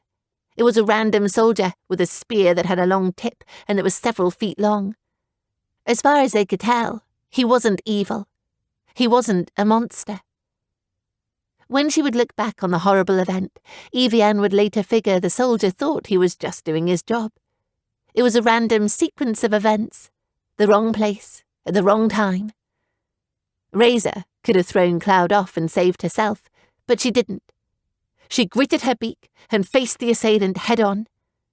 Cloud was slowly coming around. His head lolled and his eyes opened just as the man with the spear pointed at his sister. "Razor?" he asked. Razor charged toward the soldier with an open beak and rage in her eyes. But before she reached him, the soldier threw the spear with as much force as he could muster. The spear entered Razor's chest cavity and skewered her through the middle, so that the tip punctured her heart, lungs, and past the end of her ribs. Evian heard the audible gasp that Razor gave, and her eyes closed in unbearable pain. "No," Scout muttered. "No, no, no." Scout drove downward with such force that Evian fell off. Starblaze rushed forward to catch Evian at the last second. He charged forward, chasing the soldier off before he returned to Razor, looking her over with an open beak. They couldn't fix this. Razor still had a few more echoing heartbeats left to give. "Save Cloud," Razor hissed. Then she toppled over. Cloud slid off her back and staggered to his feet as Razor's body curled inward around the spear still embedded in her body. Scout didn't know what to say. Nobody did. Cloud's ears rose as he cautiously approached Razor's corpse. He tentatively tiptoed toward it, like he was scared to wake her because he feared she'd yell at him. "Razor?" Cloud poked. He nudged her gently with his head. "Get up." Razor's glassy eyes stared back, empty, except for the reflections of the flames. Cloud's eyes filled with tears. "Get up, Razor. I want to go home." Cloud continued to headbutt Razor's lifeless form, harder and harder with his fluffy head, but she didn't respond. Cloud, stop," Scout whispered. He put his paw on Cloud's shoulder and drew him back. "She's gone." Cloud shook his head and pushed Scout away. "Razor! Razor!" Tears sprung from his blue eyes like a fountain, staining his baby feathers. "I promise I'll play the game fair. I'll be a good boy from now on. I swear." "It's not your fault, Cloud," Scout said softly, but Cloud wasn't listening. When Razor still didn't budge, Cloud screeched miserably, then whirled on his back feet to run away. "Cloud!" Evian screamed in a blood-curdling way. Scout lunged to grab him, but Cloud slipped out of his grasp and charged into the fight. "Scout, find him!" Evian screamed. Scout circled round and round the battlefield, eyes scanning for the white griffin. But he was nowhere to be found. He'd run away into the horde of soldiers. He was as gone as Razor was. Scout ran throughout the horde, slaughtering those who got in his way. It didn't matter what side they were on. Scout killed soldiers, dwarfs, and fae equally in a horrendous rage. Evian watched as her brother massacred those in his path in his mad venture to find Cloud. It was Starblaze who pulled him out of it. "Scout!" she shouted. "We have to go!" Scout paused. At the sound of Starblaze's voice, he seemed to realize what he was doing, and that there were friends left that were still alive. He abandoned his hopeless quest to find Cloud and rose into the sky alongside Starblaze. By the frantic look in his eyes, he didn't know what to do. "Follow me," Starblaze said, taking initiative. She flew upward, and Scout followed her. Evian held on tightly to Starblaze's feathers and smothered her face into the sleeve of her shirt as they flew into the smoke cloud rising from the city. The temperature increased until sweat beaded down Evian's face, and it felt like her clothes were melting to her skin. Starblaze staggered in the air, and Evian felt like she was going to pass out. Then they cleared the tree line and escaped the cloud smoke. Evian gasped for breath, and so did the griffins. Starblaze flew away from the city. Scout followed, just trying to get anywhere. Evian felt so hollow. She cried the farther away they got from Razor's body and from Cloud. This was supposed to be a fun adventure. They'd left to kill the king and had promised to return together. She thought that somehow she'd save the day, fall in love, and become a knight. She'd believed wholeheartedly her dreams would come true. Not once did she believe she'd lose her best friends. Chapter 14. Scout. Scout didn't know what to think or how to feel. Razor and Cloud were dead. His two oldest friends had lost their lives in a senseless way. It had been for nothing. They'd gone on this quest to please Evian and to gain a sense of adventure. Look how it had turned out. There was so much pain, he couldn't stand it. They were far away from Lylanland now, so far they couldn't even see the smoke plumes rising from the city. They landed in a clearing that was thick with long grass. There wasn't a tree in sight. It started to rain. Starblaze's wing was singed. She'd gotten it caught on fire on the way out. Scout walked toward her and examined it. Are you all right? Starblaze ruffled it. I'm okay. I can still fly, though it needs a few days to heal. He nodded. Scout turned toward his sister, who was a good 10 feet away. Starblaze stood between them, at a distance, eyes darting between the two nervously.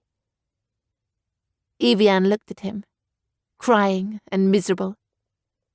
This is your fault, Scout instantly accused. He didn't care if it was the truth or not, because it made him feel better to say. If we'd just stayed home, none of this would have happened. I'm sorry, she whispered. I just wanted to make things better. No, you wanted to play hero, Scout shouted. Because of you, Razor and Cloud are dead. Evian bit her trembling lip. Scout dug his talons into the earth. Where's Owen? Did he run off? He tried to kill me. Evian stuttered her words, and Scout felt a new flash of rage. Casimir put a spell on him to find me and kill me. He was the one who killed Evelyn. She was supposed to be the chosen one, but Owen tried to kill Casimir for her, and he got caught, and... Evian wiped her nose with her sleeve and tried to take a breath. Scout shook his head and started pacing in an agitated circle. I knew it. I knew he couldn't be trusted. He was probably waiting for the right moment to lead all those soldiers into Lylandland. Scout glared at her. And you helped him do it. Scout. Starblaze tried to find words to stop him, but it was hard. He was so mad at his sister right now. Owen was under a curse, and he's still under it, Evian said, trying to defend herself. He's forced to obey the king no matter what. You trust a man that would kill his own sister? Scout scathed.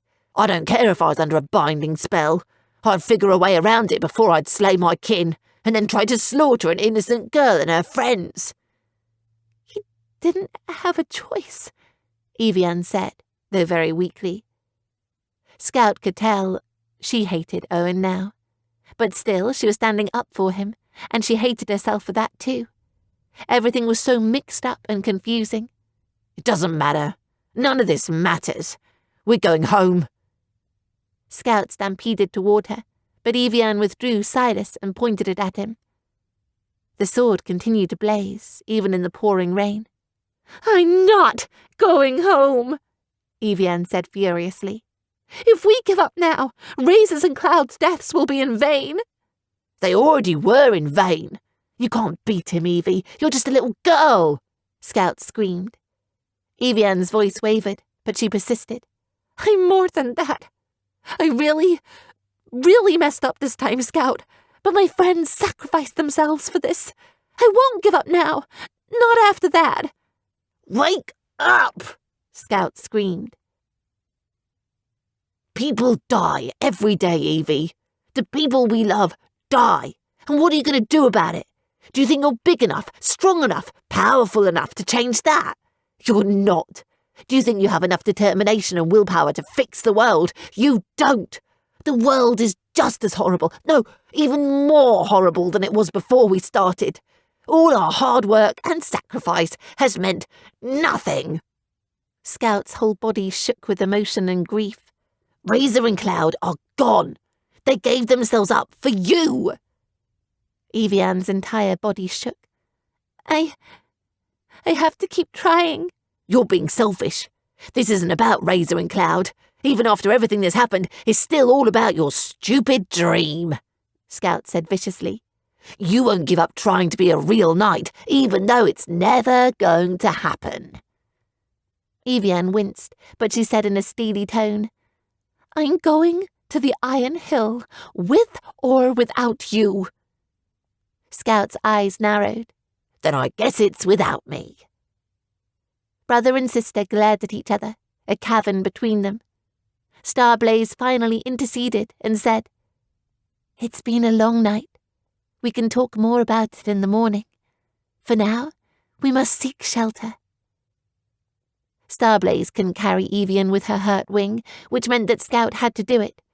Every inch of him pulsed with an all-consuming anger as Evian climbed cautiously onto his back. Both of them couldn't stand to be around each other right now, let alone touching each other. Yet it couldn't be helped. So Scout set himself to giving Evian the silent treatment and decided to fly as fast as possible to wherever they were going, so that he could get away from her. As they flew over the massive field, the rain got worse. It went from a light drizzle to a heavy downpour, soaking his feathers and making it hard to fly. Thunder rolled and lightning crackled.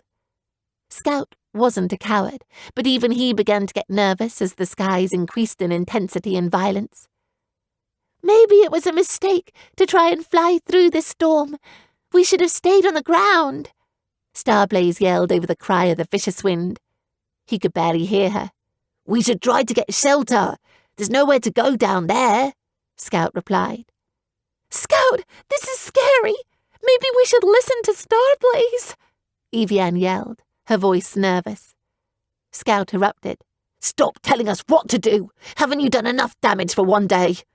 "I'm just trying to help." "When you help, everything gets ruined. Just shut up, Evie." Scout was so distracted by their argument, he didn't pay attention. A sudden lightning bolt rippled out of the skies. He had to swerve to avoid it. Evian was caught off guard and lost her balance. She tumbled off his back and into the air, screaming as she fell. Scout hovered for a moment in shock, staring. He'd promised his father he'd never let Evie fall. "Scout, your sister!" Starblaze shouted. He charged after Evian. His wings beat so fast that they hurt as he tried to catch up with the tumbling dot that was his sister, the ground looming closer and closer. She was within his reach as he reached out his talons, the tips grazing her leather boots. Scout wasn't quick enough. He had to extend his wings to keep from crashing into the earth himself, backing off at the last second. He heard the audible crack of Evian's spine shattering as she slammed against the ground. Chapter 15. Evian.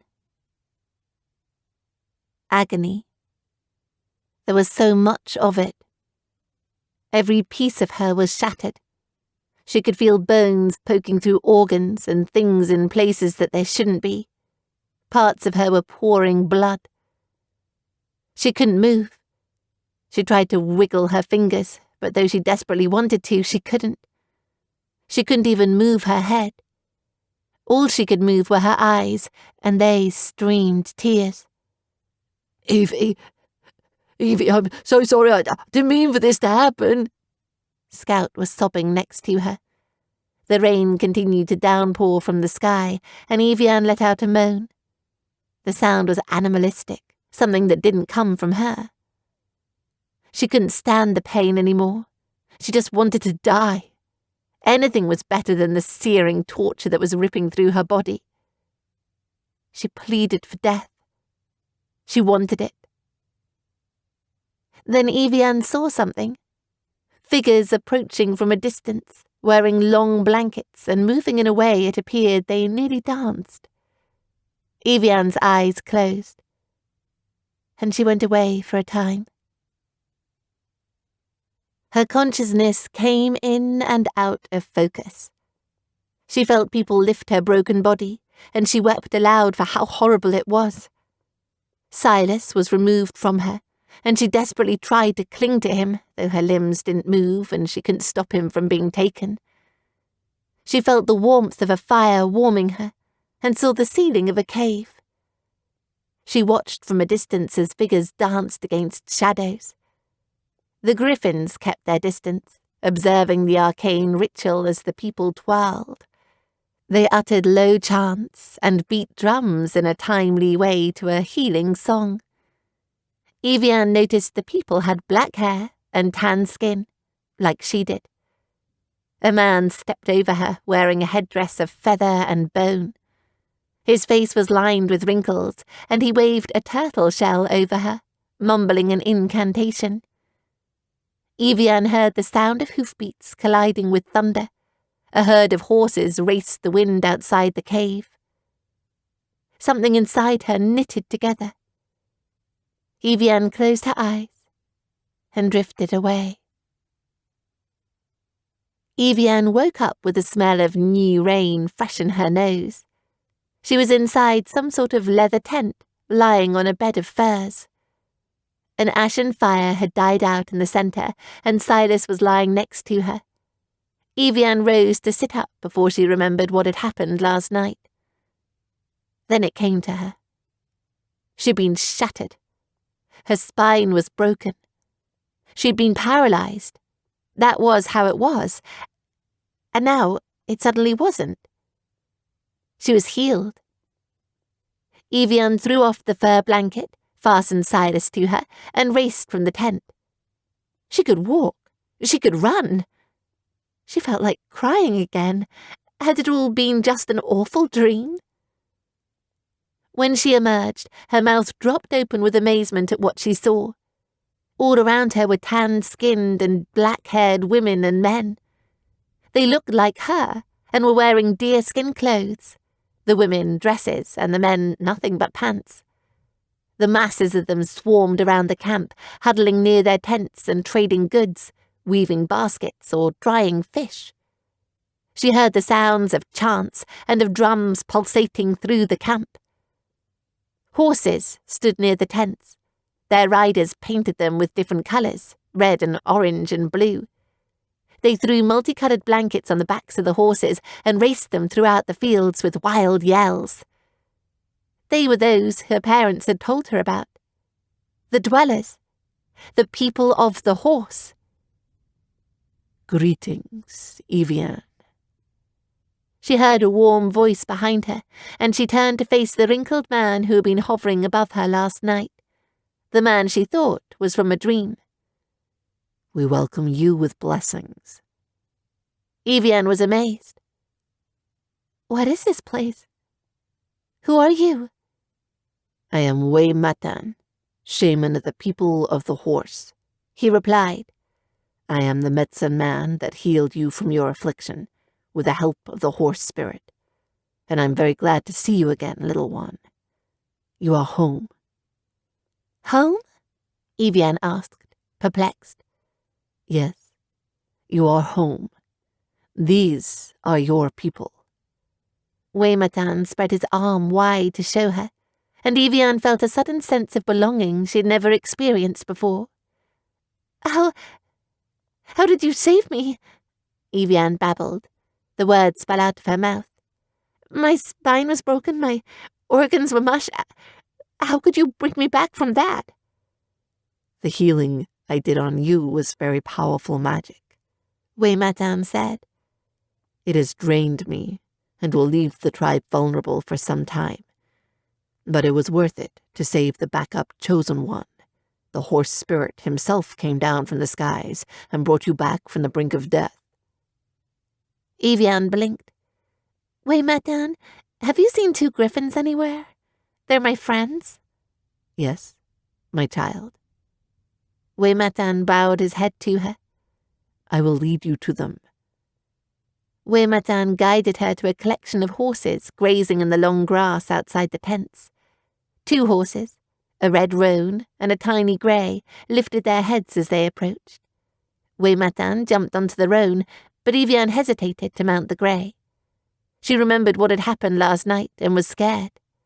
Get on, Evian, Wei Matan encouraged. Kajika will not throw you off, nor let you fall. His footsteps are steady and true. Evian knew she needed to trust him. She got onto Kajika's back, and though she wavered at first, he swayed to catch her. Kajika set off at a steady trot, and Evian felt her fear evaporate as he followed the roan through the fields. The tribe and the herd were left behind, and Wei Matan took it to the side of a great mountain, where a waterfall poured down from a tall height. Resting beside the pool, there were Scout and Starblaze. Scout had his head down, and Starblaze had her wing around him, trying to comfort him. "Scout!" Evian shouted, and she leapt off Kajika. She sprinted toward her brother. Scout jumped to his feet to welcome her as she crashed into his front. Evian wrapped her arms around Scout's neck and squeezed as tightly as she could. Scout circled his wings around her, lifting his leg and embracing her with his paw. Evie, I'm so glad you're alive. Scout's voice was wavering. He was bawling. I thought for sure you were dead, but then these guys saved you. I owe them everything. They just came out of nowhere and rescued you. I'm sorry, Scout. It really is all my fault, Evian whispered. No, it isn't. Scout crushed her tighter against him, so she struggled to breathe. You mean everything to me, Evie. I shouldn't have said those things. It's over now. Evian kissed his beak and backed away. The only thing left to decide is what to do next. Evian looked at Starblaze and smiled. I'm glad you're okay too, Starblaze. I'm glad you're okay, but I suppose it's all right now, Starblaze replied. Weimatan had dismounted his horse and was walking toward them. As Evian faced him, so many questions were burning through her, the most important being the one that had haunted her all her life. Weimatan? She asked. If this is my tribe, and where I come from, where are my parents? We're right here. Evian turned to see Nishanu and Coquina descending from the clouds, landing beside them. Slate was there as well, flying behind them. The horses scattered as he landed, and he shook the earth with the bulk of his weight. Mom! Dad! Scout shouted. He rushed to hug them, and Evian did as well. When the family let go of each other, Scout said, How did you find us? We've been trailing you the entire time, dear, Coquina said. Though we're sorry to say we lost you over the woods in Lylandland. If we'd shown up quicker, maybe things would have been different. Mom, Razor and Cloud, they're gone. Evian blinked away tears. We know, darling, Coquina said gently. What has happened has happened. We can't change it now. Wait, Scout said slowly. You mean to say you've been following us since we left home? Why didn't you make us go back? We decided it was time for our children to experience the world, perhaps with a bit of guidance, Nishanu replied, eyeing Coquina. Casimir's reach has expanded over all of Taravir, and Paraleo too. Someone had to do something about it, and we're proud of you for taking the initiative. But you've always been so protective, Evian said. Why would you let us run away like that? Fate cannot be stopped, and neither can anyone prevent destiny. You are the backup chosen one, Evie. Your father and I have suspected for some time. Coquina replied matter-of-factly. Hold on a second, Scout said, and he held up his paw. How come you guys know so much about all of this? Nishanu opened his mouth to respond, but Evian cut him off. But that's not what I meant when I asked where my parents are, she stuttered. I mean, where are my birth parents? That's still us, my dear, Coquina said. It was I who gave you life and carried you within my womb years ago. What? Evian and Scout's mouths both dropped open. Slate gave a chuckle behind them, and the elder griffins gave him a glance. How can that be possible? Evian asked, astounded. I'm a human and you're, well, griffins. Am I the adopted one? Scout marveled, ruffling his feathers in alarm. Coquina looked at her husband. I think it's time we discussed what your father and I should have told you long ago. They gathered around the edge of the rock in a circle, allowing the spray of the waterfall to coat them and cool them down from the exceedingly hot day.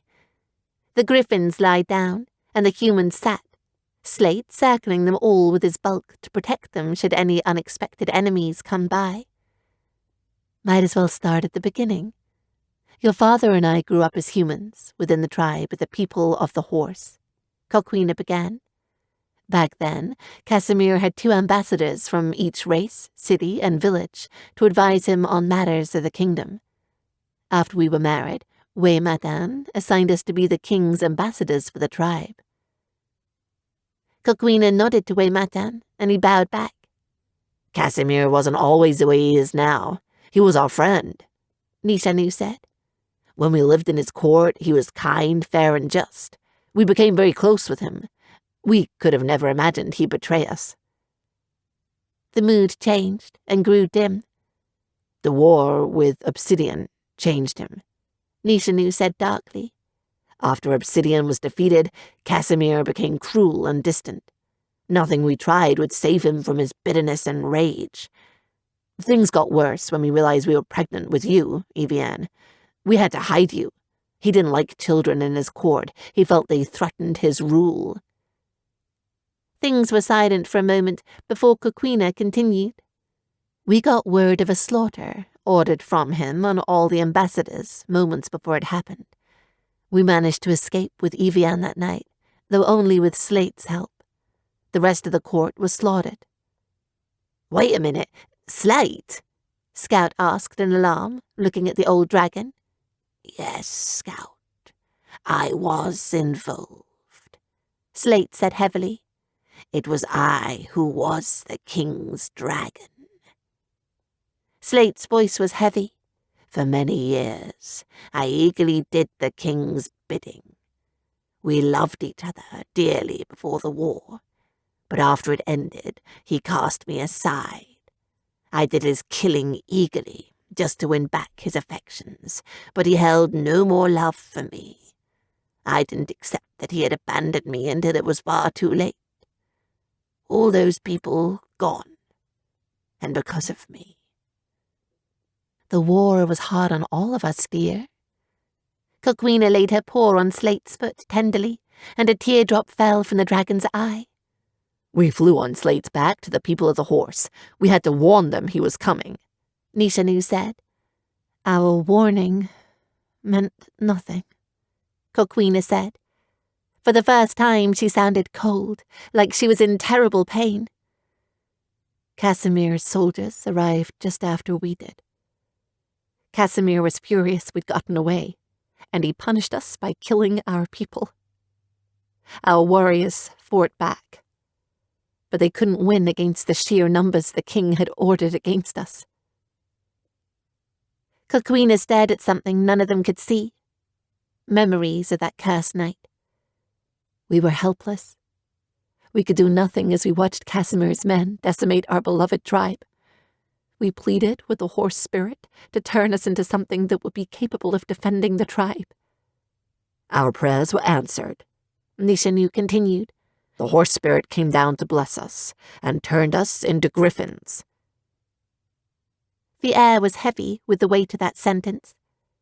Nishanu allowed a few moments for the statement to sink in before saying, We were able to chase out the soldiers as griffins, yet we knew we could no longer stay with the tribe.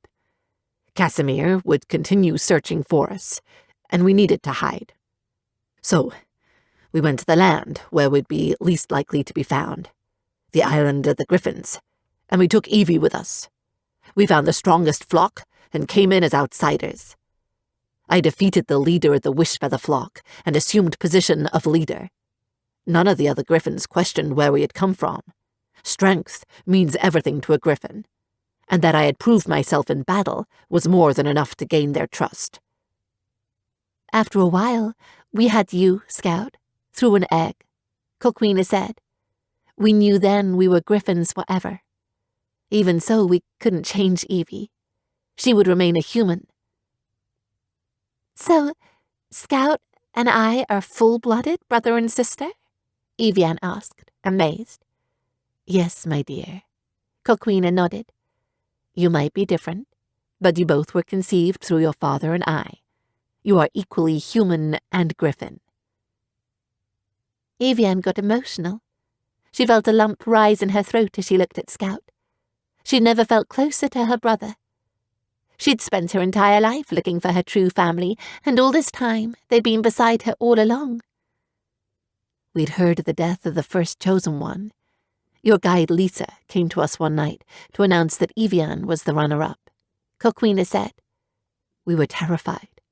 We tried to deny it at first to keep you safe, but the more we sheltered you, the worse things got. Eventually, we realized we had to let you go. Evian felt herself go warm with love as her mother gazed at her. Though she'd been so scared to let her daughter go, Coquina had, for the purpose of saving the world. So, what do we do now? Scout asked. Now that we know all of this, what should we do? That is up to the two of you, Nishanu said. We can go home, or your mother and I can help you finish what you started. Scout and Evian looked at each other. Evian spoke first. I don't want to do anything you don't want to do. I know you don't want to go to the Iron Hill. We should go back to Perilio. I've changed my mind about all that, Scout started. Mum and Dad are right. The king has to be stopped. Besides, he nodded to Starblaze. We still promised Starblaze would help rescue her parents. Starblaze fluttered her wings. I'm honored, Scout, but you don't need to help me. I can do it on my own. You won't do it alone. You have all of us, Scout insisted. It'll be much easier with a team on your side. Your parents and I will help, Scout. All of us will, Slate rumbled. It is time we set things right on the Iron Hill. What about you, Waymartin? Evian asked curiously. Will you help us fight Casimir? The shaman shook his head. The people of the horse are a peaceful tribe. We cannot help you fight against the king, as it goes against the teachings of the horse spirit. He hesitated. However, we may give you something that will help. Waymartin got up. He walked to Evian and Scout and waved his hands over them, speaking a strange incantation. This is a blessing from the horse spirit, Waymartin said. It will keep you and those that share your blood safe from Casimir's curses. Though he may try to use magic against you, no spell will work to harm you. But be warned, it protects not from blades or weapons.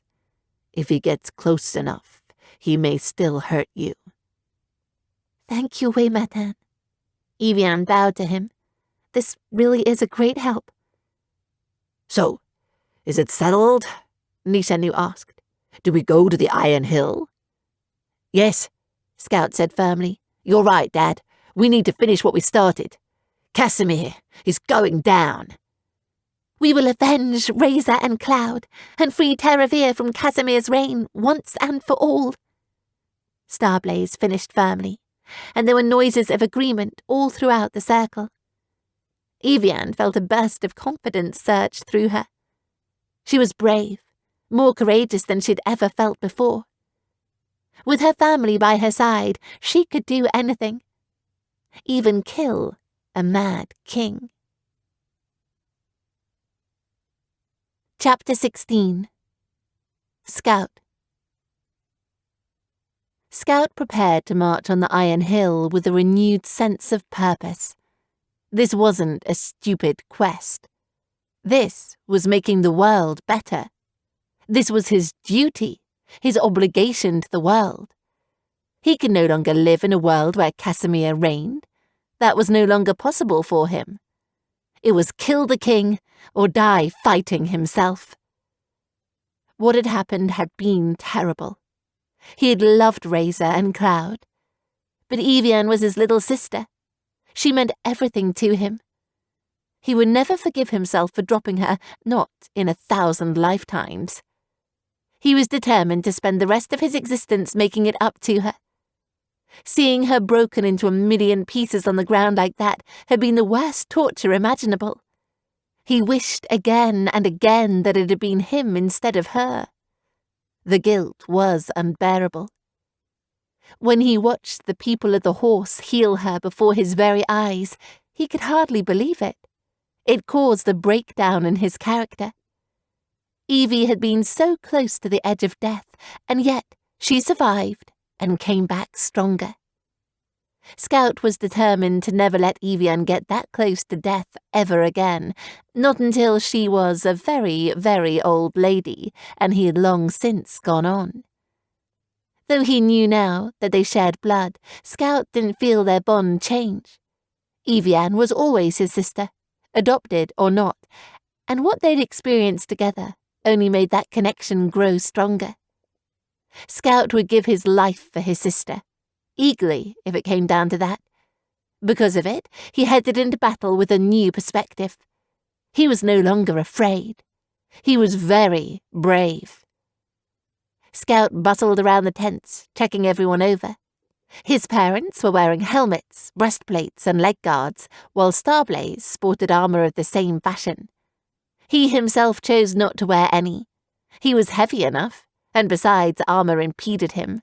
He wanted to head into war like a true griffin, animalistic and surviving only on instinct. Evian was wearing a full suit of armor that Slate had given her, forged himself by the fires within his belly. She looked like a real knight. Scout was very proud of her. "Ready to go?" Evian asked as he approached, buckling Sidus to her side. Scout nodded. "I can't wait to get there and rip Casimir apart." And he meant it. "First, we have to find Starblaze's parents," Evian said. "Then we can proceed with the ripping." The plan was to search around the Iron Hill until they found the area where Casimir was hiding the Flightfall flock. Once that was over with and they'd set them loose, they'd fly up the Iron Hill together and end the king. "Hold on a moment," Starblaze said, looking towards a little dot in the horizon that was trotting over the hill. "What's that?" Scout looked in her direction and narrowed his gaze. He could hardly believe his eyes. "It's Mert!" Evian shouted. She ran toward the little dog. Scout followed her in amazement. It was true. She was there. Mert was wearing little green booties, a red jacket, and a small backpack. She wagged her tail at her old friends as they approached. "Mert, what are you doing here?" Evian asked in astonishment. "We said goodbye in dirt." "After you left, I figured you guys were right. One small town isn't enough for a dog. I need to see the entire world," Mert replied. "Funny meeting you all here like this." "We're glad you're here, Mert," Evian said. "We've finally done it. We're going to march on the Iron Hill tonight." "Oh, you and what army?" Mert asked pleasantly. Evian was sheepish. "Well, all we have is us," Evian said, gesturing to the group. Mert looked around Evian and shook her head. "Oh, no. No, that's not a good enough army. You need a bigger one." "We don't really have time to find anyone else," Evian said slowly. "The Fae and dwarfs were defeated. Our last ally left is Skullcrusher the Defiant. He's a rabbit that's joined up with his kin. If you find him, tell him the big to-do has arrived and that Evian, Thorn Remover, needs his help at the Iron Hill." "I can do it." Mert wagged her tail. "I'm not afraid of rabbits." "You're quite foolish then," Scout muttered. "I can go to the rabbits," Mert said. "I have little legs, but I'll be fast. Your allies will be here quicker than you can say fetch." Scout knew it would be impossible to avoid a Deus Ex Machina this far along in the plot, so he said, "Rally them up, Mert. We'll meet you at the top of the Iron Hill." Mert nodded, then tottered off. Scout sighed. He wished he was in a story that wasn't intentionally told so poorly, or maybe just one that had better editing, less plot holes and fewer typos, but now wasn't the time for silly wishes. "We should be heading off," Slate rumbled. "Climb onto my back, Evian, so we may begin this journey." Evian climbed on top of Slate. The dragon extended his wings and took off in an elaborate flourish. The griffins followed him, the people of the horse waving goodbye on the ground below. "The Iron Hill isn't far," Coquina said. "We need to stay in the cover of clouds to avoid being seen." The group flew higher, masking themselves within the cloud cover. The day passed quickly as they flew toward their destination, and the afternoon lengthened. As Scout looked down, his belly rolled. Below was a massive mountain range, the largest being a spectacular formation ahead that had a peak rising even higher than Scout could fly. At the height of this peak was a large cavern leading downward to the centre of the world, a stone fortress surrounding it. The Iron Hill. Casimir was somewhere in there. Scattered at the bottom of the mountain were a collection of camps. He thought they were just soldier barracks. Scout used his eagle eye to peer closer and found a horrifying sight. Griffins in cages. It made his blood boil just looking at it. There were dozens of them, shoved into minuscule cells and being watched by multitudes of guards. "Those are my parents," Starblaze whispered, recognizing 2 griffins in cells. She went to dive down, but Scout held her back. "Hold on, Starblaze," he said. "We don't want to attract attention." Starblaze hesitated. "We could sneak in, kill the guards watching them, then set the rest of the griffins free." "Good idea." "Evie and I will stay up here until it's done," Slate says. "The element of surprise is often lost when you have a large dragon rampaging about." Scout decided that was true and jerked his head for those of his species to follow. "Come on!" The griffins flew down while Slate hovered in the air. The griffins touched down in a cropping of trees, remaining unseen. Starblaze wiggled on her belly through the bushes until she found her parents again, both of them stuck in separate cages. "Mom! Dad!" she whispered. Both of them looked toward the woods. Their eyes widened. Starblaze's mother rushed toward the bars. "Honey, what are you doing here?" she hissed, clearly worried. "It's not safe." "I'm here to rescue you. These are my friends," Starblaze said, gesturing to Scout and his family. Their eyes wandered over them. Scout always had a weird thing about meeting parents, and he felt a bit nervous, but at least this would make a good first impression. "How can we get you out?" Scout hushed. "We need keys," Starblaze's father said. "We can't break the bars." They didn't have Silas to cut the bars this time. Scout looked around. He saw a ring of keys on a guard's belt, though 3 other soldiers surrounded him. "There." He gestured with his paw, and the griffins moved in. Nishanu and Coquina took out the 2 that were farthest away, while Starblaze and Scout snuck up on the other 2 guarding her parents. Scout bit into the guard's neck from behind, silencing him and breaking his neck, while Starblaze tackled the second to the ground and dug her talons into his jugular before he could cry out. Starblaze unhooked the keys from the guard's belt and used them to unlock the cages. Her parents sprang out, and she enveloped them in an embrace with her wings. "Mom, Dad!" Starblaze crushed them tighter to her. "I was worried I'd never see you again." "We're together now, darling, thanks to your friends," her mother said. She spoke kindly to Scout, which relieved him fully. "Why did they take you here?" Nishanu questioned, stepping forward. "We had heard of the ambush on the Flightfall flock, but we didn't think anyone had been taken alive." "Most of us were.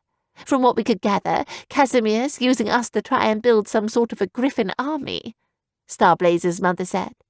"He wants to use it to enslave all the humans and put griffins on top. He's tried using binding spells to force us to obey him, but he can't do it to the masses all at once. That's why we're stuck in here. He can't figure out how to make us follow orders mindlessly. Yet." "Why would Casimir want griffins to take over Terravir?" Scout wondered.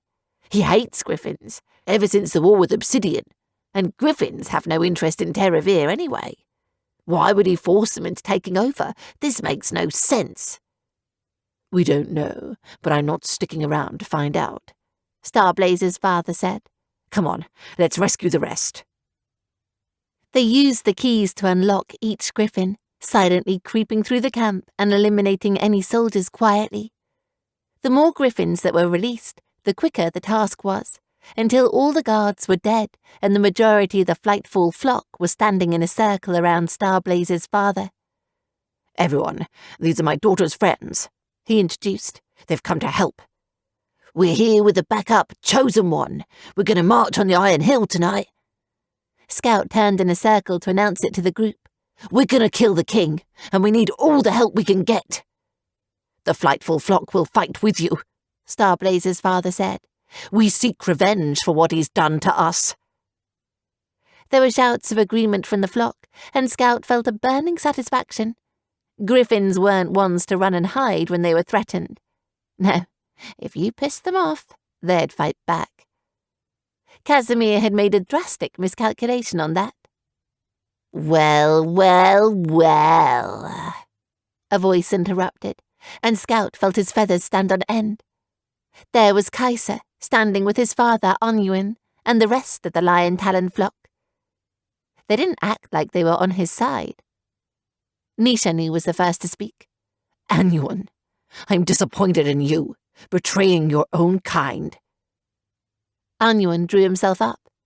You've always been blind to the ways of the world, Nishanu.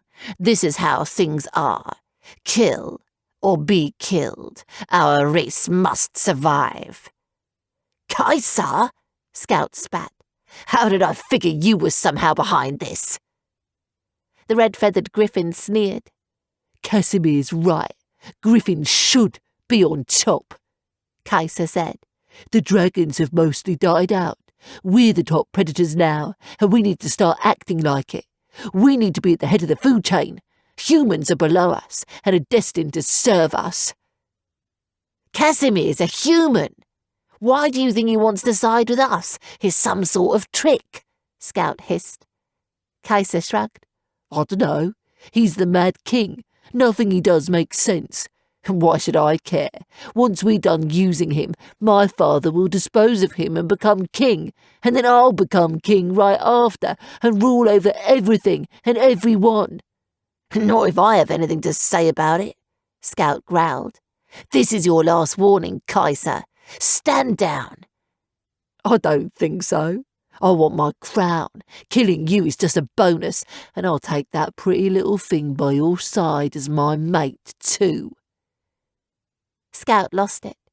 He ran at Kaiser with an exposed beak and extended talons. When Scout charged, the rest of his side did too. The flightful flock attacked the Lion Talons in a fury, and the Lion Talons responded equally in kind. Nishanu and Ensue immediately collided, and hence began a war between griffins unlike any seen before. Scout got to Kaiser first. Scout dug his talons into Kaiser and threw him aside, leaping upon him to dig into his soft stomach. But Kaiser rolled and kicked Scout with his back legs, knocking him off balance. Scout caught himself at the last moment, but not before Kaiser managed to deal a sharp punch to his side. Scout was winded, but only for a moment. Hormones, rage, and the urge to protect his mate turned Scout into an animal. He sunk his beak into the feathers on Kaiser's shoulders, digging in with his talons. Kaiser screamed and tried to buck him off, but Scout wouldn't let go. Kaiser rolled, and Scout was crushed underneath his weight. Kaiser lashed out, but Scout jumped away, and the two of them started circling each other again, looking for a way in. Across the way, Ensue and Nishanu were having a similar battle. The two griffins reared on their hind feet to claw at each other, snapping at one another with their beaks. Blood was shed, but they were merely flesh wounds. Nishanu was fast, but Ensue was equally so. Neither one could seem to best the other. Then Nishanu got smart. He feinted one way, pretending to give up, turning his back on Ensue. Ensue saw an opportunity and charged, expecting to kill Nishanu from behind. Nishanu whirled round at the last second and reached up with his talons. They sunk into Ensue's soft underbelly while he was leaping and caught. Nishanu ripped the large slit in Ensue's middle, and organs poured out from within, splattering onto the ground. Ensue's eyes widened as he landed, looking at his intestines spread behind him. He gave a shudder, then died. Father! Kaiser screamed, distracted. This was Scout's chance.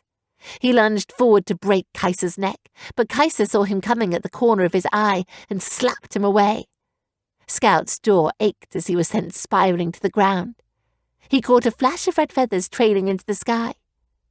Kaiser had given up. Coward that he was, he had flown away. Some king. Scout turned on the spot. All around him griffins were dying and killing each other. He hardly knew what side to fight on or who to go for. "Run, Scout!" Scarblaze said as she finished another lion talon. "Your sister needs you!" "I won't leave you," Scout insisted. "This is our fight." "I can take care of myself. Evie needs your help if we're going to stop this thing," Starblaze insisted breathlessly. "She's right, son," Nishanu roared over the sounds of battle. Now that he had finished with Anyuan, he had started on another foe. "Defeat the king, and all this comes to an end." Scout hated himself for abandoning Starblaze and his parents, but he had no choice. He leapt into the air before another lion talon could sink its claws into him, and flew up to the cloud cover to find Evie. Chapter 17. Evian. Evian heard the screams and shouts of battle even from way up high. Even worse, the screeches sounded like griffins. She felt relieved as she saw Scout rise up to meet her, but was concerned when she noticed he was the only one there to greet her. "How are things down there?" Evian asked, worried. "Bad," Scout said. "Starblaze found her parents, and we set the flightful flock free, but the lion talons have been working with Casimir all along. He's trying to enslave the griffins to create some sort of army. Mom, Dad and Starblaze are down there fighting the lion talons off." "This is puzzling," Slate said. "I don't understand what the king could be thinking. In all my years that I knew him, this doesn't make sense." "He's not the person you knew anymore, Slate. I'm sorry," Evian said gently. "Whatever the reasons are, we'll find out later. We have to end this." "Follow me, children," Slate said. "I know exactly where to land." Slate spun around the side of the mountain, spiraling upward. But before they had made it to the top, Evian spotted a collection of very fluffy warriors. "Look, there!" Evian said, and she pointed downwards. "It's Mert! She brought the rabbits!" And so she had. Gathered all along the bottom of the Iron Hill were thousands upon thousands of rabbits, all of them wearing helmets, backplates, and a variety of other protective embellishments. "Take us down, Slate," Evian said, and he did. The dragon landed among the masses, and the rabbits sprang into defense mode. But before any of them could launch an attack, one particular rabbit leapt in front of Slate. "Wait, my brethren, this is the one I was telling you about. Evian, Thorn Remover!" Skullcrush bellowed, and he bowed to Evian upon Slate's back.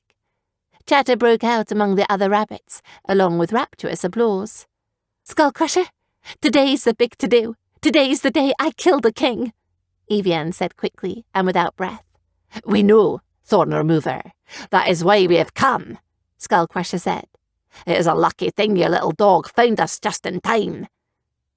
"How did you find them, Mert?" Scout asked, looking down at her. Mert wagged her tail.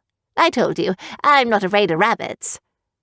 "We will fight with you, Thorn Remover. All the armoured rabbits will," Skullcrusher said. "To the bloody finish." Skullcrusher reared up on his hind legs and cried, "Into battle, my brothers! Today we welcome death!" The rabbits gave a guttural roar. They moved in unison to begin marching up the mountain, and Slate took off once again into the sky, Scout following. The armoured rabbits climbed the Iron Hill easily as they hopped long distances, digging their claws into the side of the mountain for support. Slate flew upward at a nearly vertical angle. Evian had to hold on tight to keep from falling off. She watched as the rabbits scaled the mountain, crushing any warriors in their path who tried to stop them. The rabbits reached the castle gates. Although they were closed, it only took a few blows from the rabbits to shatter them completely. The rabbits flocked into the castle, where horrified screams of death and destruction were heard from within. The armoured rabbits were easily taking care of the guards and the mages. That only left the king. Slate continued to go upward until he reached a balcony large enough for a dragon to land on. He and Scout touched down. Evian slid off the dragon's back, pulling Silas out as she did so. The balcony led to an empty throne room of marble floors and long gossamer curtains blowing in the wind. A singular chair embellished with gold studs and ruby-red velvet sat on an upraised podium in the middle. Casimir's throne. It has been many years since I last saw this place, Slate rumbled quietly. It hasn't changed. Scout was cautious. His feathers were up as he said, Casimir's in here. He's watching us. I can feel it. I smell him. The only light inside the room was the orange-red glow peeling in from the sunset that washed the balcony. Evian gulped and tried to force down the pit of nervousness that was choking her insides, and tried to be heroic. Be a knight. Be a knight. "Come out, King Casimir!" she cried. "There's nowhere left to hide. It's time you faced your destiny." They paused in the centre of the room. At first, there was nothing but silence and the sound of the wind. Then he answered them. A figure stepped out from the shadow of the throne and came into the full light. He wasn't what Evian had imagined. He was worse. His face was wrinkled and ancient, like the haunted grimace of an old oak tree. His beard was long and grey, ratted and reaching to his knees. He wore a crooked crown of iron on his balding head, and his clothes, once so fancy and elaborate, were now moulding and rotting to the skin. He looked like he had lived 1,000 years and was just waiting to die. You have something that belongs to me. Casimir's voice was raspy and old. His beady eyes ogled her sword greedily. She tightened her grip on it. "You're not getting Silas!"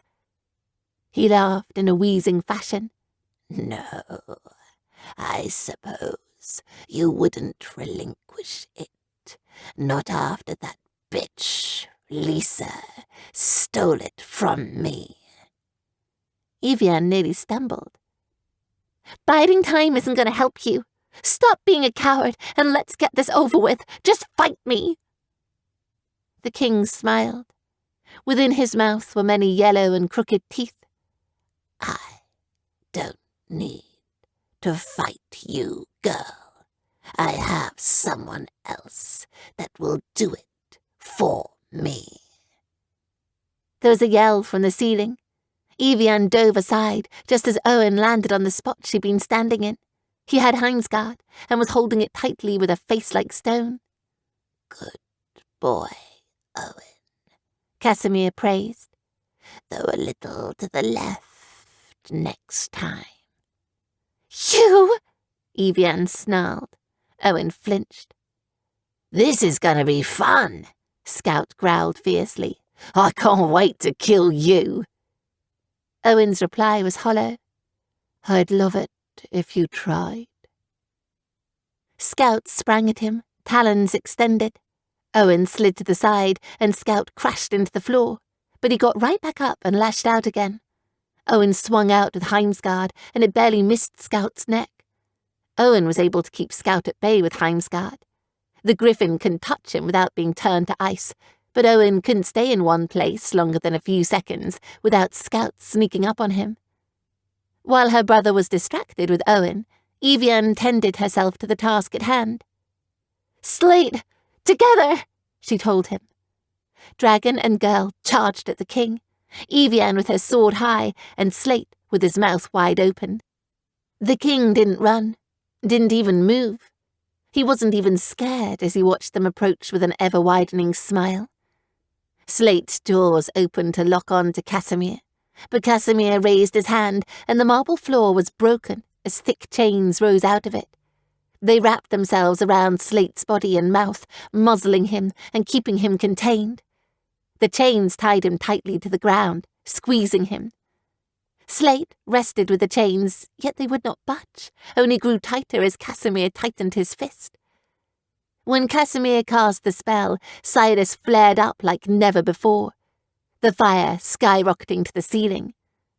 Evian had to grip it with both hands to keep the sword in her grasp. Something happened with Heimsgard, too. The sword sent out shatters of ice, and Evian had to duck to avoid being skewered by them. Evian stood there, gaping. Casimir had taken down Slate, his own dragon, and in a single blow. What chance did she have? Slate moaned and pulled as he tried to get away. Casimir chuckled. You would have never fallen for that years ago, Slate, he said, before he turned his sights on Evian. She was alone. Her brother was busy with Owen. She had to take on the king all on her own. Yet Casimir was too powerful. He had all the magic in the world, and all she had was Silas. Casimir raised his hands. From above, dark clouds gathered throughout the room. Lightning hailed down from the sky, along with heavy sheets of black rock. The rocks pummeled the ground harshly and created large holes in the marble floor, ricocheting cracks everywhere and blasting through brick. Though the magic was fierce, it didn't touch Evian, nor her brother. The rocks and the lightning both avoided them as if an invisible shield protected them from all sides, though Owen was dancing as to not get crushed. The blessing Waymathan gave protected her and Scout from the king's magic. He couldn't hurt her with it. You've visited the people of the horse, I see, Casimir said lowly. No matter. I can tear you apart with my bare claws. Claws? Evian whispered. Her eyes grew wide as Casimir glowed, and the king threw his head back to emit a torturous wail. Small cracks, like golden light, streaming through a tiny fissure, shone through various parts of Casimir's body before he exploded. Casimir's husk collapsed, and what sprang forth from it, Evian could hardly believe. The feathers were black, blacker than even Razor's feathers had been. The talons were flint grey, the beak even more so, and gleaming red eyes glittered with a peculiar sense of malice as they locked onto her. Obsidian. Casimir moaned, his body a weak shell limp on the floor. He looked at Evian with bleak eyes. Help me, he rasped. The truth left her shaken. The king hadn't caused any of this at all. It had never been him. It had always been Obsidian. Obsidian laughed. So much for the backup chosen one. The black griffin ran toward Evian, cackling in a maniacal manner. Evie, run! Scout shouted. He jumped aside as Owen swung at him again. Owen looked over his shoulder for a moment, but his shock at what had happened quickly dissolved as he turned back to trying to kill Scout. Who did he care who his real master was? The result was still the same. But Evian wouldn't run. She wasn't a coward, remember? So she raised Silas and came to greet Obsidian as he launched himself at her. This is like fighting with Scout, she reminded herself. Just like fighting with Scout. Her mind went back to the day on that beach so long ago. She went for Obsidian's head first. She lunged out with Silas to chop it off, but Obsidian was so fast his feathers were but a blur, and she missed. When the griffin attacked again, Evian slid under his stomach, raising Silas. She was able to deal a long cut to the soft belly underneath before she came out from behind, hacking at Obsidian's hindquarters. Obsidian moved out of the way at the last second, splattering blood everywhere. She slashed at him again, and embers scattered everywhere as Obsidian's talons connected with a flaming blade. Slate struggled within his bonds, still trying to return to the battle. Give me what's mine, Obsidian snarled, and he tried to reach out to snag Silas from her. Evian jerked it back, and Obsidian muttered a spell, causing the floor to fall out from beneath them, until he and Evian were on a singular platform in the middle of the massive room, a large gap between where Scout and Owen were. If she fell off, she would topple through the multiple floors of the castle to her death in the cavern below. There was nowhere for her to go. When Obsidian cast the spell, Silas reacted again. It exploded with flame. Again, Heimsgard blasted a sheet of ice across the floor that Scout had to jump over. It was then Evian figured it out. Obsidian's magic was tied to the swords. "Give me Silas, human!" Obsidian growled. He crawled toward Evian at a slow pace, hunting, waiting for the perfect moment to strike. "Scout!" Evian screamed. "I need Heimsgard!" "What the hell for?" Scout cried back. He was currently wrestling with Owen and had him underneath his claws. It would only be a few moments more before he got the chance to kill him. "Scout!" Evian said in a hurry. Obsidian was crouching now. Scout gave a growl of anger, then grabbed Heimsgard. He ripped it from Owen's grasp and tossed it across the opening, where it skidded to Evian's feet. It was then Obsidian paused. "Girl," he said, "what do you plan to do with that?" Evian slowly raised Silas. "I've been going at this all wrong," Evian whispered. She rammed the sword down, and Silas struck Heimsgard. When she did that, a huge crack appeared in both swords, and Obsidian screeched in pain, coiling inward. "Don't!" he yelled. He ran forward to try and stop her, but Evian quickly struck the swords together again. The crack in the blades widened and grew longer. Evian started rapidly smacking the swords together, and Obsidian screamed in horrendous pain. Scout and Owen had stopped squabbling to watch the display, their mouths falling open with amazement. With each hit, Obsidian succumbed more and more until he was little more than a ball on the floor, crawling toward her vengefully. "This is impossible," Obsidian rasped. He refused to give up. "My hatred has lasted long throughout the ages. My mission was also complete. Griffins were almost able to rule this world, to save it." "Hatred isn't strong enough to save the world, nor is bravery or strength," Evian told Obsidian with the fullest intention, complete conviction. "Kindness is. Love is. Friendship is." Evian stopped for a second, and the old Griffin mage quivered in fury. "I never had to be anything other than myself. It was foolish trying to pretend to be other people. Foolish trying to be someone I'm not." Evian raised her head. "I don't need to be a knight, a griffin, a human, or anything else. I'm me, and that's more than enough." With a yell, Evian slung Silas toward Heimsgard a final time. When the blades touched this time, they both shattered, Silas into ash and Heimsgard into fragments of ice. Obsidian screamed, and the bits of his magic were no longer able to hold him together. He obliterated into a million pieces, a dazzling array of light and small rock that was sent ricocheting through the air. Evian, Scout, and Owen ducked, avoiding the fragments until they eventually dissolved into dust. The chains fell off of Slate and vanished. The old dragon rose to his feet and looked at Evian. All that was left was the quiet and a hilt in Evian's hand. A wide smile spread across Evian's face. She looked at her brother and began to laugh. "Scout," she said, "we did it."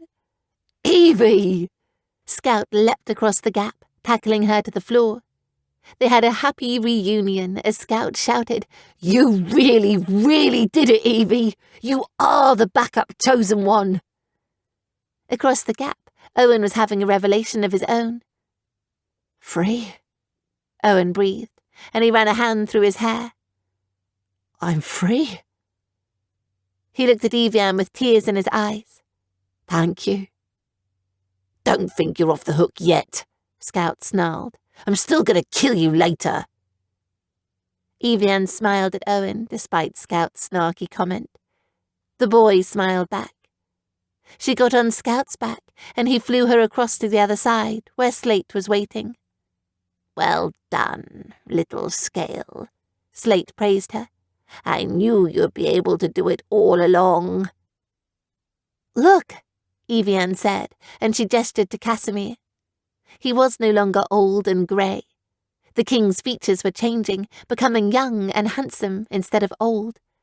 The beard shrunk and became well-groomed. The hair changed from a muddy grey to a bright and shining corn yellow. His clothes morphed from tattered and old to velvet, vibrant and brand new. The iron crown became a dazzling golden one filled with jewels. The king awakened and opened his eyes. His dull gaze became blue and hopeful. He sat up and staggered gingerly to his feet, like a newborn. When he raised his head, his attention went to one place. Astonishment took over the king's face, along with a strong sense of emotion. Slate? Slate's voice was thick and heavy as the king stumbled toward him. Casimir. The king embraced his dragon. Slate wrapped his head around the king's body and held him close. I should have known, Slate said. I can't believe I didn't realize it wasn't you. It's over now, Casimir muttered. It's over. The king withdrew from his dragon and looked to Evian and Scout. And it's all thanks to you. Evian felt like she was glowing. Scout stepped forward and asked, Okay, hold on a moment. What exactly is going on here? Slate laughed and Casimir smiled. Allow me to explain. Many years ago, during the war, I faced Obsidian personally on the battleground. I underestimated his magic. During the battle, he knocked Slate out. Then, afterward, Obsidian used his magic to possess me. No one saw what had happened. The king's face grew grim. Obsidian held me prisoner within my own body for years. I could observe everything, yet control nothing. It was torture of the worst kind. He shook his head. For a long time, I hated griffins because of Obsidian. However... Casimir paused, musing. Seeing as how a griffin has saved me, I suppose I can change my mind. Your Majesty. Owen had walked around the gap, circling the room, and had joined them. He bowed lowly to his king, putting a hand over his heart. Casimir smiled sadly and put a hand on Owen's shoulder. I know you. I am sorry, Owen, for all that's been done.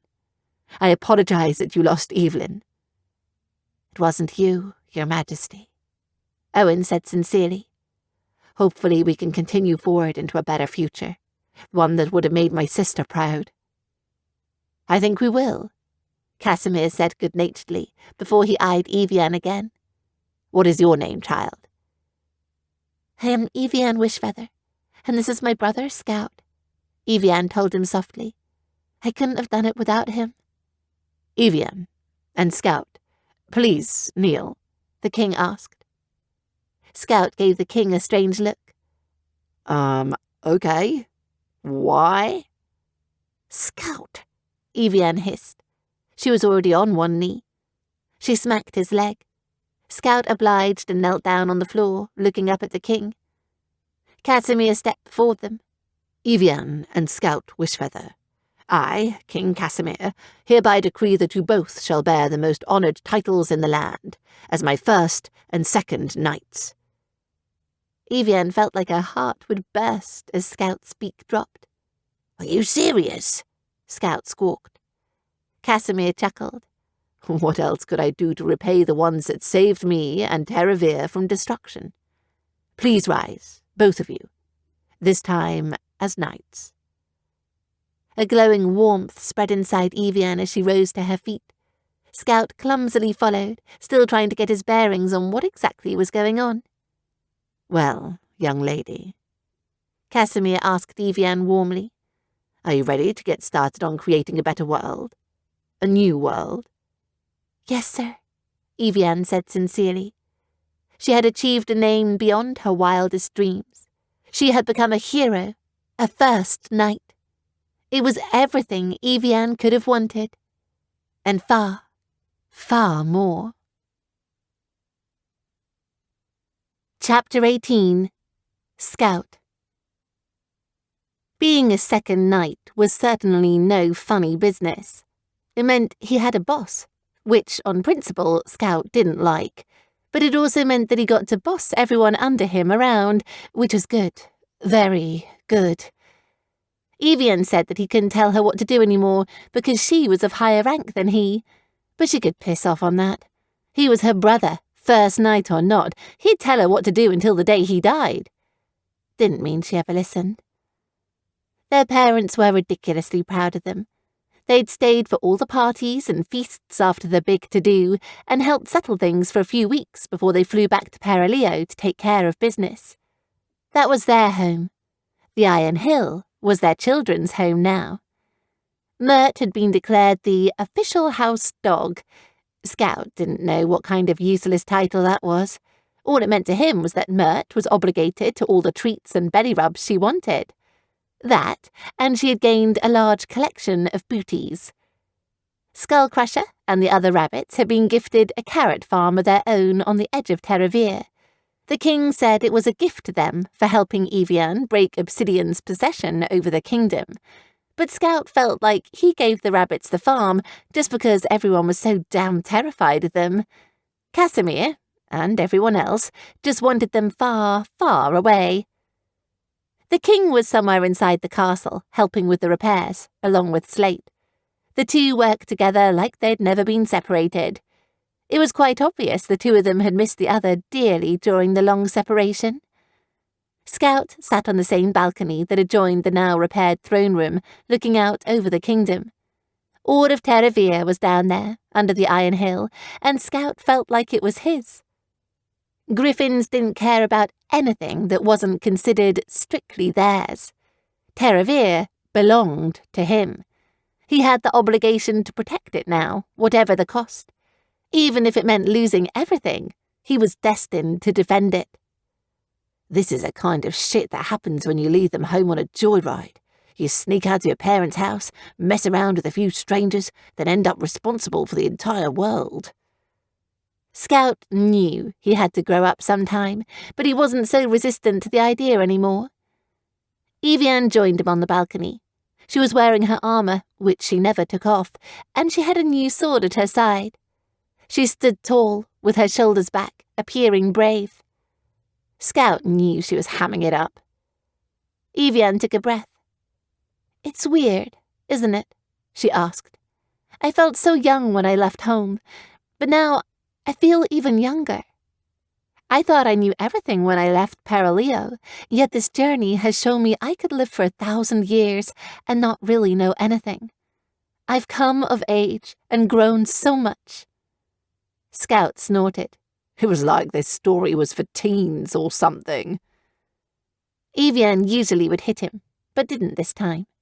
It was too serious. "Are you okay with being here, Scout? I know you didn't want to leave home. It's not like we ever can go back." Scout shrugged. "I can go back to my old life, even if I tried. I'm different now, because of Cloud and Razor and everything that's happened." Evian sighed. "Yeah."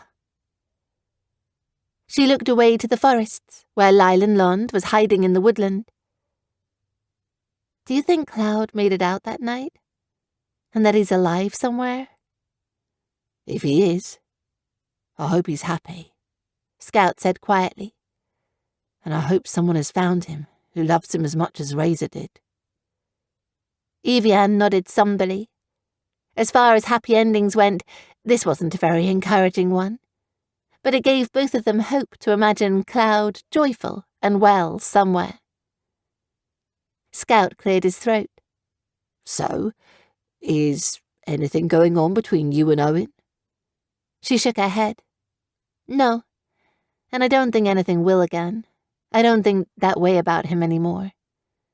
But at the same time, I can't say that it won't either, because I could see us pursuing something in the future, too. I'm not in love with him, more in love with the idea of being in love.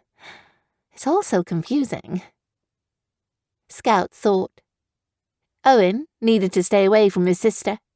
He had blown his chances. Evian had only just managed to convince him to spare the boy's life.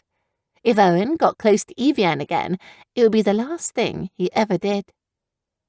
Although, Evian teased, I don't think there's any question if there's something going on between you and Starblaze. Scout ruffled his feathers and chuckled. Oh, that's true. I really, really like her, Evie. I love her. And she loves you too, I know. Evian put her arm around her brother. I think she's good for you. Starblaze had decided to stay at the castle with Scout as the king's personal ambassador to Perileo. Scout was very glad for that. Scout circled his wing around his sister. Are we happy here, Evie? Happy? I guess so. She narrowed her gaze. I achieved my dreams. Things are good for now. I'm not sure there's much left to do. I'm sort of lost. I don't know where to go from here. I suppose it doesn't much matter that you know where you're going, as long as you're going, Scout said. If that makes sense. Not really. Well, you were never good at understanding anything complex. Both of them laughed, and Evie jabbed him with her shoulder. The two of them watched the sky in silence. Perhaps for cloud. Or perhaps for a sign that would guide them towards something that indicated where their path would head. After a time, Scout got tired of being philosophical. Today he had a beautiful, sweet griffin waiting for him back in his chambers. A warm bed to sleep in at night. And thank the gods, he had all the pies he could possibly consume. Life was good. And somewhere, in Terravere, Cloud laughed. The end. This has been Sign of the Griffin, written by Megan Linsky, narrated by Penny Scott Andrews. Copyright 2020 by Megan Linsky, production copyright by Megan Linsky.